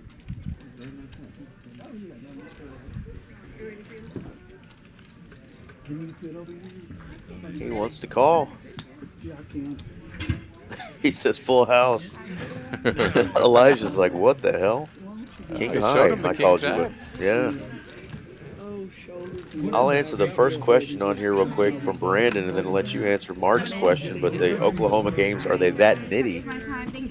I haven't played them in a while. I just know that they kind of play typically like normal casino 1-2, pretty open face poker. You know, I mean, everything still plays, but the betting is just not quite as big. People aren't getting out of hand, and 3 and 4 betting with ace 5. Like you might see here. The 1-2 games here play like a 2-5 at most of the casinos in Oklahoma, and the 2-5 plays like a 5-10 or above. So just they play a little bit bigger and deeper, I would say, is my interpretation. Yeah, I think that's pretty spot on. And then as far as the second questions here from Mark Wee, the buy-in structure, 1-2 games in Austin,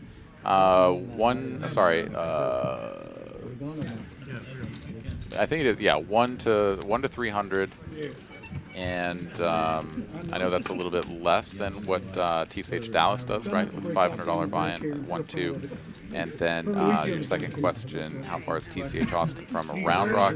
It's probably a 15-20 minute drive, depending on traffic. And with that, we're going to get our dealer change. It's going to be time for another PLO flip. And it's going to be time for me to head out and leave it to RJ and Eric. So I hope you guys all have enjoyed the stream so far. Hope you enjoy the next 2 hours of live poker content here on TCH Live. I will turn it over to you guys. Have a good night, and I'll see you next time. Adios. Go get them in Vegas. Will do, will do. Yeah, happy stacking. Good night. Thanks, man. See ya.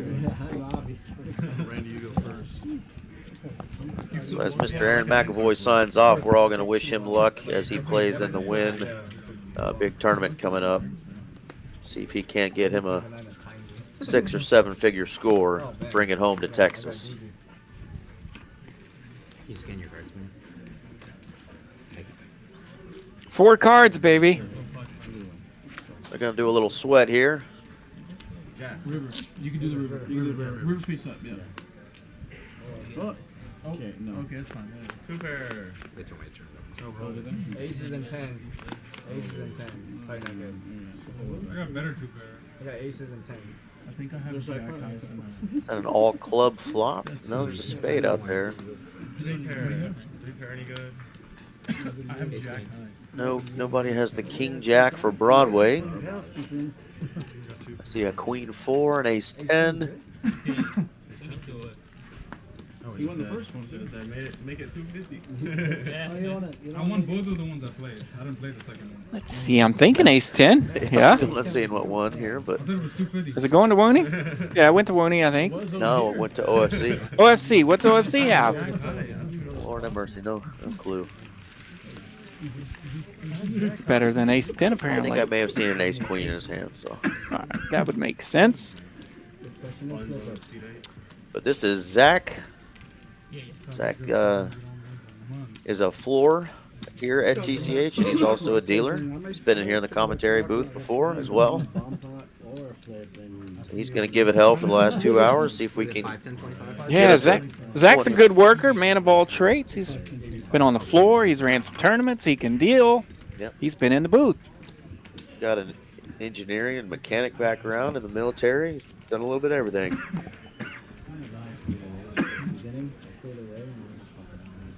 So what's pretty cool about the poker community, you find all kinds, right? Absolutely. All kinds. We got a lawyer in seat 5. You know?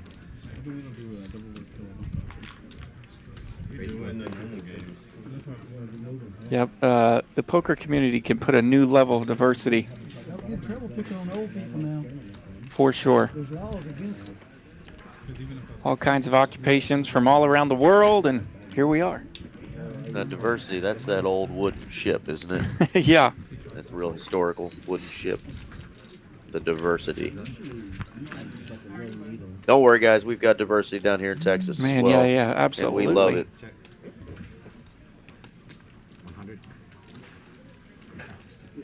Yeah, poker rooms literally might be the this number one example. For sure. This table right here just speaks of it. Different ages, ethnic backgrounds, you name it. All here to play this fun game we love, though. All right, Wooney's got the hook on OFC this time. I keep trading kicker battles. 3 outs. I guess that one was the top card, but If you've been tuning in, this looks like a game that you might have the bankroll for and be willing to take a stab at. Give Miss Mallory a shout here. There's the phone number, or TCH Live DTX at texascardhouse.com. You can scan this QR code if you've got your phone handy. I'll keep it up for a couple seconds here. But Mallory is who you would talk to play on this Texas Card House live stream in Dallas on Tuesday nights. Come get it, ladies and gents. that's how to do it. We hear that question a lot. How do we get on the stream? That is how you do it right there. Contact Mallory. Fire it up. Yeah, she sets our lineup, and like I said, we got guys that are in town from California. We've had Brad Owen on here, we've had Mariano on here, Lexo Poker's played on here. A lot of the famous vloggers have played on here.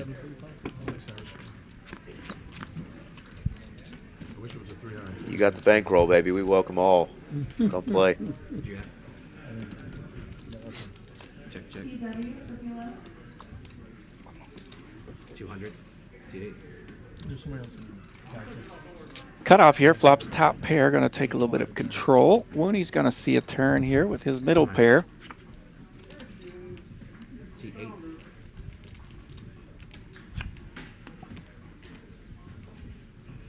Check. Kiran? Kiran, okay. Very good. Close to Broke is his vlog that he has on the old YouTubes. Okay. Close to broke. Kiran. That's a pretty good turn for his hand. Turning top 2. Wooney will let go of his pair. And he's a LA guy, but he's over here in Texas holding his own. He played last night on the stream in Austin. Okay, very good. At 100% VPIP last night, they said. Nice. He's not quite at 100% tonight, but he's not disappointing. He's been playing a lot of hands and Yes, having some sir. fun. Turn it up. Enjoying a massage over there. Probably trying to warm himself up. That's the cold corner on that stage. Yeah, I think we're in one as well. Yeah, we're in the Arctic circle A little here. chilly in our booth tonight. Rocking hoodies. You can always add layers, though. You know. Yeah. Unlike being hot, you can only get so naked before the law gets involved, and prison just doesn't suit me well. So I try to keep my clothes on in public. Yeah, I try to stay out of there.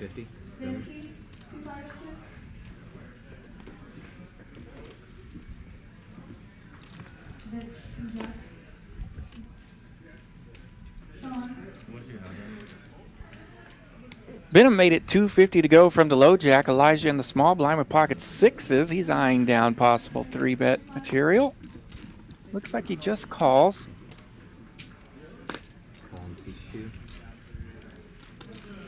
Yeah, before you hopped in, we have seen, a few more 4- and 5-way action hands tonight than we're used to. This is a 3-way, but I think, ooh, we got a couple of new players. I haven't seen Wooney on the stream in quite a while, and he likes to see some flops. And apparently Kiran does as well, so that maybe that'll get us... Speaking of flops, that is the Santa Claus flop. Let you guys chime in on the chat if you know why it's called the Santa Claus flop with 3 queens. Benham enjoying that turn card there, giving him a straight flush draw. Heads up.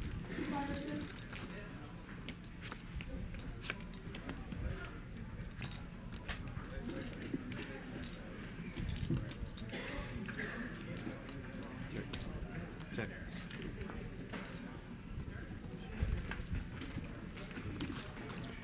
Benham checks the river there, conceding to the pairs. Oh, Daniel. Daniel tells me to grow up. I get told that often, Daniel. I appreciate it. I need a little reminder there. No disrespect to the queens. Santa's real. Santa is real.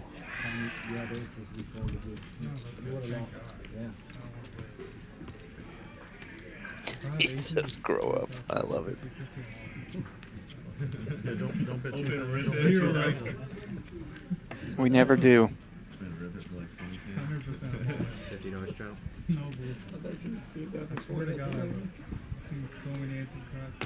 I've seen so many full aces. 150, 6, 7. No way. Yeah, In 2-5 a at tournament? social. I know at social. 2-5. Why? He's like, it's his. He said, I lost with this hand yesterday. You do only have to be 18 years old to play here at TCH, Mark. But I do believe Elijah is well above age. Just got them good genes. Like 5x jam 3 for like 6K, and the guy like flips over aces, and the whole table's like, okay, so what are you doing? Call. And he's like, he shows, and then mucks it, and then the whole table was like, what? Like in the picture that I have, like there's like everybody's crowded around the table, and like that guy is sitting there like this, like because Matthias then showed 7s. It was crazy. And then the guy ended up just punching it off with like crazy trash hands. OFC still got the best of this with his pair of queens. Benham is going to represent, though, like he's got something big here with his 8-7 of clubs. See if OFC can sniff this out. No, he cannot. He's going to let him have it. Pick up a flush draw on the turn. Asking questions He says, can I show him? Asking questions like he might have had it sniffed out, but he made the lay down there. He's got him to show, though. Then he picks up the pot. A lot of times you can ask people those questions, and they don't want to show their hand. They'll end up being nice and show it to you. It's kind of like a reverse psychology, Absolutely. Tell them what you think they had, and then they'll turn over their It's hand. fun to see the sharp guys put on that chess match of showing hands or not. Right.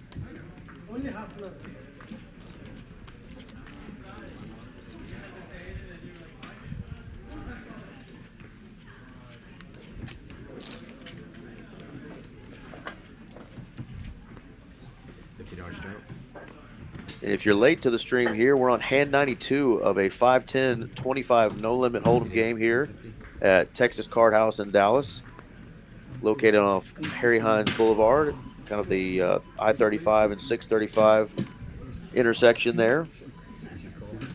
In the Sam Moon parking lot, we've got complimentary beer here and sodas, waters. Got Red Bulls for sale and things like that. Got some snacks in here. You can bring in food if you'd like. You can actually bring in your own alcohol if you're not into the complimentary Dos Equis and Michelob Ultra that they have on tap.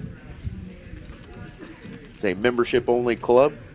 You can pay a daily, monthly, or yearly membership, and then you just pay by the hour to rent your seat. That's how we keep poker safe and legal here in Texas. We are a social club, and it is a fun place to come play. As you can see, we have massage therapists in the room, waitresses bringing around drinks and snacks for everybody, and the dealers throwing out the cards.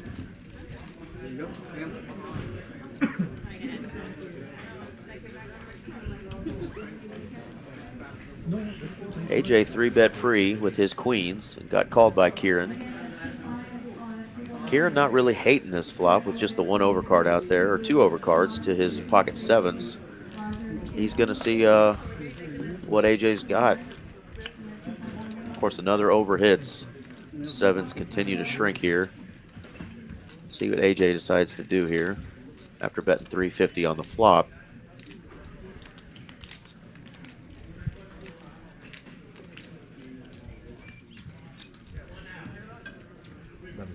Going to make it a little bigger. It's 725. Kiran's going to let this one go. The set mining game is up. AJ's going to take that one down with the 2 ladies. Still have 132 of you watching. We're 4.5 hours into this live stream. If you're not already subscribed to TCH Live Poker's YouTube channel, please subscribe. There's a lot of content, a lot of good highlights from past streams. We have tournament streams. There's some PLO streams. Austin has a stream. Houston has a stream. And this is the Tuesday night stream we do. It tends to be the larger game out of all the streams here in Dallas. But please subscribe to the channel. Give us a like on this current episode. Help us out as we continue to try to grow this thing and grow our poker room. And we do have a second location just down the road in Las Colinas. So TCH has 2 poker rooms for your choosing here in the Dallas-Fort Worth area. If you're ever visiting, come on in, say hello, play some cards.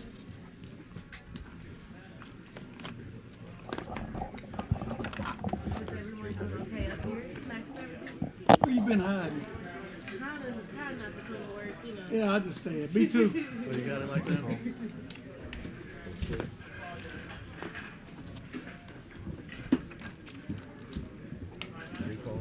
Freeway.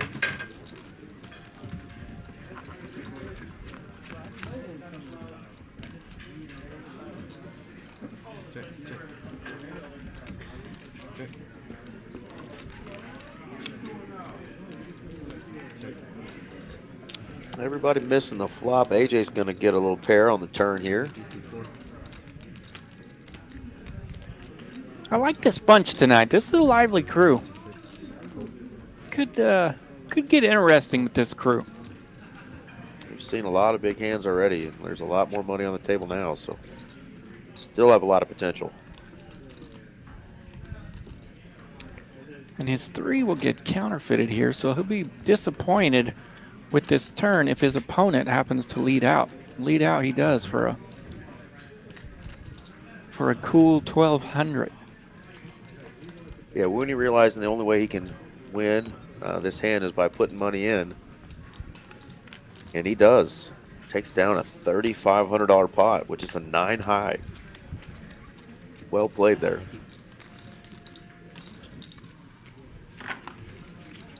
Wanted to also mention again, if you weren't on earlier, we have another tournament coming up. We just finished the even bigger one. We've got the New Year's Bang tournament coming up starting December 28th through January 1st. 2-day event, 8 different flights. There's a multi-bag bonus. If you bag twice, there's a $1,000 bonus. This is a $400 buy-in, 30K starting stack, 30-minute levels. Flights will be at both Las Colinas and Dallas. So click on our website if you want to save this picture and get all the details saved to your phone so you know when to come in and play. But 300K prize pool guaranteed, which we should absolutely smash, and probably looking at between 70 and 90K for first place, I imagine. Another great tournament right here in Dallas. $400 buy-in, at least a $300,000 prize pool. Definitely want to keep that one down on the calendar. Absolutely. Start your New Year's off right with a big turning win. Started off with a bang.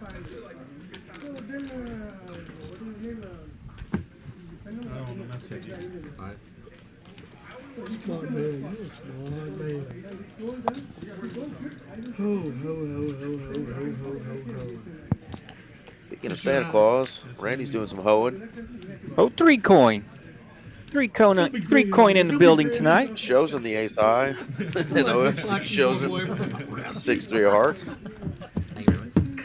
Probably our smallest pot of the last 2 hours, $290 pot there. I'm going to give you a lot of respect to show you this ace. That's good because I have 6 high. I'm calling everything. And now it's a poker game. I kind of did, obviously. Tricky. The only hands I went with is 7 deuce, 6-3, 7-3, 8-3, 9 deuce. See, I'm not playing those. That's why I screwed up. That's one premium. Yeah, OFC got paid early on in the night with a 7 deuce of diamonds. Nice flush. Nice. Do we have a 7 deuce game going? No 7 deuce game. Oh, they're slacking. We've done the knit button game a couple times. We were a little surprised though. Their knit penalty was only $50. So, it's only a $400 penalty when you lose that. Of course, at one point we had a $200 straddle on, double straddle. So it's like you'd rather just lose, Well, it looks like in their defense, they did start at 5-10 tonight. They've just bumped it up to a super deep 5-10 3-blind game now. Yeah, it's been 5-10, 25, and they've had the 50 on, they've had the 100 on, and a couple times the 200 on. So, gotten pretty juicy. So, yeah, awfully large for a 5-10 game.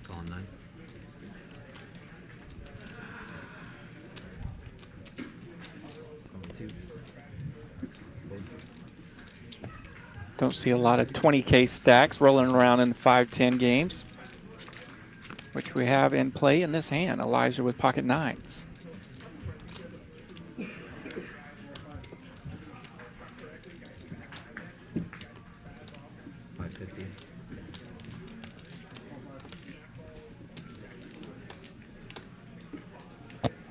Benham will connect with middle pair with his ace-4 suited.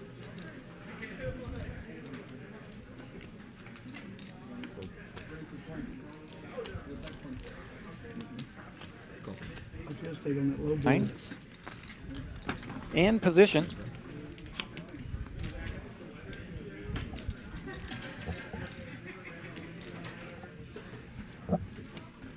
You see 3 coin there in the 9 seat, having a little fun with that card as he is paired up. 1400. Benham not slowing down here, 1400.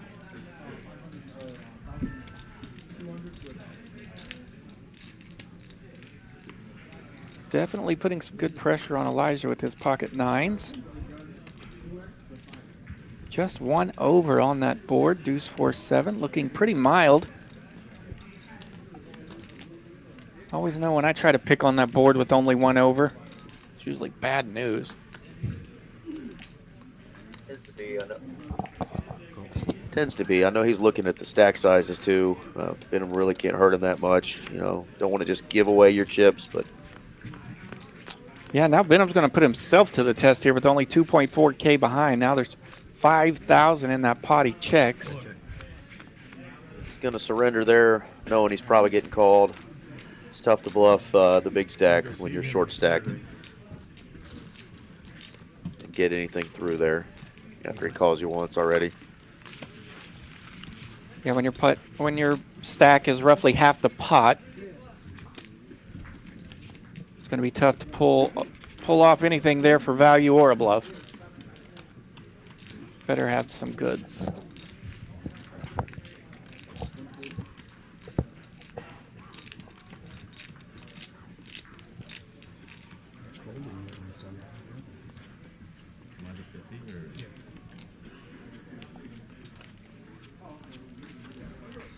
Kiran not in a lot of showdowns tonight, which is always a good run when you're making a lot of money and not having to go to showdowns. That's a pretty good run.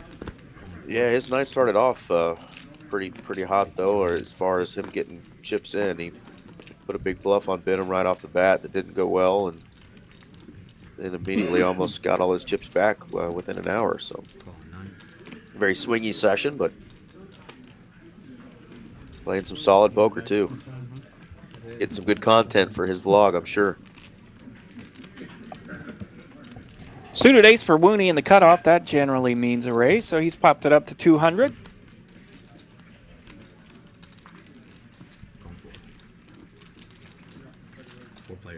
Four players to the flop. 6-4 offsuit. Suited queen 9. A suited king there as well. Oh, gutter ball for Elijah. And Wooney has flopped nut flush draw after raising from the cutoff. So we will definitely see a continuation here. 350. Looks like 350 into about 830 there.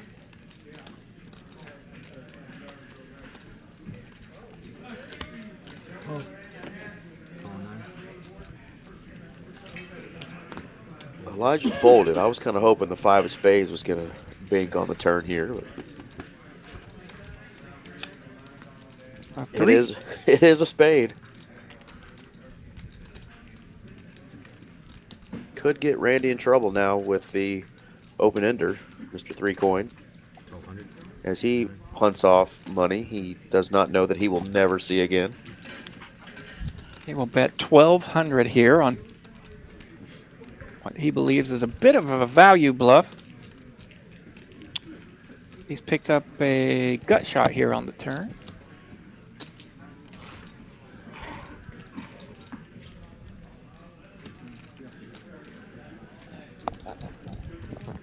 Those are sending chips.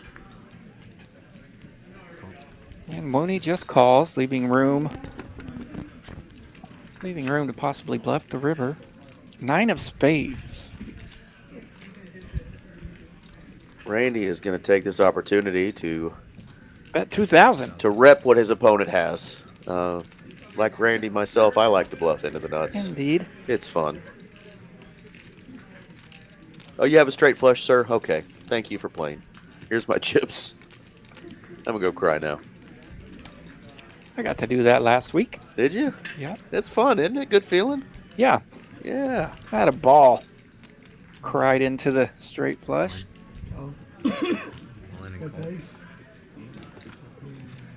Did he have the king of spades and we just didn't see it? Okay, that's got to be the case. Or did he flash him the king of clubs? I think he. I think it did read. I think he was bluffing.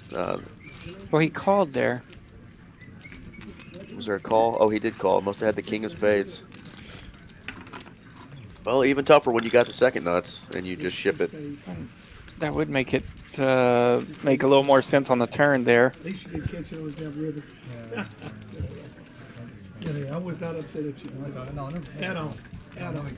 No, thank you. I wasn't. Trust me.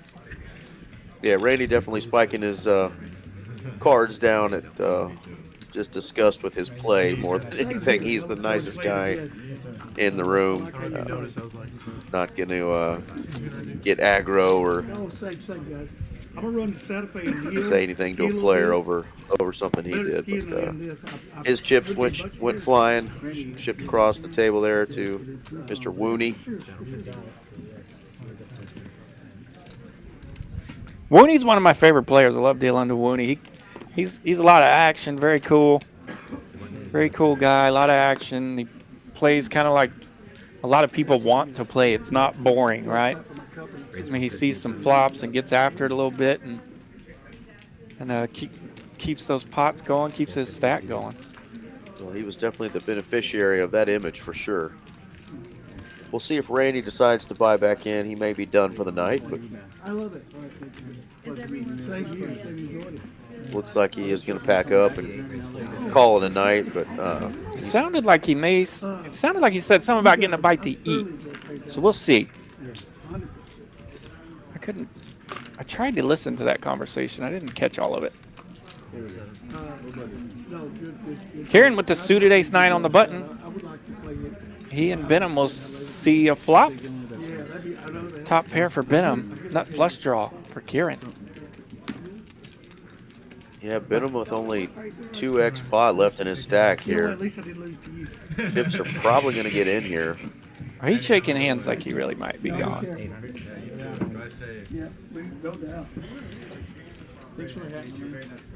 All right, what do we bet here with nut flush draw? About 800. Okay. Benham may have a little bit more than it shows. I think he's got a single yellow chip, which is our 5K chip. I didn't have that. I'm glad nobody said anything. Dude, I can't do it. Yeah, I know. Glad no one said anything. It may just be a Yeah, it looks blue like chip. Yeah, I'm thinking that's a 5K chip as well. When he does, he'll be in a better mood. He'll laugh. Yeah, that's pretty bad. It's nice that no one's saying anything about the stream going on. 1500. He thought he had to. For sure, he thought he had to push. I mean, even if you get the king, you got to fold there, but still. So there you go. He makes the call with the yellow chip there. Gonna get some change.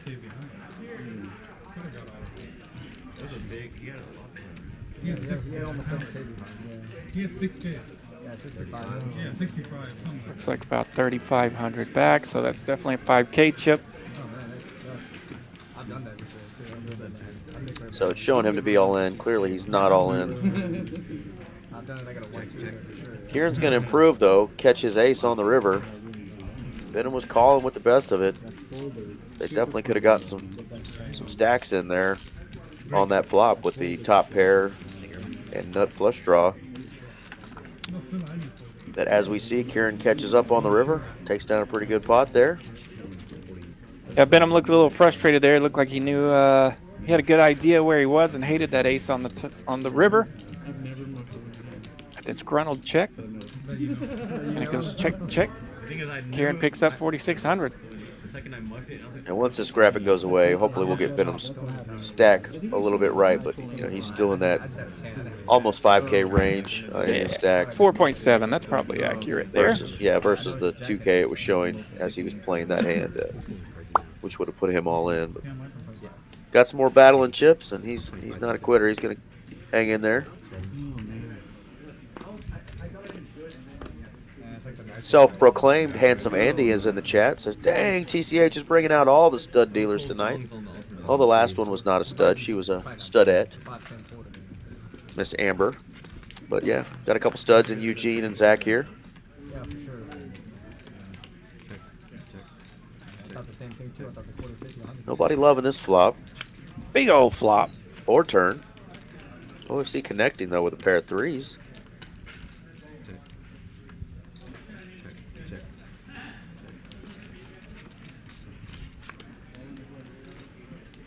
It's gonna be hard to get him off his three probably here. Benham's gonna try. He says, "Well, I got an open ender for 6th Street." Oops. Benham made the straight. Benham wheeled out. Oh, there. he did wheel out, didn't he? Yeah. Oops. So he got a little value there with that $300 bet. He did get a little value there. OFC was not going to lay down that 3. When I called it, I was like, easy money.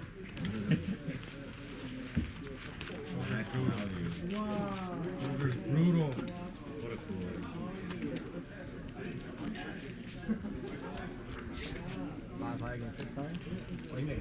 Yeah, that's funny. They're saying that it was brutal cooler, 5 high versus 6 high. You know, one guy had a pair, one got rivers a straight. Yeah. No, on the turn. Oh, on the turn.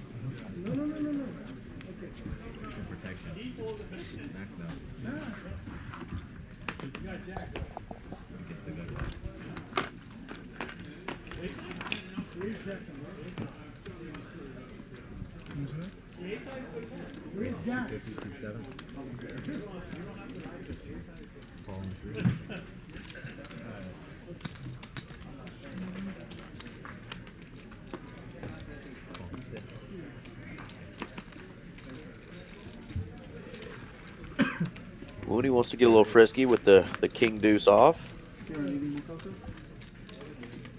Not a hand that flops particularly well, but did here. Flop bottom pair. Through the turn, bottom pair still in the lead. Let me get over with. I got COVID during the main event and deuce went through day 5. It was good. Like I said, doesn't flop particularly well, but had the best of it there all the way to the river with just a little deuce. I actually considered not, like, completely not going. It was that bad. Hand number 100. Means we've had a really successful night. We're, what, 4 hours and 40 minutes in? Got 100 hands in. Nice, guys aren't messing around tonight. I took my family out to Vegas and I was playing last year. And my 1-year-old son on his birthday caught COVID. Yeah. I tell people he gave it to me. Base 150. Pocket nines have been one of the most frequent pairs we've seen tonight. Well, Studio Paul's gonna chunk in a 3-bet with those pocket nines over Kiran's ace queen. Yeah, these two Californians have battled it out a little bit already. He wants to re-raise. You know, he's just going to make the call here. They got an ace king versus king's hand against each other earlier.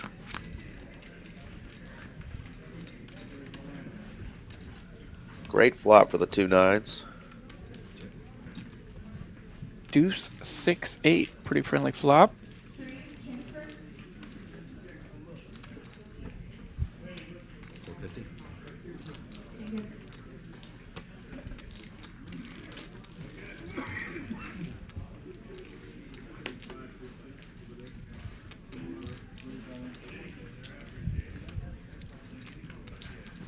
$350 into a bet of around 1,100. So looking at a 1/3ish pot, looking for some value here. Kiran will stick around with his ace queen.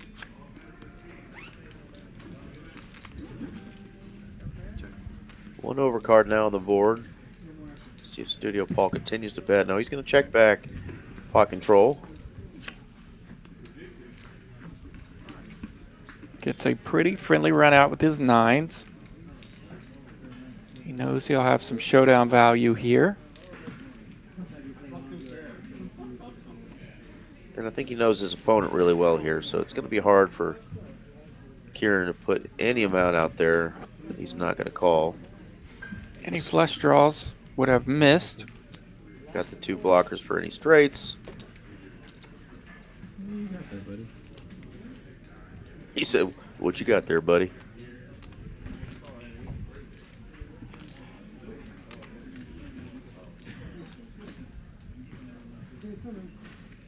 You don't ever love this spot, but I think you're just making the call.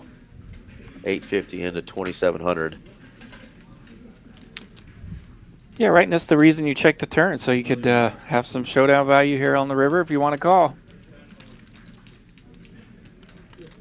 Yeah, good call. Very nice. Niners, one time. Party Paul in the house. Party Paul. Studio Paul had a good following earlier in the chat. I'm not sure if they're still hanging around watching, but he had a lot of people out there rooting for him, so I'm sure they're happy to see another nice win there. Cooked up a nice little pot of 3,500 right there. Yeah, that's right. Looks like we got 72 likes. Trying to reach our goal of 100. We've got about an hour and 15 minutes left. If you haven't already liked this video tonight, do us a favor. Hit the like button over there on the YouTube. Subscribe to the channel. help this thing grow. Maybe you might see yourself on here one day, maybe one of the tournament final tables that we stream, or one of these Tuesday night live streams. Click those likes. TCH Live need you. Got 122 viewers right now. We could use a few likes. Go ahead and click that button.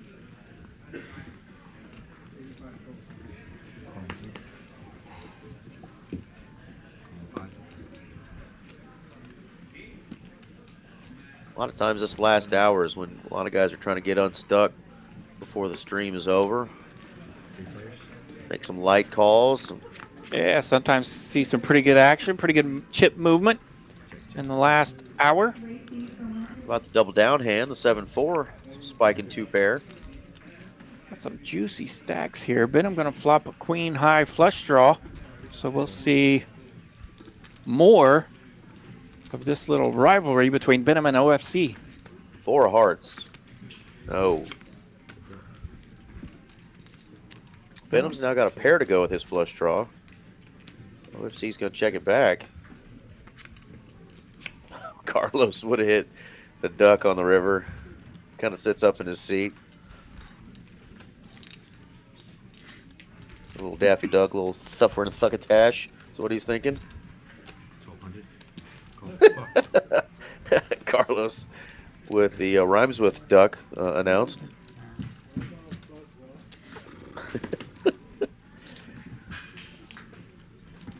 Would have been tough to get there with 2 deuces, but they did play it pretty slow after the turn there. Knows he would have gotten a nice chunk there on that river had he stuck around, but that's part of it. I think Benham made the call there. Yeah, OFC's going to get a nice little 2K profit. Wanted to protect with his pair of 6s against any flush draws that may have missed. Frustrating spot for him there. Hallie Oz in the chat saying, close out the chat and smash the like button. Show some love. Appreciate it there. Appreciate the shout out. Got any new folks watching, let us know where you're watching from. We've had people watch from across the pond in the UK to Australia, all over these states, Canada, Mexico. Global, baby. Brazil. We've had people watch from all over the world. So if you're watching for the first time, feel free to jump in the chat. You know what else is global? Kings. Kings are global. Studio Paul just limping with pocket kings. Wooney going to bump it up with the suited ace-9 from the big blind. Yeah, a little play out of the book of Carlos. Actually, that was AJ that raised it up on the button there. Pardon me. Later position, too, with the limp in. He's going to get rewarded, though. People putting in money for him. A lot of dead money. Yeah, the pot's already cooked up to 1,100, and it's going to be more now.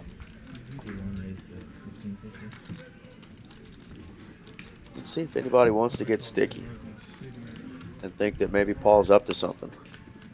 Not a normal play that we've seen from him tonight. What are we up to? About 1,600 to go now.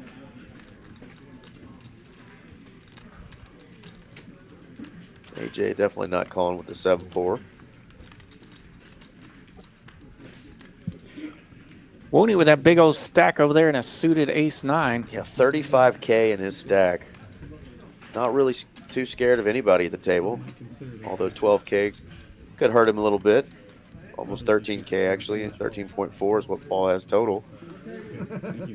And he decides to let it go. Just, can we see a bluff?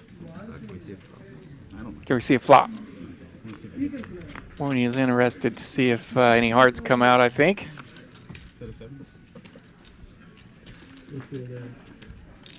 I saw one card there that was not a heart.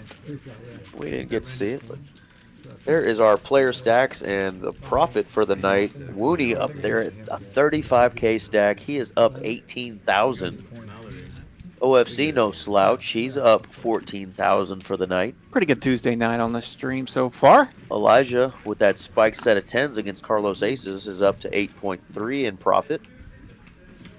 Mr. Studio Paul coming in from California is up 7,000. Of course, we had 3 coin leave us down just a little bit. He's not up there, but everybody else is in the red, and they've just got a little bit of time here, about an hour and 10 minutes to get unstuck. So 7 of our 8 players over $10,000 tonight.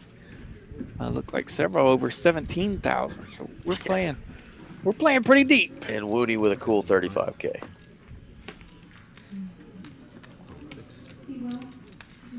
Which 10 years ago could buy you a new pickup truck.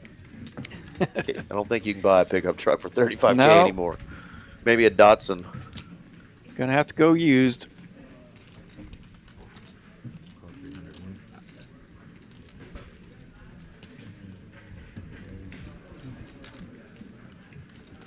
Let me get out of y'all's way. The battle of the 5s and 6s. All right, this one's yours, buddy. Like an outside linebacker versus a left tackle here, 55 versus 66. Both players just loving that flop, but the aggression's going to take it down. Me, you want to hit your set. Yeah, I set my It's not my fault. Set no bet?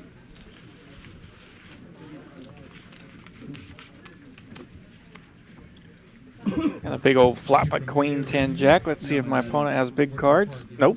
Just take it down. I'm just bored.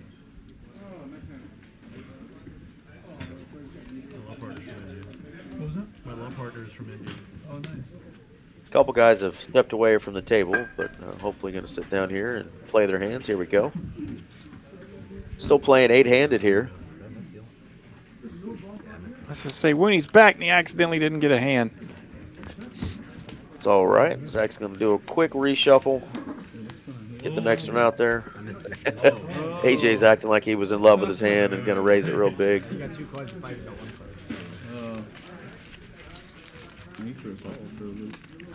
card. Little mix up there. That's good for the game. Oh, I announced misdeal and everybody's already. What you got for me? I was just focused on what I got. Zach's going to fire out the next one.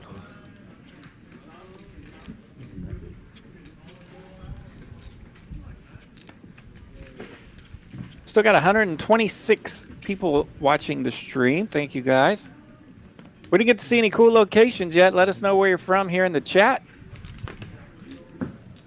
Of course, Eric and I chilling right here in Dallas, Texas.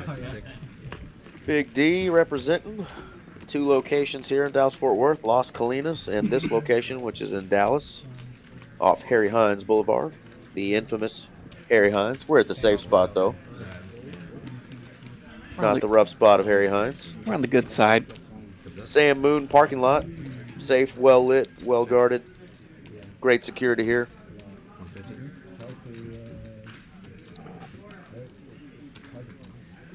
Queen, Jack, Deuce. Could see a little bit of action as both players have flop middle pair.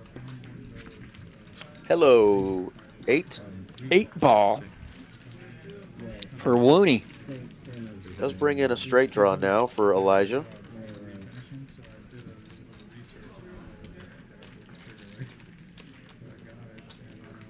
Brandon Terrell is from Bama. Here we go. What's up, Bama? Are you a Warhawk or a RTR fella from Bama?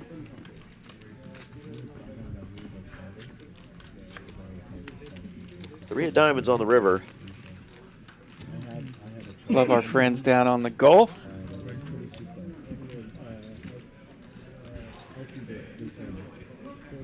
Woody's going to check back just in case his opponent hit a flush there. Take it down with 2 pair. He was out pipped, got his second pair. He's going to take it down. Nice $1,300 pot there. Continuing to build his little mountain of chips there. Very multicultural stack of chips there. He's got a little bit of everything in his stack. Got all the colors working there. He does. It's always good to be able to discuss what chips are what, and you get a good look at all of them right there in Woony's stack.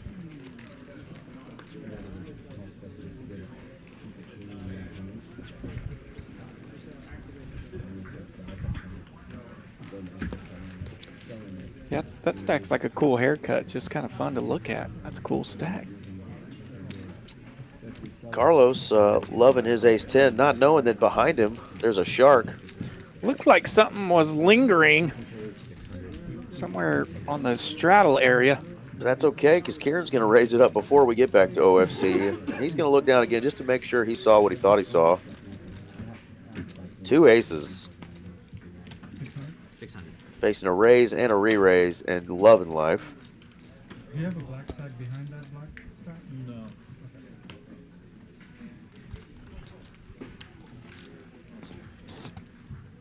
How much are we going to go here? I was going to guess at least 16. Let's see what we got. Ooh, more than that. Kieran's like, well, that's a fun hand to play, but 2,700 to not go. for that much. Everyone picks up the memo and gets the heck out of Dodge, and OFC will take it down pre-flop. If I won $785 every time I had aces, I'd be a rich man. But not the case. Brandon, I'm not sure that Texas is ready for the rematch, but this is one of their better teams they've had, so could be a good game if that's what it ends up. I am a Horned Frog fan myself, so still a little sore after last year's clobbering that we took by Georgia after surprising and shocking some folks beating up on Michigan. But yeah, it ought to be good. I'm sure that's what the donors, the money, all wants to see Texas and Alabama again. Either way, though, there's 4 deserving teams. You know, we could argue all day long about who really deserved to get in there, but who else deserved? Right? Yeah, who else deserved? But I'm definitely ready for some playoff college football. But we got a month to go before we even get to see that. So these young men will be preparing, and we'll get to argue for the next month over who deserved to be there in the first place. Yeah, I guess. right. And now OFC picks up ace-king. Dropped an ace, picked up a king. Steady round of big hands here. Yeah, I think I'll be on some sports podcast tomorrow, so we'll get to go over the whole who deserved to get in shenanigans. For sure. You got governors talking about suing. I mean, yeah, it's pretty wild, but we're eventually going to get some sort of playoff system that we've been needing for the last 100 years. The bowl games have been fun, but I like to see somebody end up on top who can say, I beat everybody.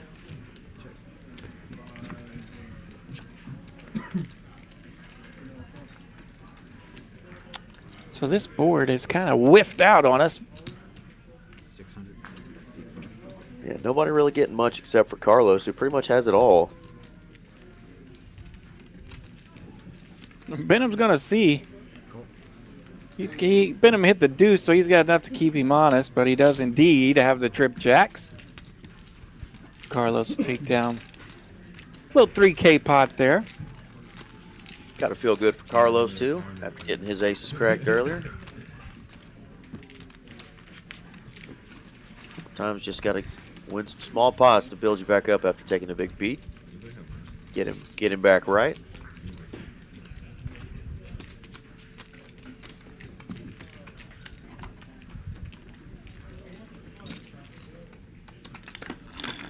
Benham might be pressing here just a bit. He is anxious to turn over a winner after the night he's had so far. So a couple of calls there possibly that Benham generally doesn't make.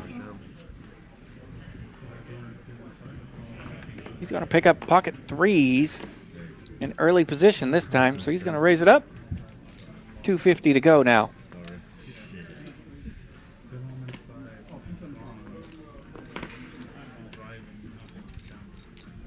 Not a whole lot of action behind him, and Carlos now with pocket tens. So we'll go to the flop. Carlos in the blinds with pocket tens. I think he was in straddle position, taking on the threes of Benham.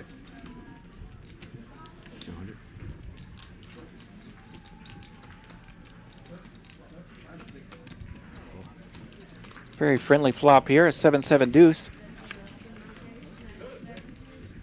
Both players will want to continue with their hands.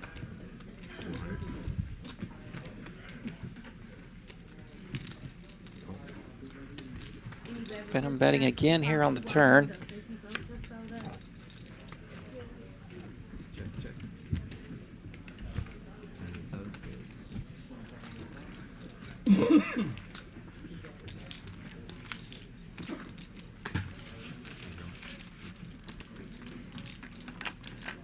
Benham with a very passive form of aggression there, betting on the flop and the turn.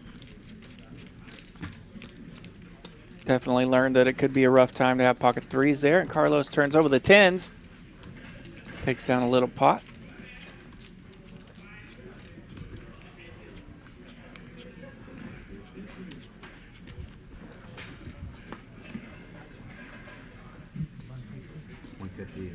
Suited ace now for Benham in early position. Another raise. 150 to go this time.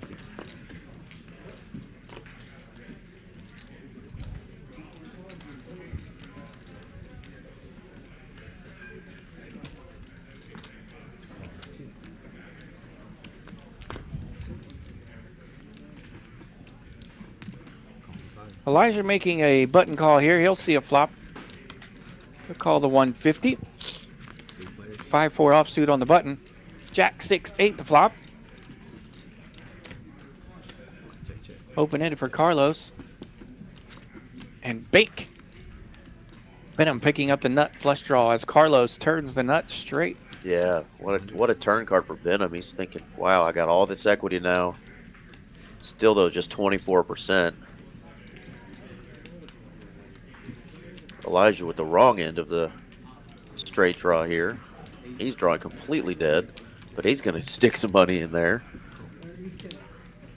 Benham loving how pretty his hand looks right here. And Carlos is in a spot here. How much do you want to put in? Do you want to scare everybody out with the nuts? He will indeed bump it up. 1,600 now. Yeah, what was a rainbow flop. Now just the one draw gets there with spades. He wants to take it down now. And Benham, with all the equity here, 24%, one card to come, he says, I'm going to stick around. I'm drawn to the absolute nuts. Swing and a miss.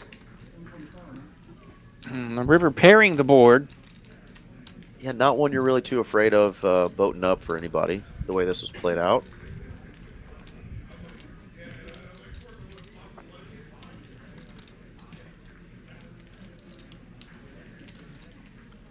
Benham did raise pre-flop. So he's going to bet enough here that Benham's just kind of stuck.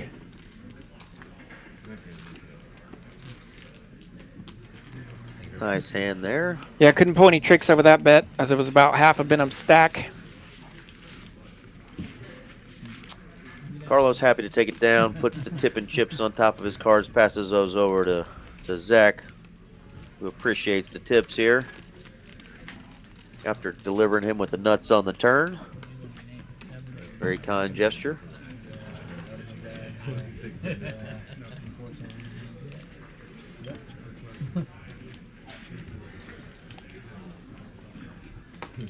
And a beautiful turn for Benham has a disappointing ending. And on to the next one.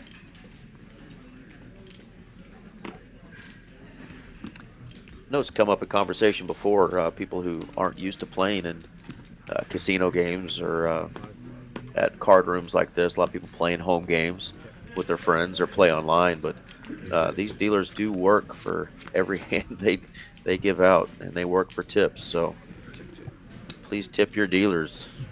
They greatly appreciated it. They keep these rooms going. We have some of the best, if not the best, dealers in all of the country.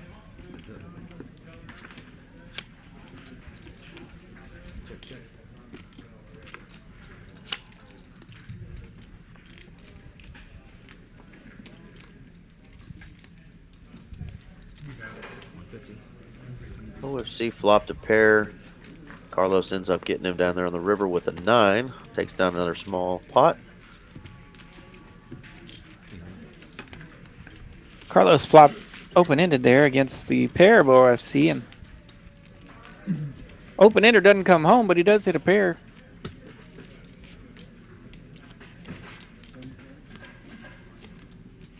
Those VPIP numbers. Kiran, like I said, had that reputation of being very active.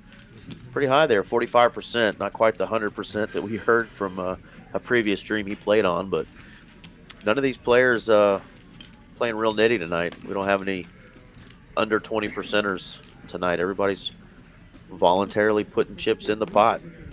That's what VPIP means.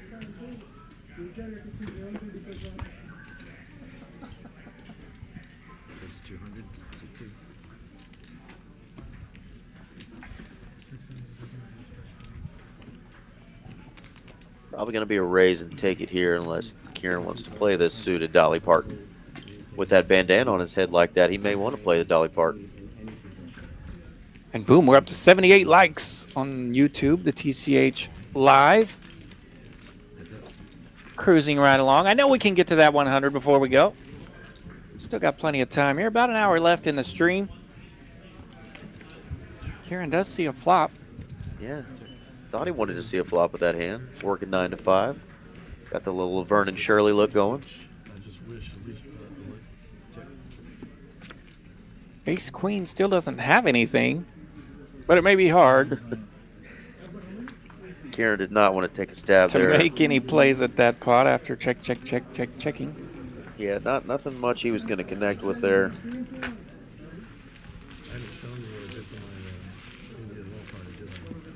I haven't shown you what I did for my Indian well partner, did I? I wanted to show you.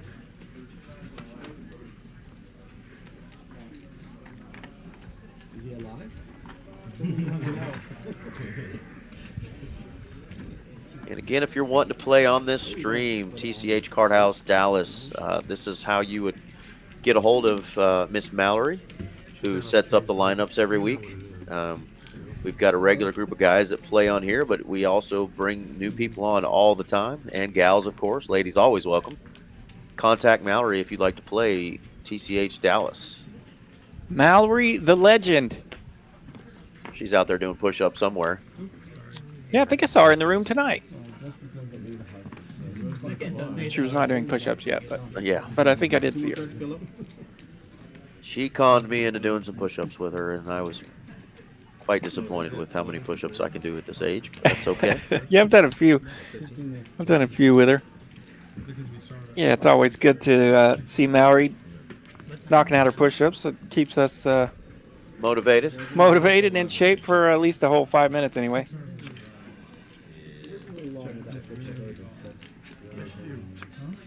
No, Brandon, the VPIP stats do not include the blinds there. Voluntarily. If they do a double straddle, it does count.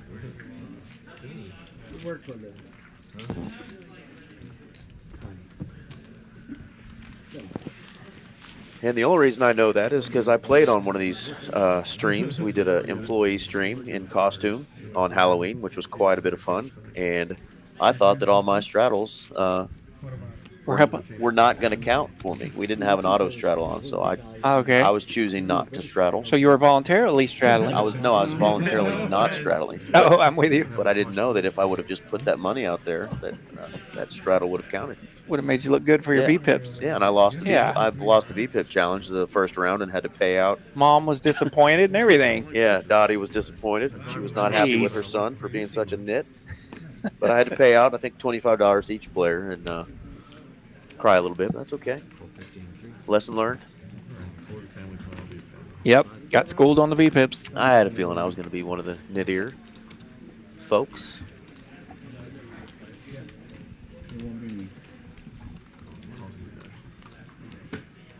Decent hand brewing here. AJ just calling with his ace-queen. Elijah says, we're going to play for a little bit more. I got a pair here. It's hard to hit a pair in this game. OFC says, well, mine kind of look alike, so I'm going to play these for $400. Let's see what AJ does here. Yeah, it might be. Is he going to lay down the hammer? Might be up to something here. I believe he is. The hammer is laid down. Says, how about we play for a couple dozen? 2,400 now. Making that limp raise look very, very strong from the low jack position. OFC shows the 4, I believe. Gets to pick one card, picks the queen.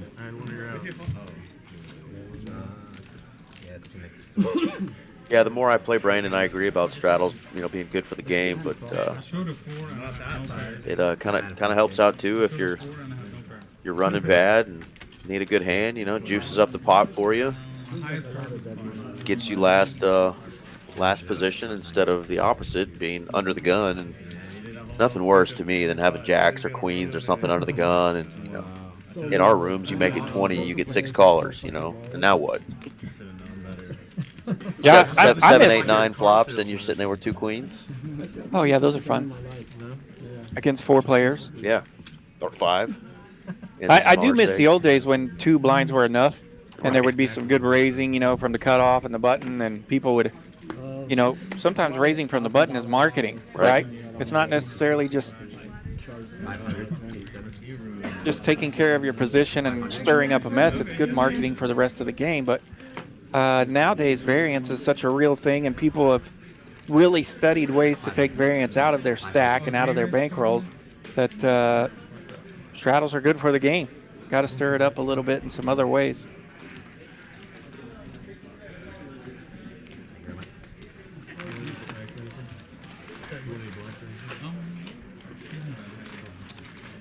Yeah, this club, the straddles are a little bit bigger at this club in Dallas than they are at the other location in Las Colinas. The straddles are a little bit smaller, capped.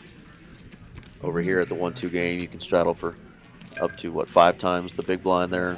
5 times the big blind here in Dallas, and $5 straddles at Las Colinas on the 1-2 games. It was a 7-8. And then 7-8 of diamonds, and he bet. Maybe 5x still on the 2-5, or just maybe. Yeah, it's just 10, 2x. Just 10, 2x. At Las Colinas. Las Colinas is 2x. Yeah, pretty standard straddles over at Las Colinas.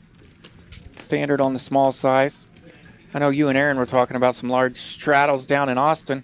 Yeah, that's nuts. They can straddle for stack. I played in a 1-2 game quite a bit in Oklahoma that you could stack up, or you could straddle up to $500, the minimum buy-in of the game, or the max buy-in of the game. That is just nuts.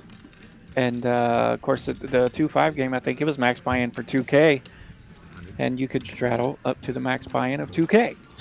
So yeah, they could get after it every now and then up there as well.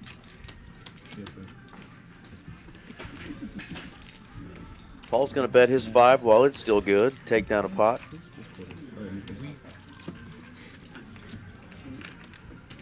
Here we go. Only 3 people are in the red now. Kiran down about 6K. AJ making a little comeback. He's down 7.2K. He was down, I think, 12 or more earlier. Benham's not having his best night here. He was on a heater for a while here on the stream, but he's down 12K. We do still have 45 minutes to go, though, and a couple of double ups, and could be right back in business in this game. So. Yeah, and he's sitting behind some chips over there too, so he'll be punching. He'll be grinding away to see if he can get a piece of some of those chips to his right. And the only way to get unstuck is to keep piling chips in. So he is not going to avoid hands just because he's not had a particularly good night. He's going to keep hammering it. Making it 250 to go this hand with ace-10 off. Yeah, another spot here where AJ could have probably put in a big squeeze, but he's glad he didn't because Wooney is waking up with the goods. I would imagine Wooney will find a squeeze here. With kings, it's easy to call this the value squeeze. Studio Paul going to get rid of the big lick suited.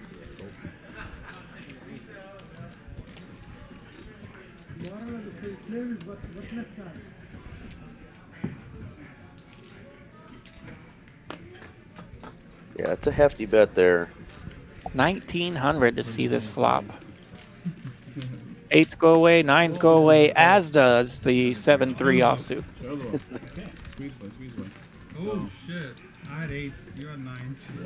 Yeah, sometimes, Wooney didn't look like he was going to show at first, then somebody said good bluff. And, he shows his hand.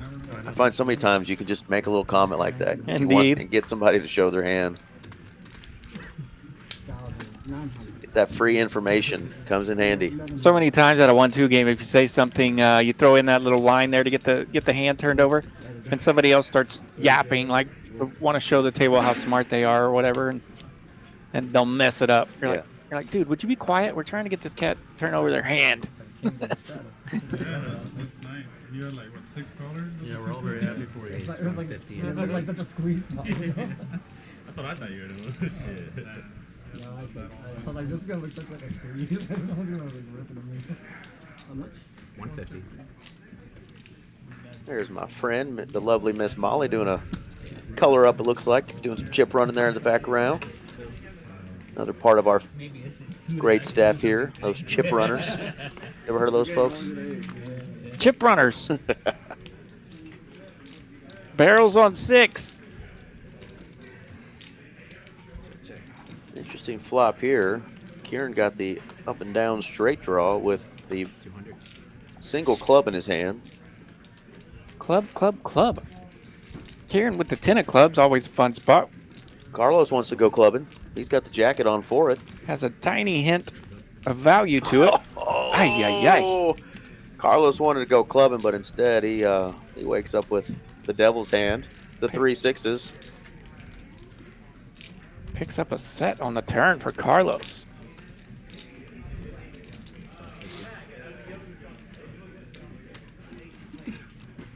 Kiran definitely likes to put some juice in there when he's got a big draw. We saw that a little bit earlier as well. See what the river may bringeth. It bringeth the brick.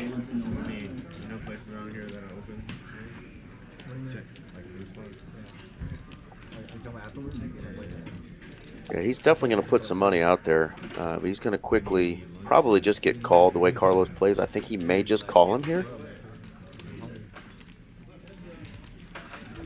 Only going to get called by better if you raise.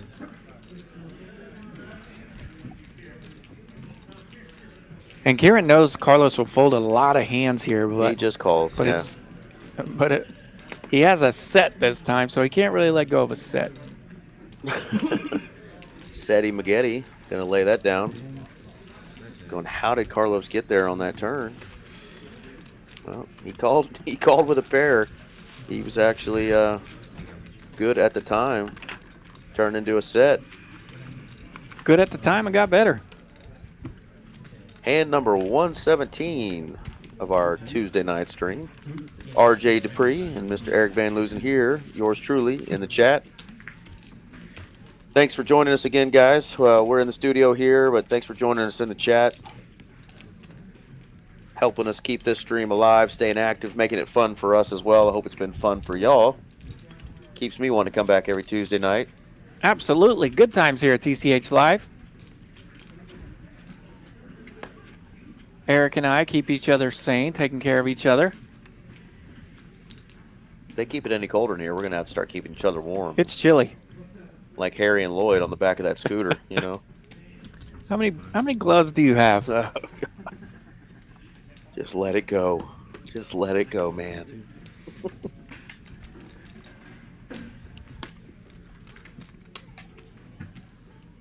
And if you don't know who Harry and Lloyd are, get yourself educated, please. Yeah. I could use 2 pairs of gloves right now. I could too. Ace Queen gonna flop top pair. Spade, spade, spade. Benham flops a pair and the 8 of spades. Oh, I was gonna say, if we see a set on the turn here. Aye. Got it. Set on the turn. Studio Paul gonna lead out 375. Because Elijah sure as hell ain't looking for a spade there on the turn. And he wakes up with a set of 3s. Just the sneakiest little card. How nasty is that we're going back-to-back turn sets in this same spot? Could we see a red 7 on the river? No, Benham's going to fold, so that's going to be irrelevant. Red 8. Ace, I mean, red ace. Bumps it up to 1,200. See if Paul wants to continue here. Always interesting when the person in position has no interest in the hand and then all of a sudden smashes the turn. Right? Like, why are you so interested all of a sudden with a 3 of hearts? Well, exactly why he should be. Oh, hello, Quadzillas. He now improves to top, 2 pair. Queens and 3s with an ace kicker. What beats me here? Naughty run out here, the full chimichanga, runner 3-3. Did your opponent really flop, a flush?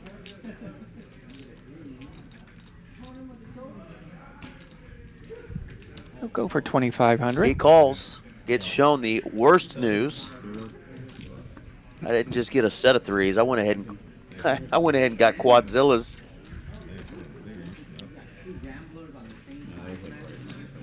Looked like nothing or the goods, and it just happened to be the goods. The Book of Eli, turning in some quads. Yeah, I thought you looked the Elijah. couple of chips and just put 2,500 is what I said. Mark Wee said it was past his bedtime, but he said, I'm going to stick around and get quads and get paid. Yeah. 4.1K in profit on that hand. Stuck around with 2 3s. Christmas came early. He was supposed to be in bed at 9:30. Making the most of it here. Yeah, we do have a little space heater. I think somebody stole it from us. It appears. Oh, baby. Cooper coming through. We let him stay warm long enough. It's time to get chestnuts roasting on this open fire. Is this safe? I think it's safe. Okay. Oh, you liked it? I don't have any hair product in. I don't think you do either. Yeah. We're not going to catch on No, fire. we've got very little hair to have product in. We got a space heater, Brandon. Thank you for the reminder. It's been there next door all day long. How did all the stacks get so small? They were like 5x. Well, I think a couple of them have the big stacks now. Well, Wooney's got a lot of it. The 6-seat stack there is a bunch. The 3 and the 6. Well, I guess the 2 as well now. A few of them don't have a lot of physical chips, but they actually have quite a few of the larger size chips.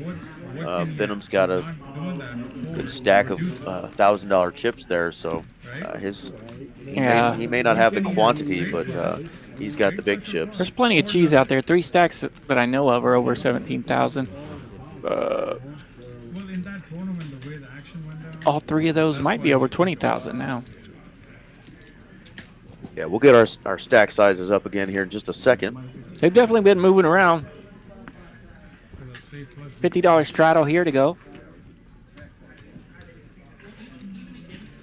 225. 2 1/4 from the low jack.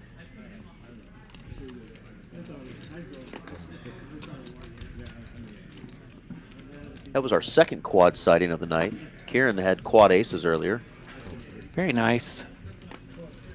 Love it when quads make an appearance here on the stream. I guess that's the cutoff here that made it 225. We'll see a flop 4 ways.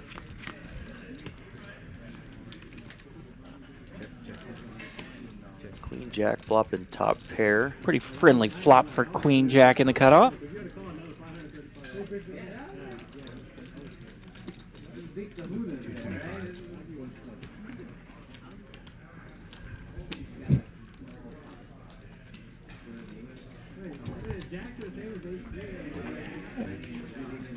Yeah, get you some. Oh, I say that. Yeah, we're good there. We're playing with our space heater, trying to find a friendly spot for it that won't burn up our notebooks.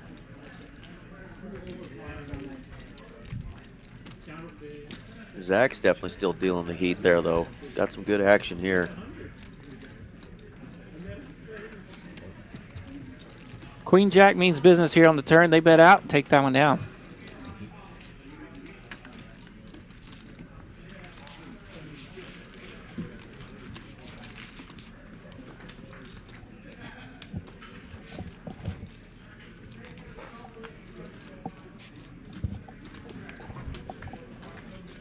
I do actually have some hair product. Oh, you do? Yeah. I mean, I buy a little tube and it lasts like 2 years now, but that's all good. You know, if you and I combined our hair, we'd have a nice head of hair. We really would. Yeah. Then we could actually use some product. Zach there, a little bit younger than us. Camera from above. Camera from above, looking down on that nice head of hair. Look at that. It's beautiful. What a jerk.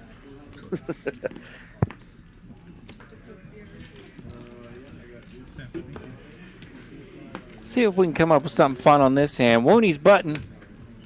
He'll bump it up with a suited king. Yeah, Benham's got well over the 4.5K. It's saying that is in his stack. I'm looking at a good $8 to $10,000 chips in his stack right there. He has bumped it up over there. Here is the player stacks as it's shown. Of course, like I said, Benham has more than that 4.5. It's showing. We've got a 35K stack, 21, almost 22, a 26K, a 25K, 13, 13, 9, and then, you know, Benham in that 10K range. So well over $100,000 on this table. Really just between 3 players I'm looking at. 24, 25, 21, 35. Yeah. So, yeah, they're definitely not small stacks out there right now. Playing 5, 10, 25 with a $50 straddle.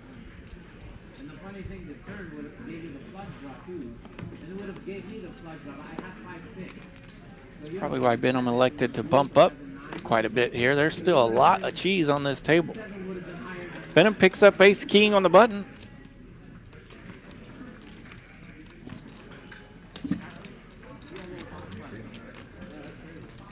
Good, lucky.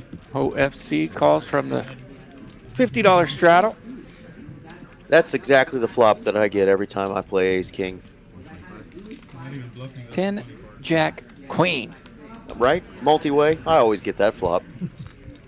Benham flops the nuts here. We'll see if he can get some chips out of OFC as OFC flop top pair. OFC thinking maybe I could hit a straight and be good here. Got the tail end of a gutter ball.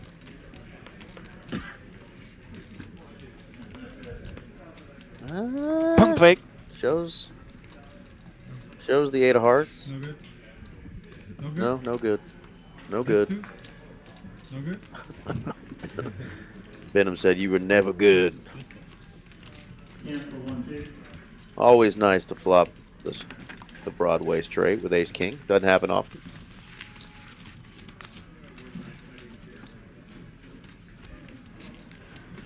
Yeah, got to make Benham feel good there. Make a little profit out of that flop straight.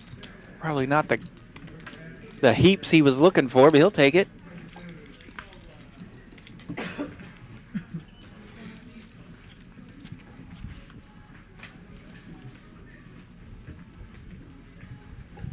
Pocket 10s with another appearance tonight. We've seen a lot of 9s and 10s.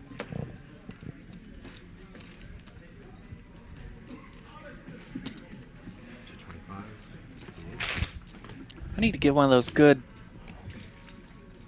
TCH coffees. They come out about 1,000 degrees. They'll warm you up. If you're not careful, they'll burn your face off.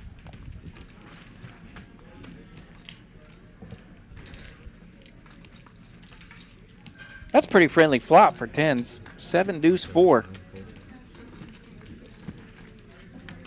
Carlos will lead out with his 10s, take it down, and that's the end of this hand. We're coming up on hand 123. Bear with us through this hand. There's some kind of weird graphics that I think are going to take place. We got a note from our staff, but we're going to try to walk you through this hand. Sounds like it's going to be a fun one. I'm with you guys. I don't know what's going to happen, so we're just going to watch it.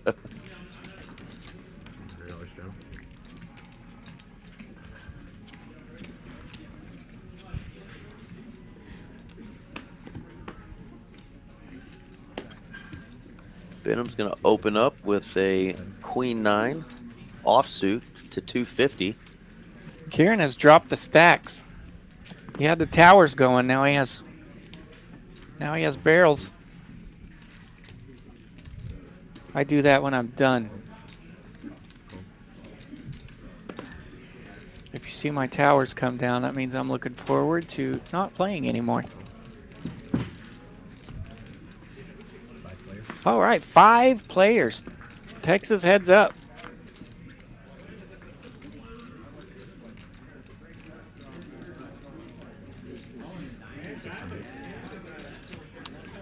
Ace 5-8. It looks like AJ may have a club draw here.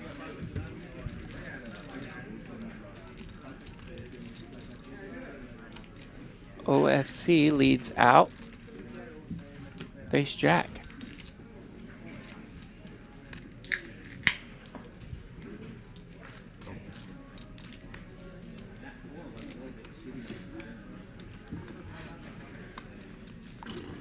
Carlos thinking those were some pretty weird looking hearts you put out there, dealer. I'm going to fold my king, queen of hearts.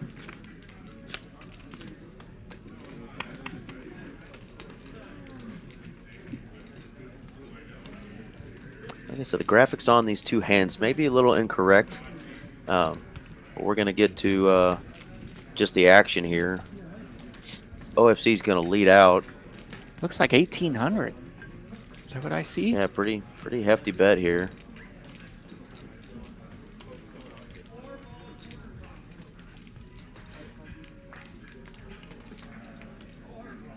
We have an ace 5-8 flop, 6 on the turn. And our seat 3, Mr. OFC, is leading out with what we believe is Ace Jack. At one time, I believed that. I don't know if I believe it now. Yeah, I don't think that's what he's playing here, but we're going to find out.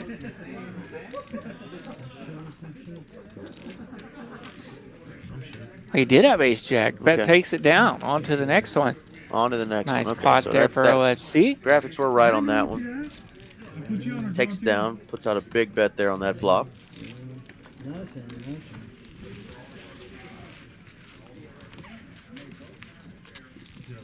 Do they have a poker translation book? A poker translation book? I'm ready for the mystery Nice hand. Nice hand, that really means fuck you. Yeah. Pretty much. The suspense.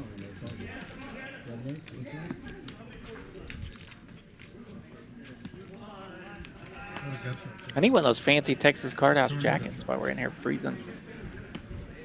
Got them back for sale. I got some really nice hats out there. I like the all black mesh hat, the white TCH Indeed chip logo. Very sharp Gonna looking. have to gift myself one of those for Christmas.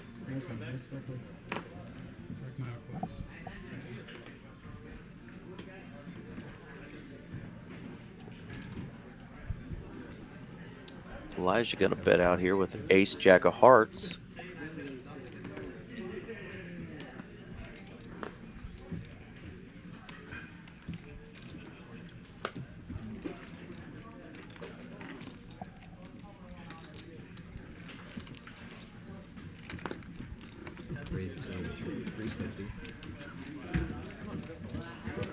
Those cost anything? Those cost anything?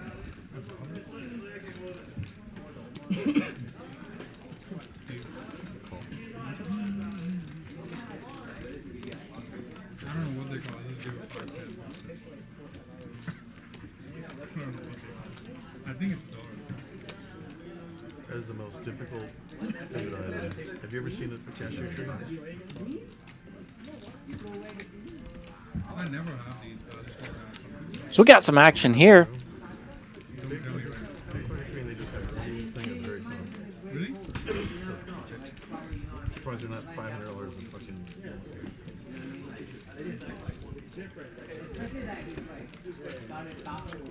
3 4s on the board. 4, 4, 4. Wooney's got a full house. 4's full of 9s. Elijah has 4's full of jacks.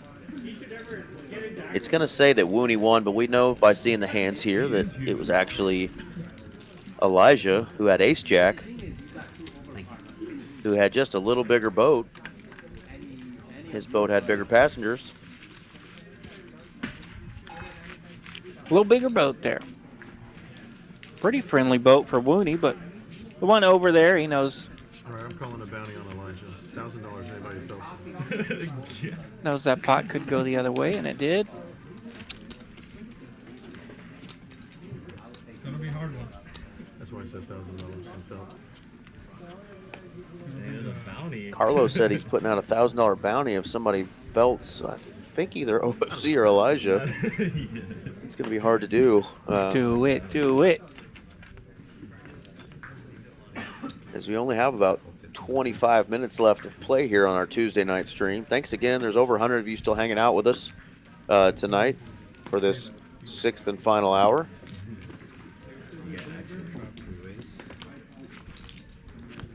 It's been a fun one with a new group of players and some familiar faces. OFC, pretty good flop for him. Yeah, Elijah's saying what a crazy flop that would have been on the last hand, ace-jack versus pocket nines. Really good flop for OFC.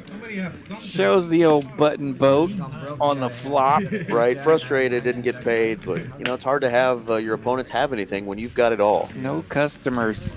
No customers. I'm like, go for that bounty, guys. Come on. Big bucks, no whammies. Back-to-back boats. Let's see what this hand brings in. Zach's still spitting fire out there. You get a boat, you get a boat, you get a boat. Zach's the Oprah Winfrey of boat dealers.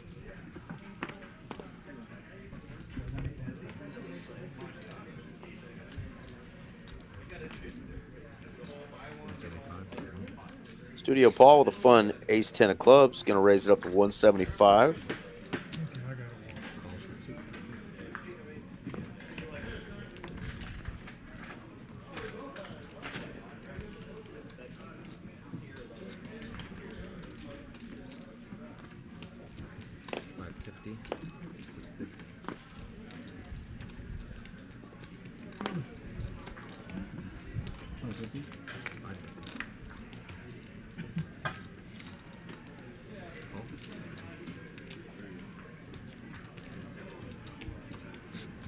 We'll 3-bet from the big blind. Wooney's 8-6 of diamonds. Bumps it up to 550 to go. We're going to see a flop 3 ways at 550. Ace-10 of clubs, 6s. Oh, big flop for ace-10 of clubs. Top pair and nut flush draw. Wooney, after the 3-bet, just hates this flop. He will check. Elijah drawing super thin to just the last 6 in the deck. Studio Paul goes for 500 on this flop. Which we know would give the opponent a flush here because it's the 6 of clubs.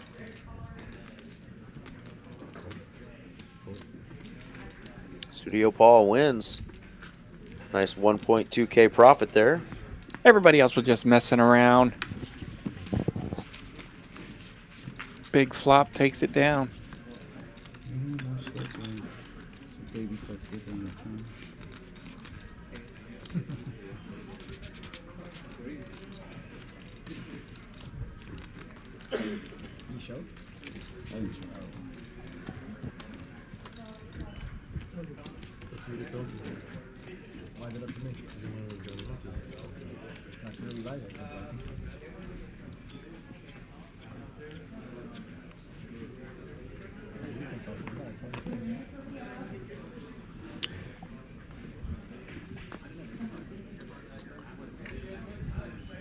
Off to hand 126 or so.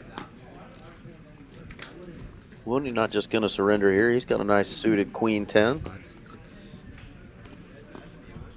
Folds around to the blinds. Not a lot of interest in this hand until we get to Wooney and Kiran.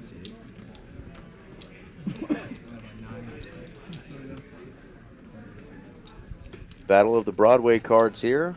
See who smashes this flop. Kiran 3-bet here. We're seeing some 3-bets here from the blinds and straddle position, so we still could see some fireworks here. And neither player connects. This will be interesting to see how this is played. Check, bet, fold, my guess. And it goes check, bet, fold. Bravo.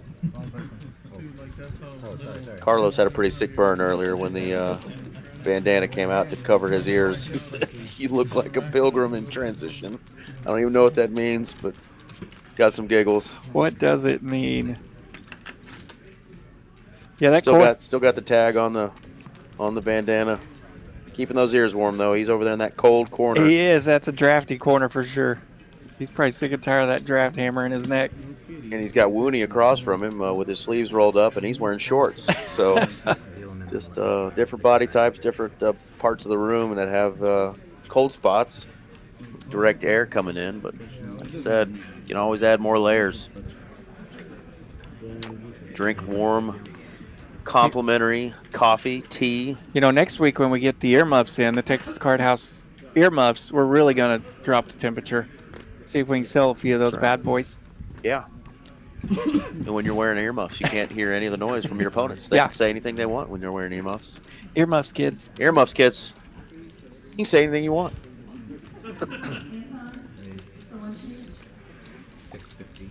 Another 3-bet in the blinds. Battle of the blinds right here. Benham raises, gets 3-bet, has to fold. Kiran takes it down. Speaking of warm drinks, supposedly we have a new brand of hot chocolate that we're pushing out there. Of course, it's complimentary, but I may have to go get me a nice cup of hot chocolate, taste this new brand. Indeed. I hope it's the kind with the little marshmallow pieces in it. Our Sanctuary. Night, night, buddy. Thanks for joining us tonight. Yeah, always our Sanctuary.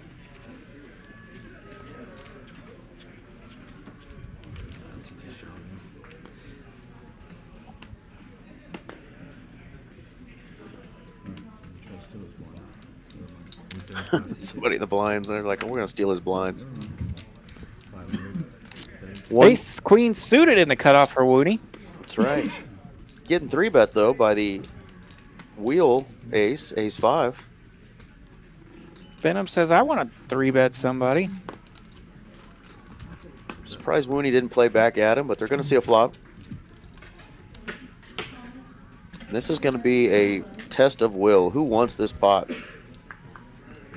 Small C-bet here from Benham for control. Wooney not just going to lay down easy. Now we'll see if we mean business on the turn or not. Check, check. Benham needs help. Close to it, but that is not help. More check, check. Ace, queen, good. His ace high is better than your ace high, sir.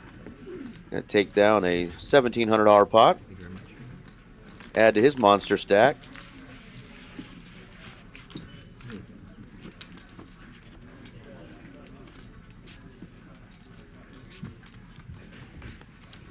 Did you win that stream when you played, Phil?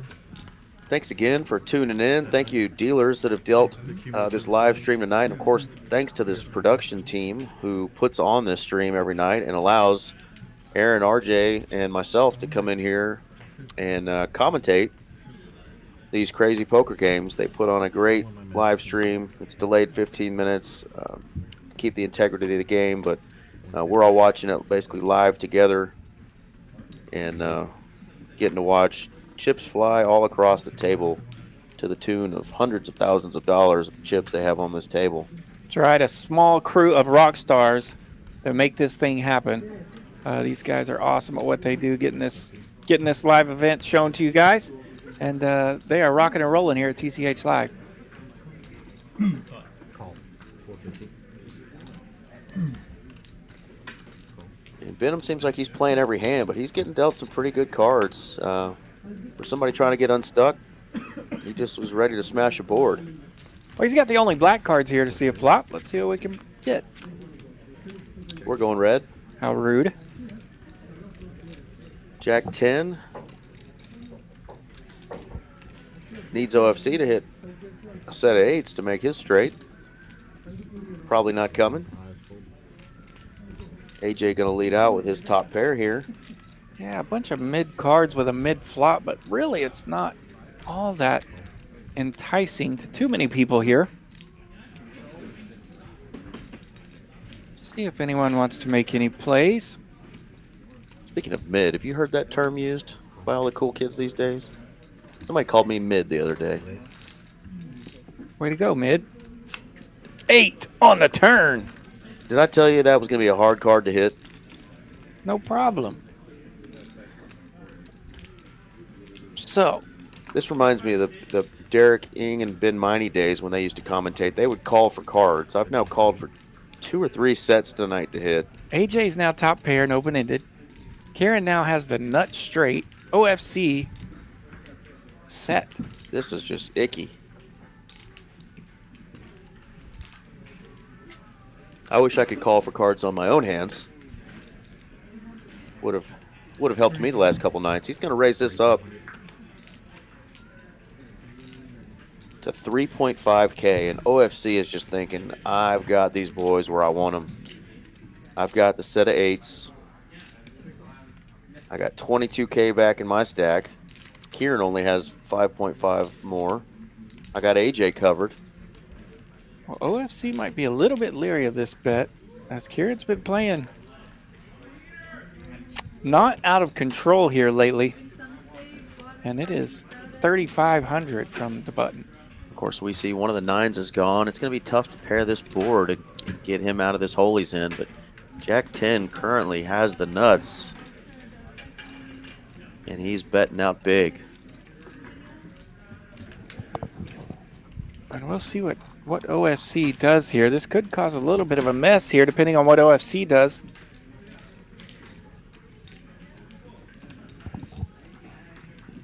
And we can see that AJ's just got 6% chance just to chop this pot.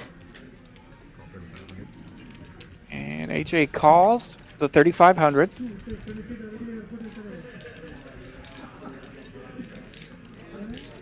Putting AJ in an interesting spot, as he already put 1,300 out there.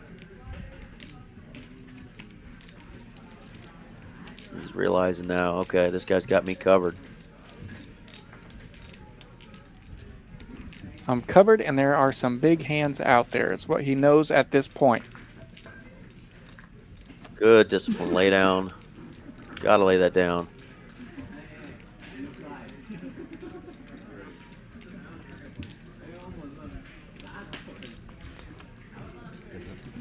To the river, set versus straight. Wow. Brick. I don't know how Kiran doesn't double up here. I just think the money's going to get in. OFC might check it to him, or he might just jam. 11,000 in this pot. He realizes that that's only 5.5K that Kiran's got behind. Half pot left. The set of 8s are first. He checks.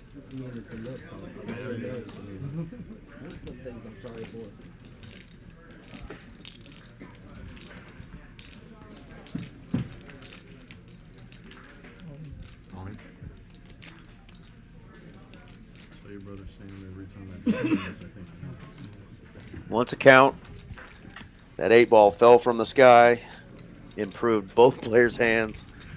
Unfortunately, OFC did not boat up on the river, and he's now facing an all-in from Kiran. Right, and 90 times out of 100 you want to make this call. 9 times out of 10 you want to make this call, no problem, but he knows there's a worried look on his face. 55, 35. This would be an absolutely sick laydown if he's somehow able to get away from this. Perfect card on the turn. I mean, Spidey sensors are there. Did you hit the perfect card on the turn? He said. The only card to get him paid is the 8 on that turn.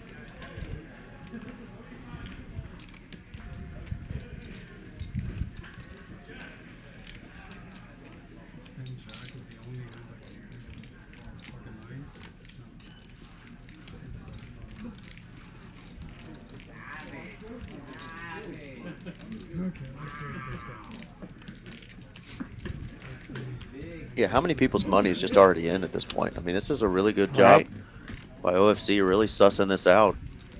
He's got plenty of chips to make this call, but he just doesn't feel good about it. Yeah, I think his alarm mildly went off on the turn, and of course now the alarm is full-fledged off, and he is in the tank trying to figure out if he wants to make this $5,500 call into what was a pot of about 11,000. You know, you make this fold and you're wrong. People at the table would call you an idiot. What a nit. Can't believe you folded a set there. But if you make this fold one time and you're right, you just feel like a genius.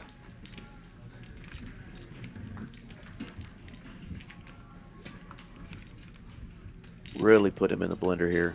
Hashing it out.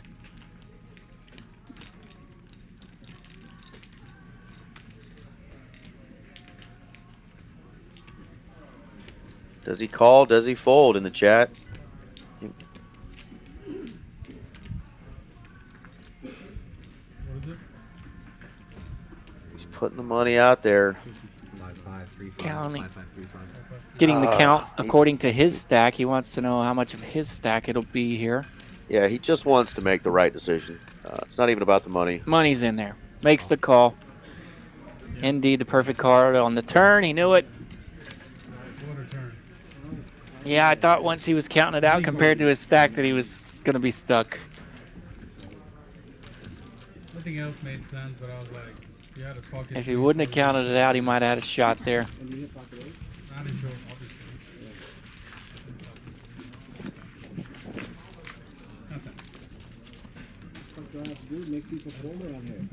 So a big juicy hit there for Kiran.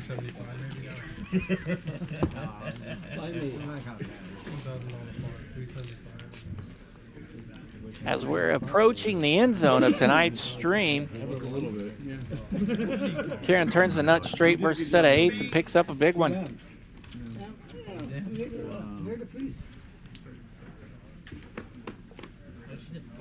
Full double up, probably about a stack of 20,000 now for Kiran. Yep, 22.2 it says.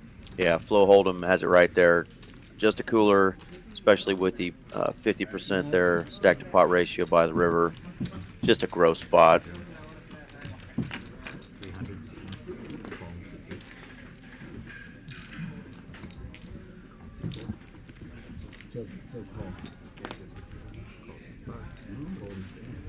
There's no other hand that made sense. Probably I think for me to eliminate it. 4 players. I'll be honest with you. If you folded pocket eights face up, I would have like racked up and booked the flight. I didn't get to hear all that, but He said if you would have folded pocket eights face up, I would have cashed out, booked a flight right now, and gone home. Yeah, you cannot put me on a set the way I played the hand. So that's why I thought you had inclined me to two pair. Yeah, like 2 pair or a heavy draw or something, you know, like a jack queen clubs maybe or something like that. I thought you had 2 pairs. I thought you had like 8-9. I thought you had 5-6. 25. 5-6 and Oh, what a snap. Second nut. Yeah, there was another straight available out there. He's, could have had, but.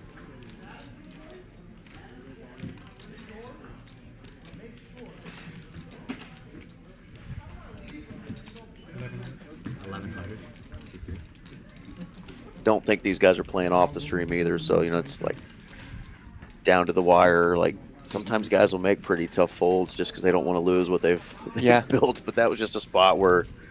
Well, that's OFC's going to try to get it back now. He's check raising with queen high flush draw against AJ's eights. Deuce of hearts on the turn, no help to anyone. Pretty friendly card for the eights. Yeah, fortunately for OFC, the 8 of spades cannot come and really hurt him. Ay, ay, ay. 5 of spades on the turn on the river. OFC.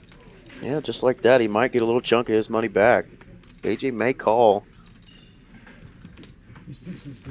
And now AJ cussing the situation as the spade hits the river. OFC comes flying out. He folds it. Rightfully so. OFC picks up. Right. Yeah, eights was a dying hand towards the end of the night here. Not the hand you want to have as we finish off this stream. Just not a good spot. A good fold though. Still an overpair, but the spades came out there. Pretty chunky bet he put out there when he hit. Down to our last 2 hands. Thank you again. Over 100 of you still hanging in there with us. Texas Card House live here in Dallas, Texas. RJ Dupree and Eric Van Loozen doing the commentary. Aaron McAvoy was on for the first 4 hours. He's down in Austin. About to head to Las Vegas to go play in the Win. Big series tournament events. Wish him luck. And our next to last hand-ish, somewhere in there. Saw some scroungy cards being thrown in the muck, but now we have threes versus ace queen, and ace queen has 3-bet from the big blind. 3-bet takes it down. OFC, clearly not a big 49er fan, going to let it down. The old 9-4 suited.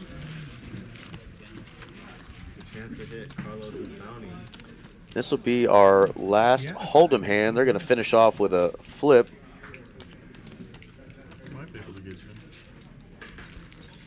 Yeah, OFC shows a lot of hands, and he's good at getting other people to show their hands as well. Face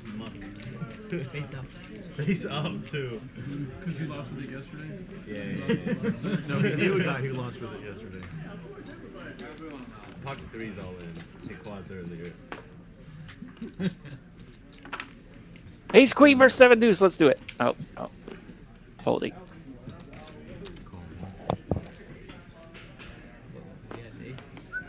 Oh, on his best behavior. Right. Last hand. Paul's not even going to raise his ace queen. The parking lot hand. AJ's got the gamble in him, though. He's going to come along. Paul might squeeze back here. OFC knows what's up. He'll raise it up with his ace on the button. Ace 7 offsuit. This would be a really good opportunity for Paul to take down this dead money, but he played on the safe side. Doesn't want to see any last hand fireworks here. That is a man who's probably been busted out of a tournament before with that hand. No reason to get crazy. Ace 3 8. A lovely flop if I were to have ace queen there.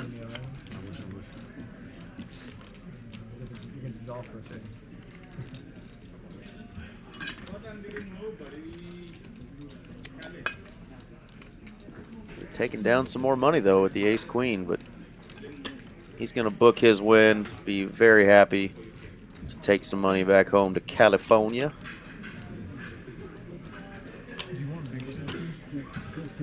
AJ's like, yeah, the dealer just missed me by 1. Wish he had pocket 3s there, not the pocket 4s. Paul took a peek at it there and gave it a quick little nod, but looks like these guys are going to do one more PLO flip to finish off the night. I'm going to put up our tournament that we have coming up again if you missed it earlier. Racks and flips. This will also be on our website at texascardhouse.com. Bang! This is the New Year's Bang tournament starting December 28th through January 1st. It's a 2-day event.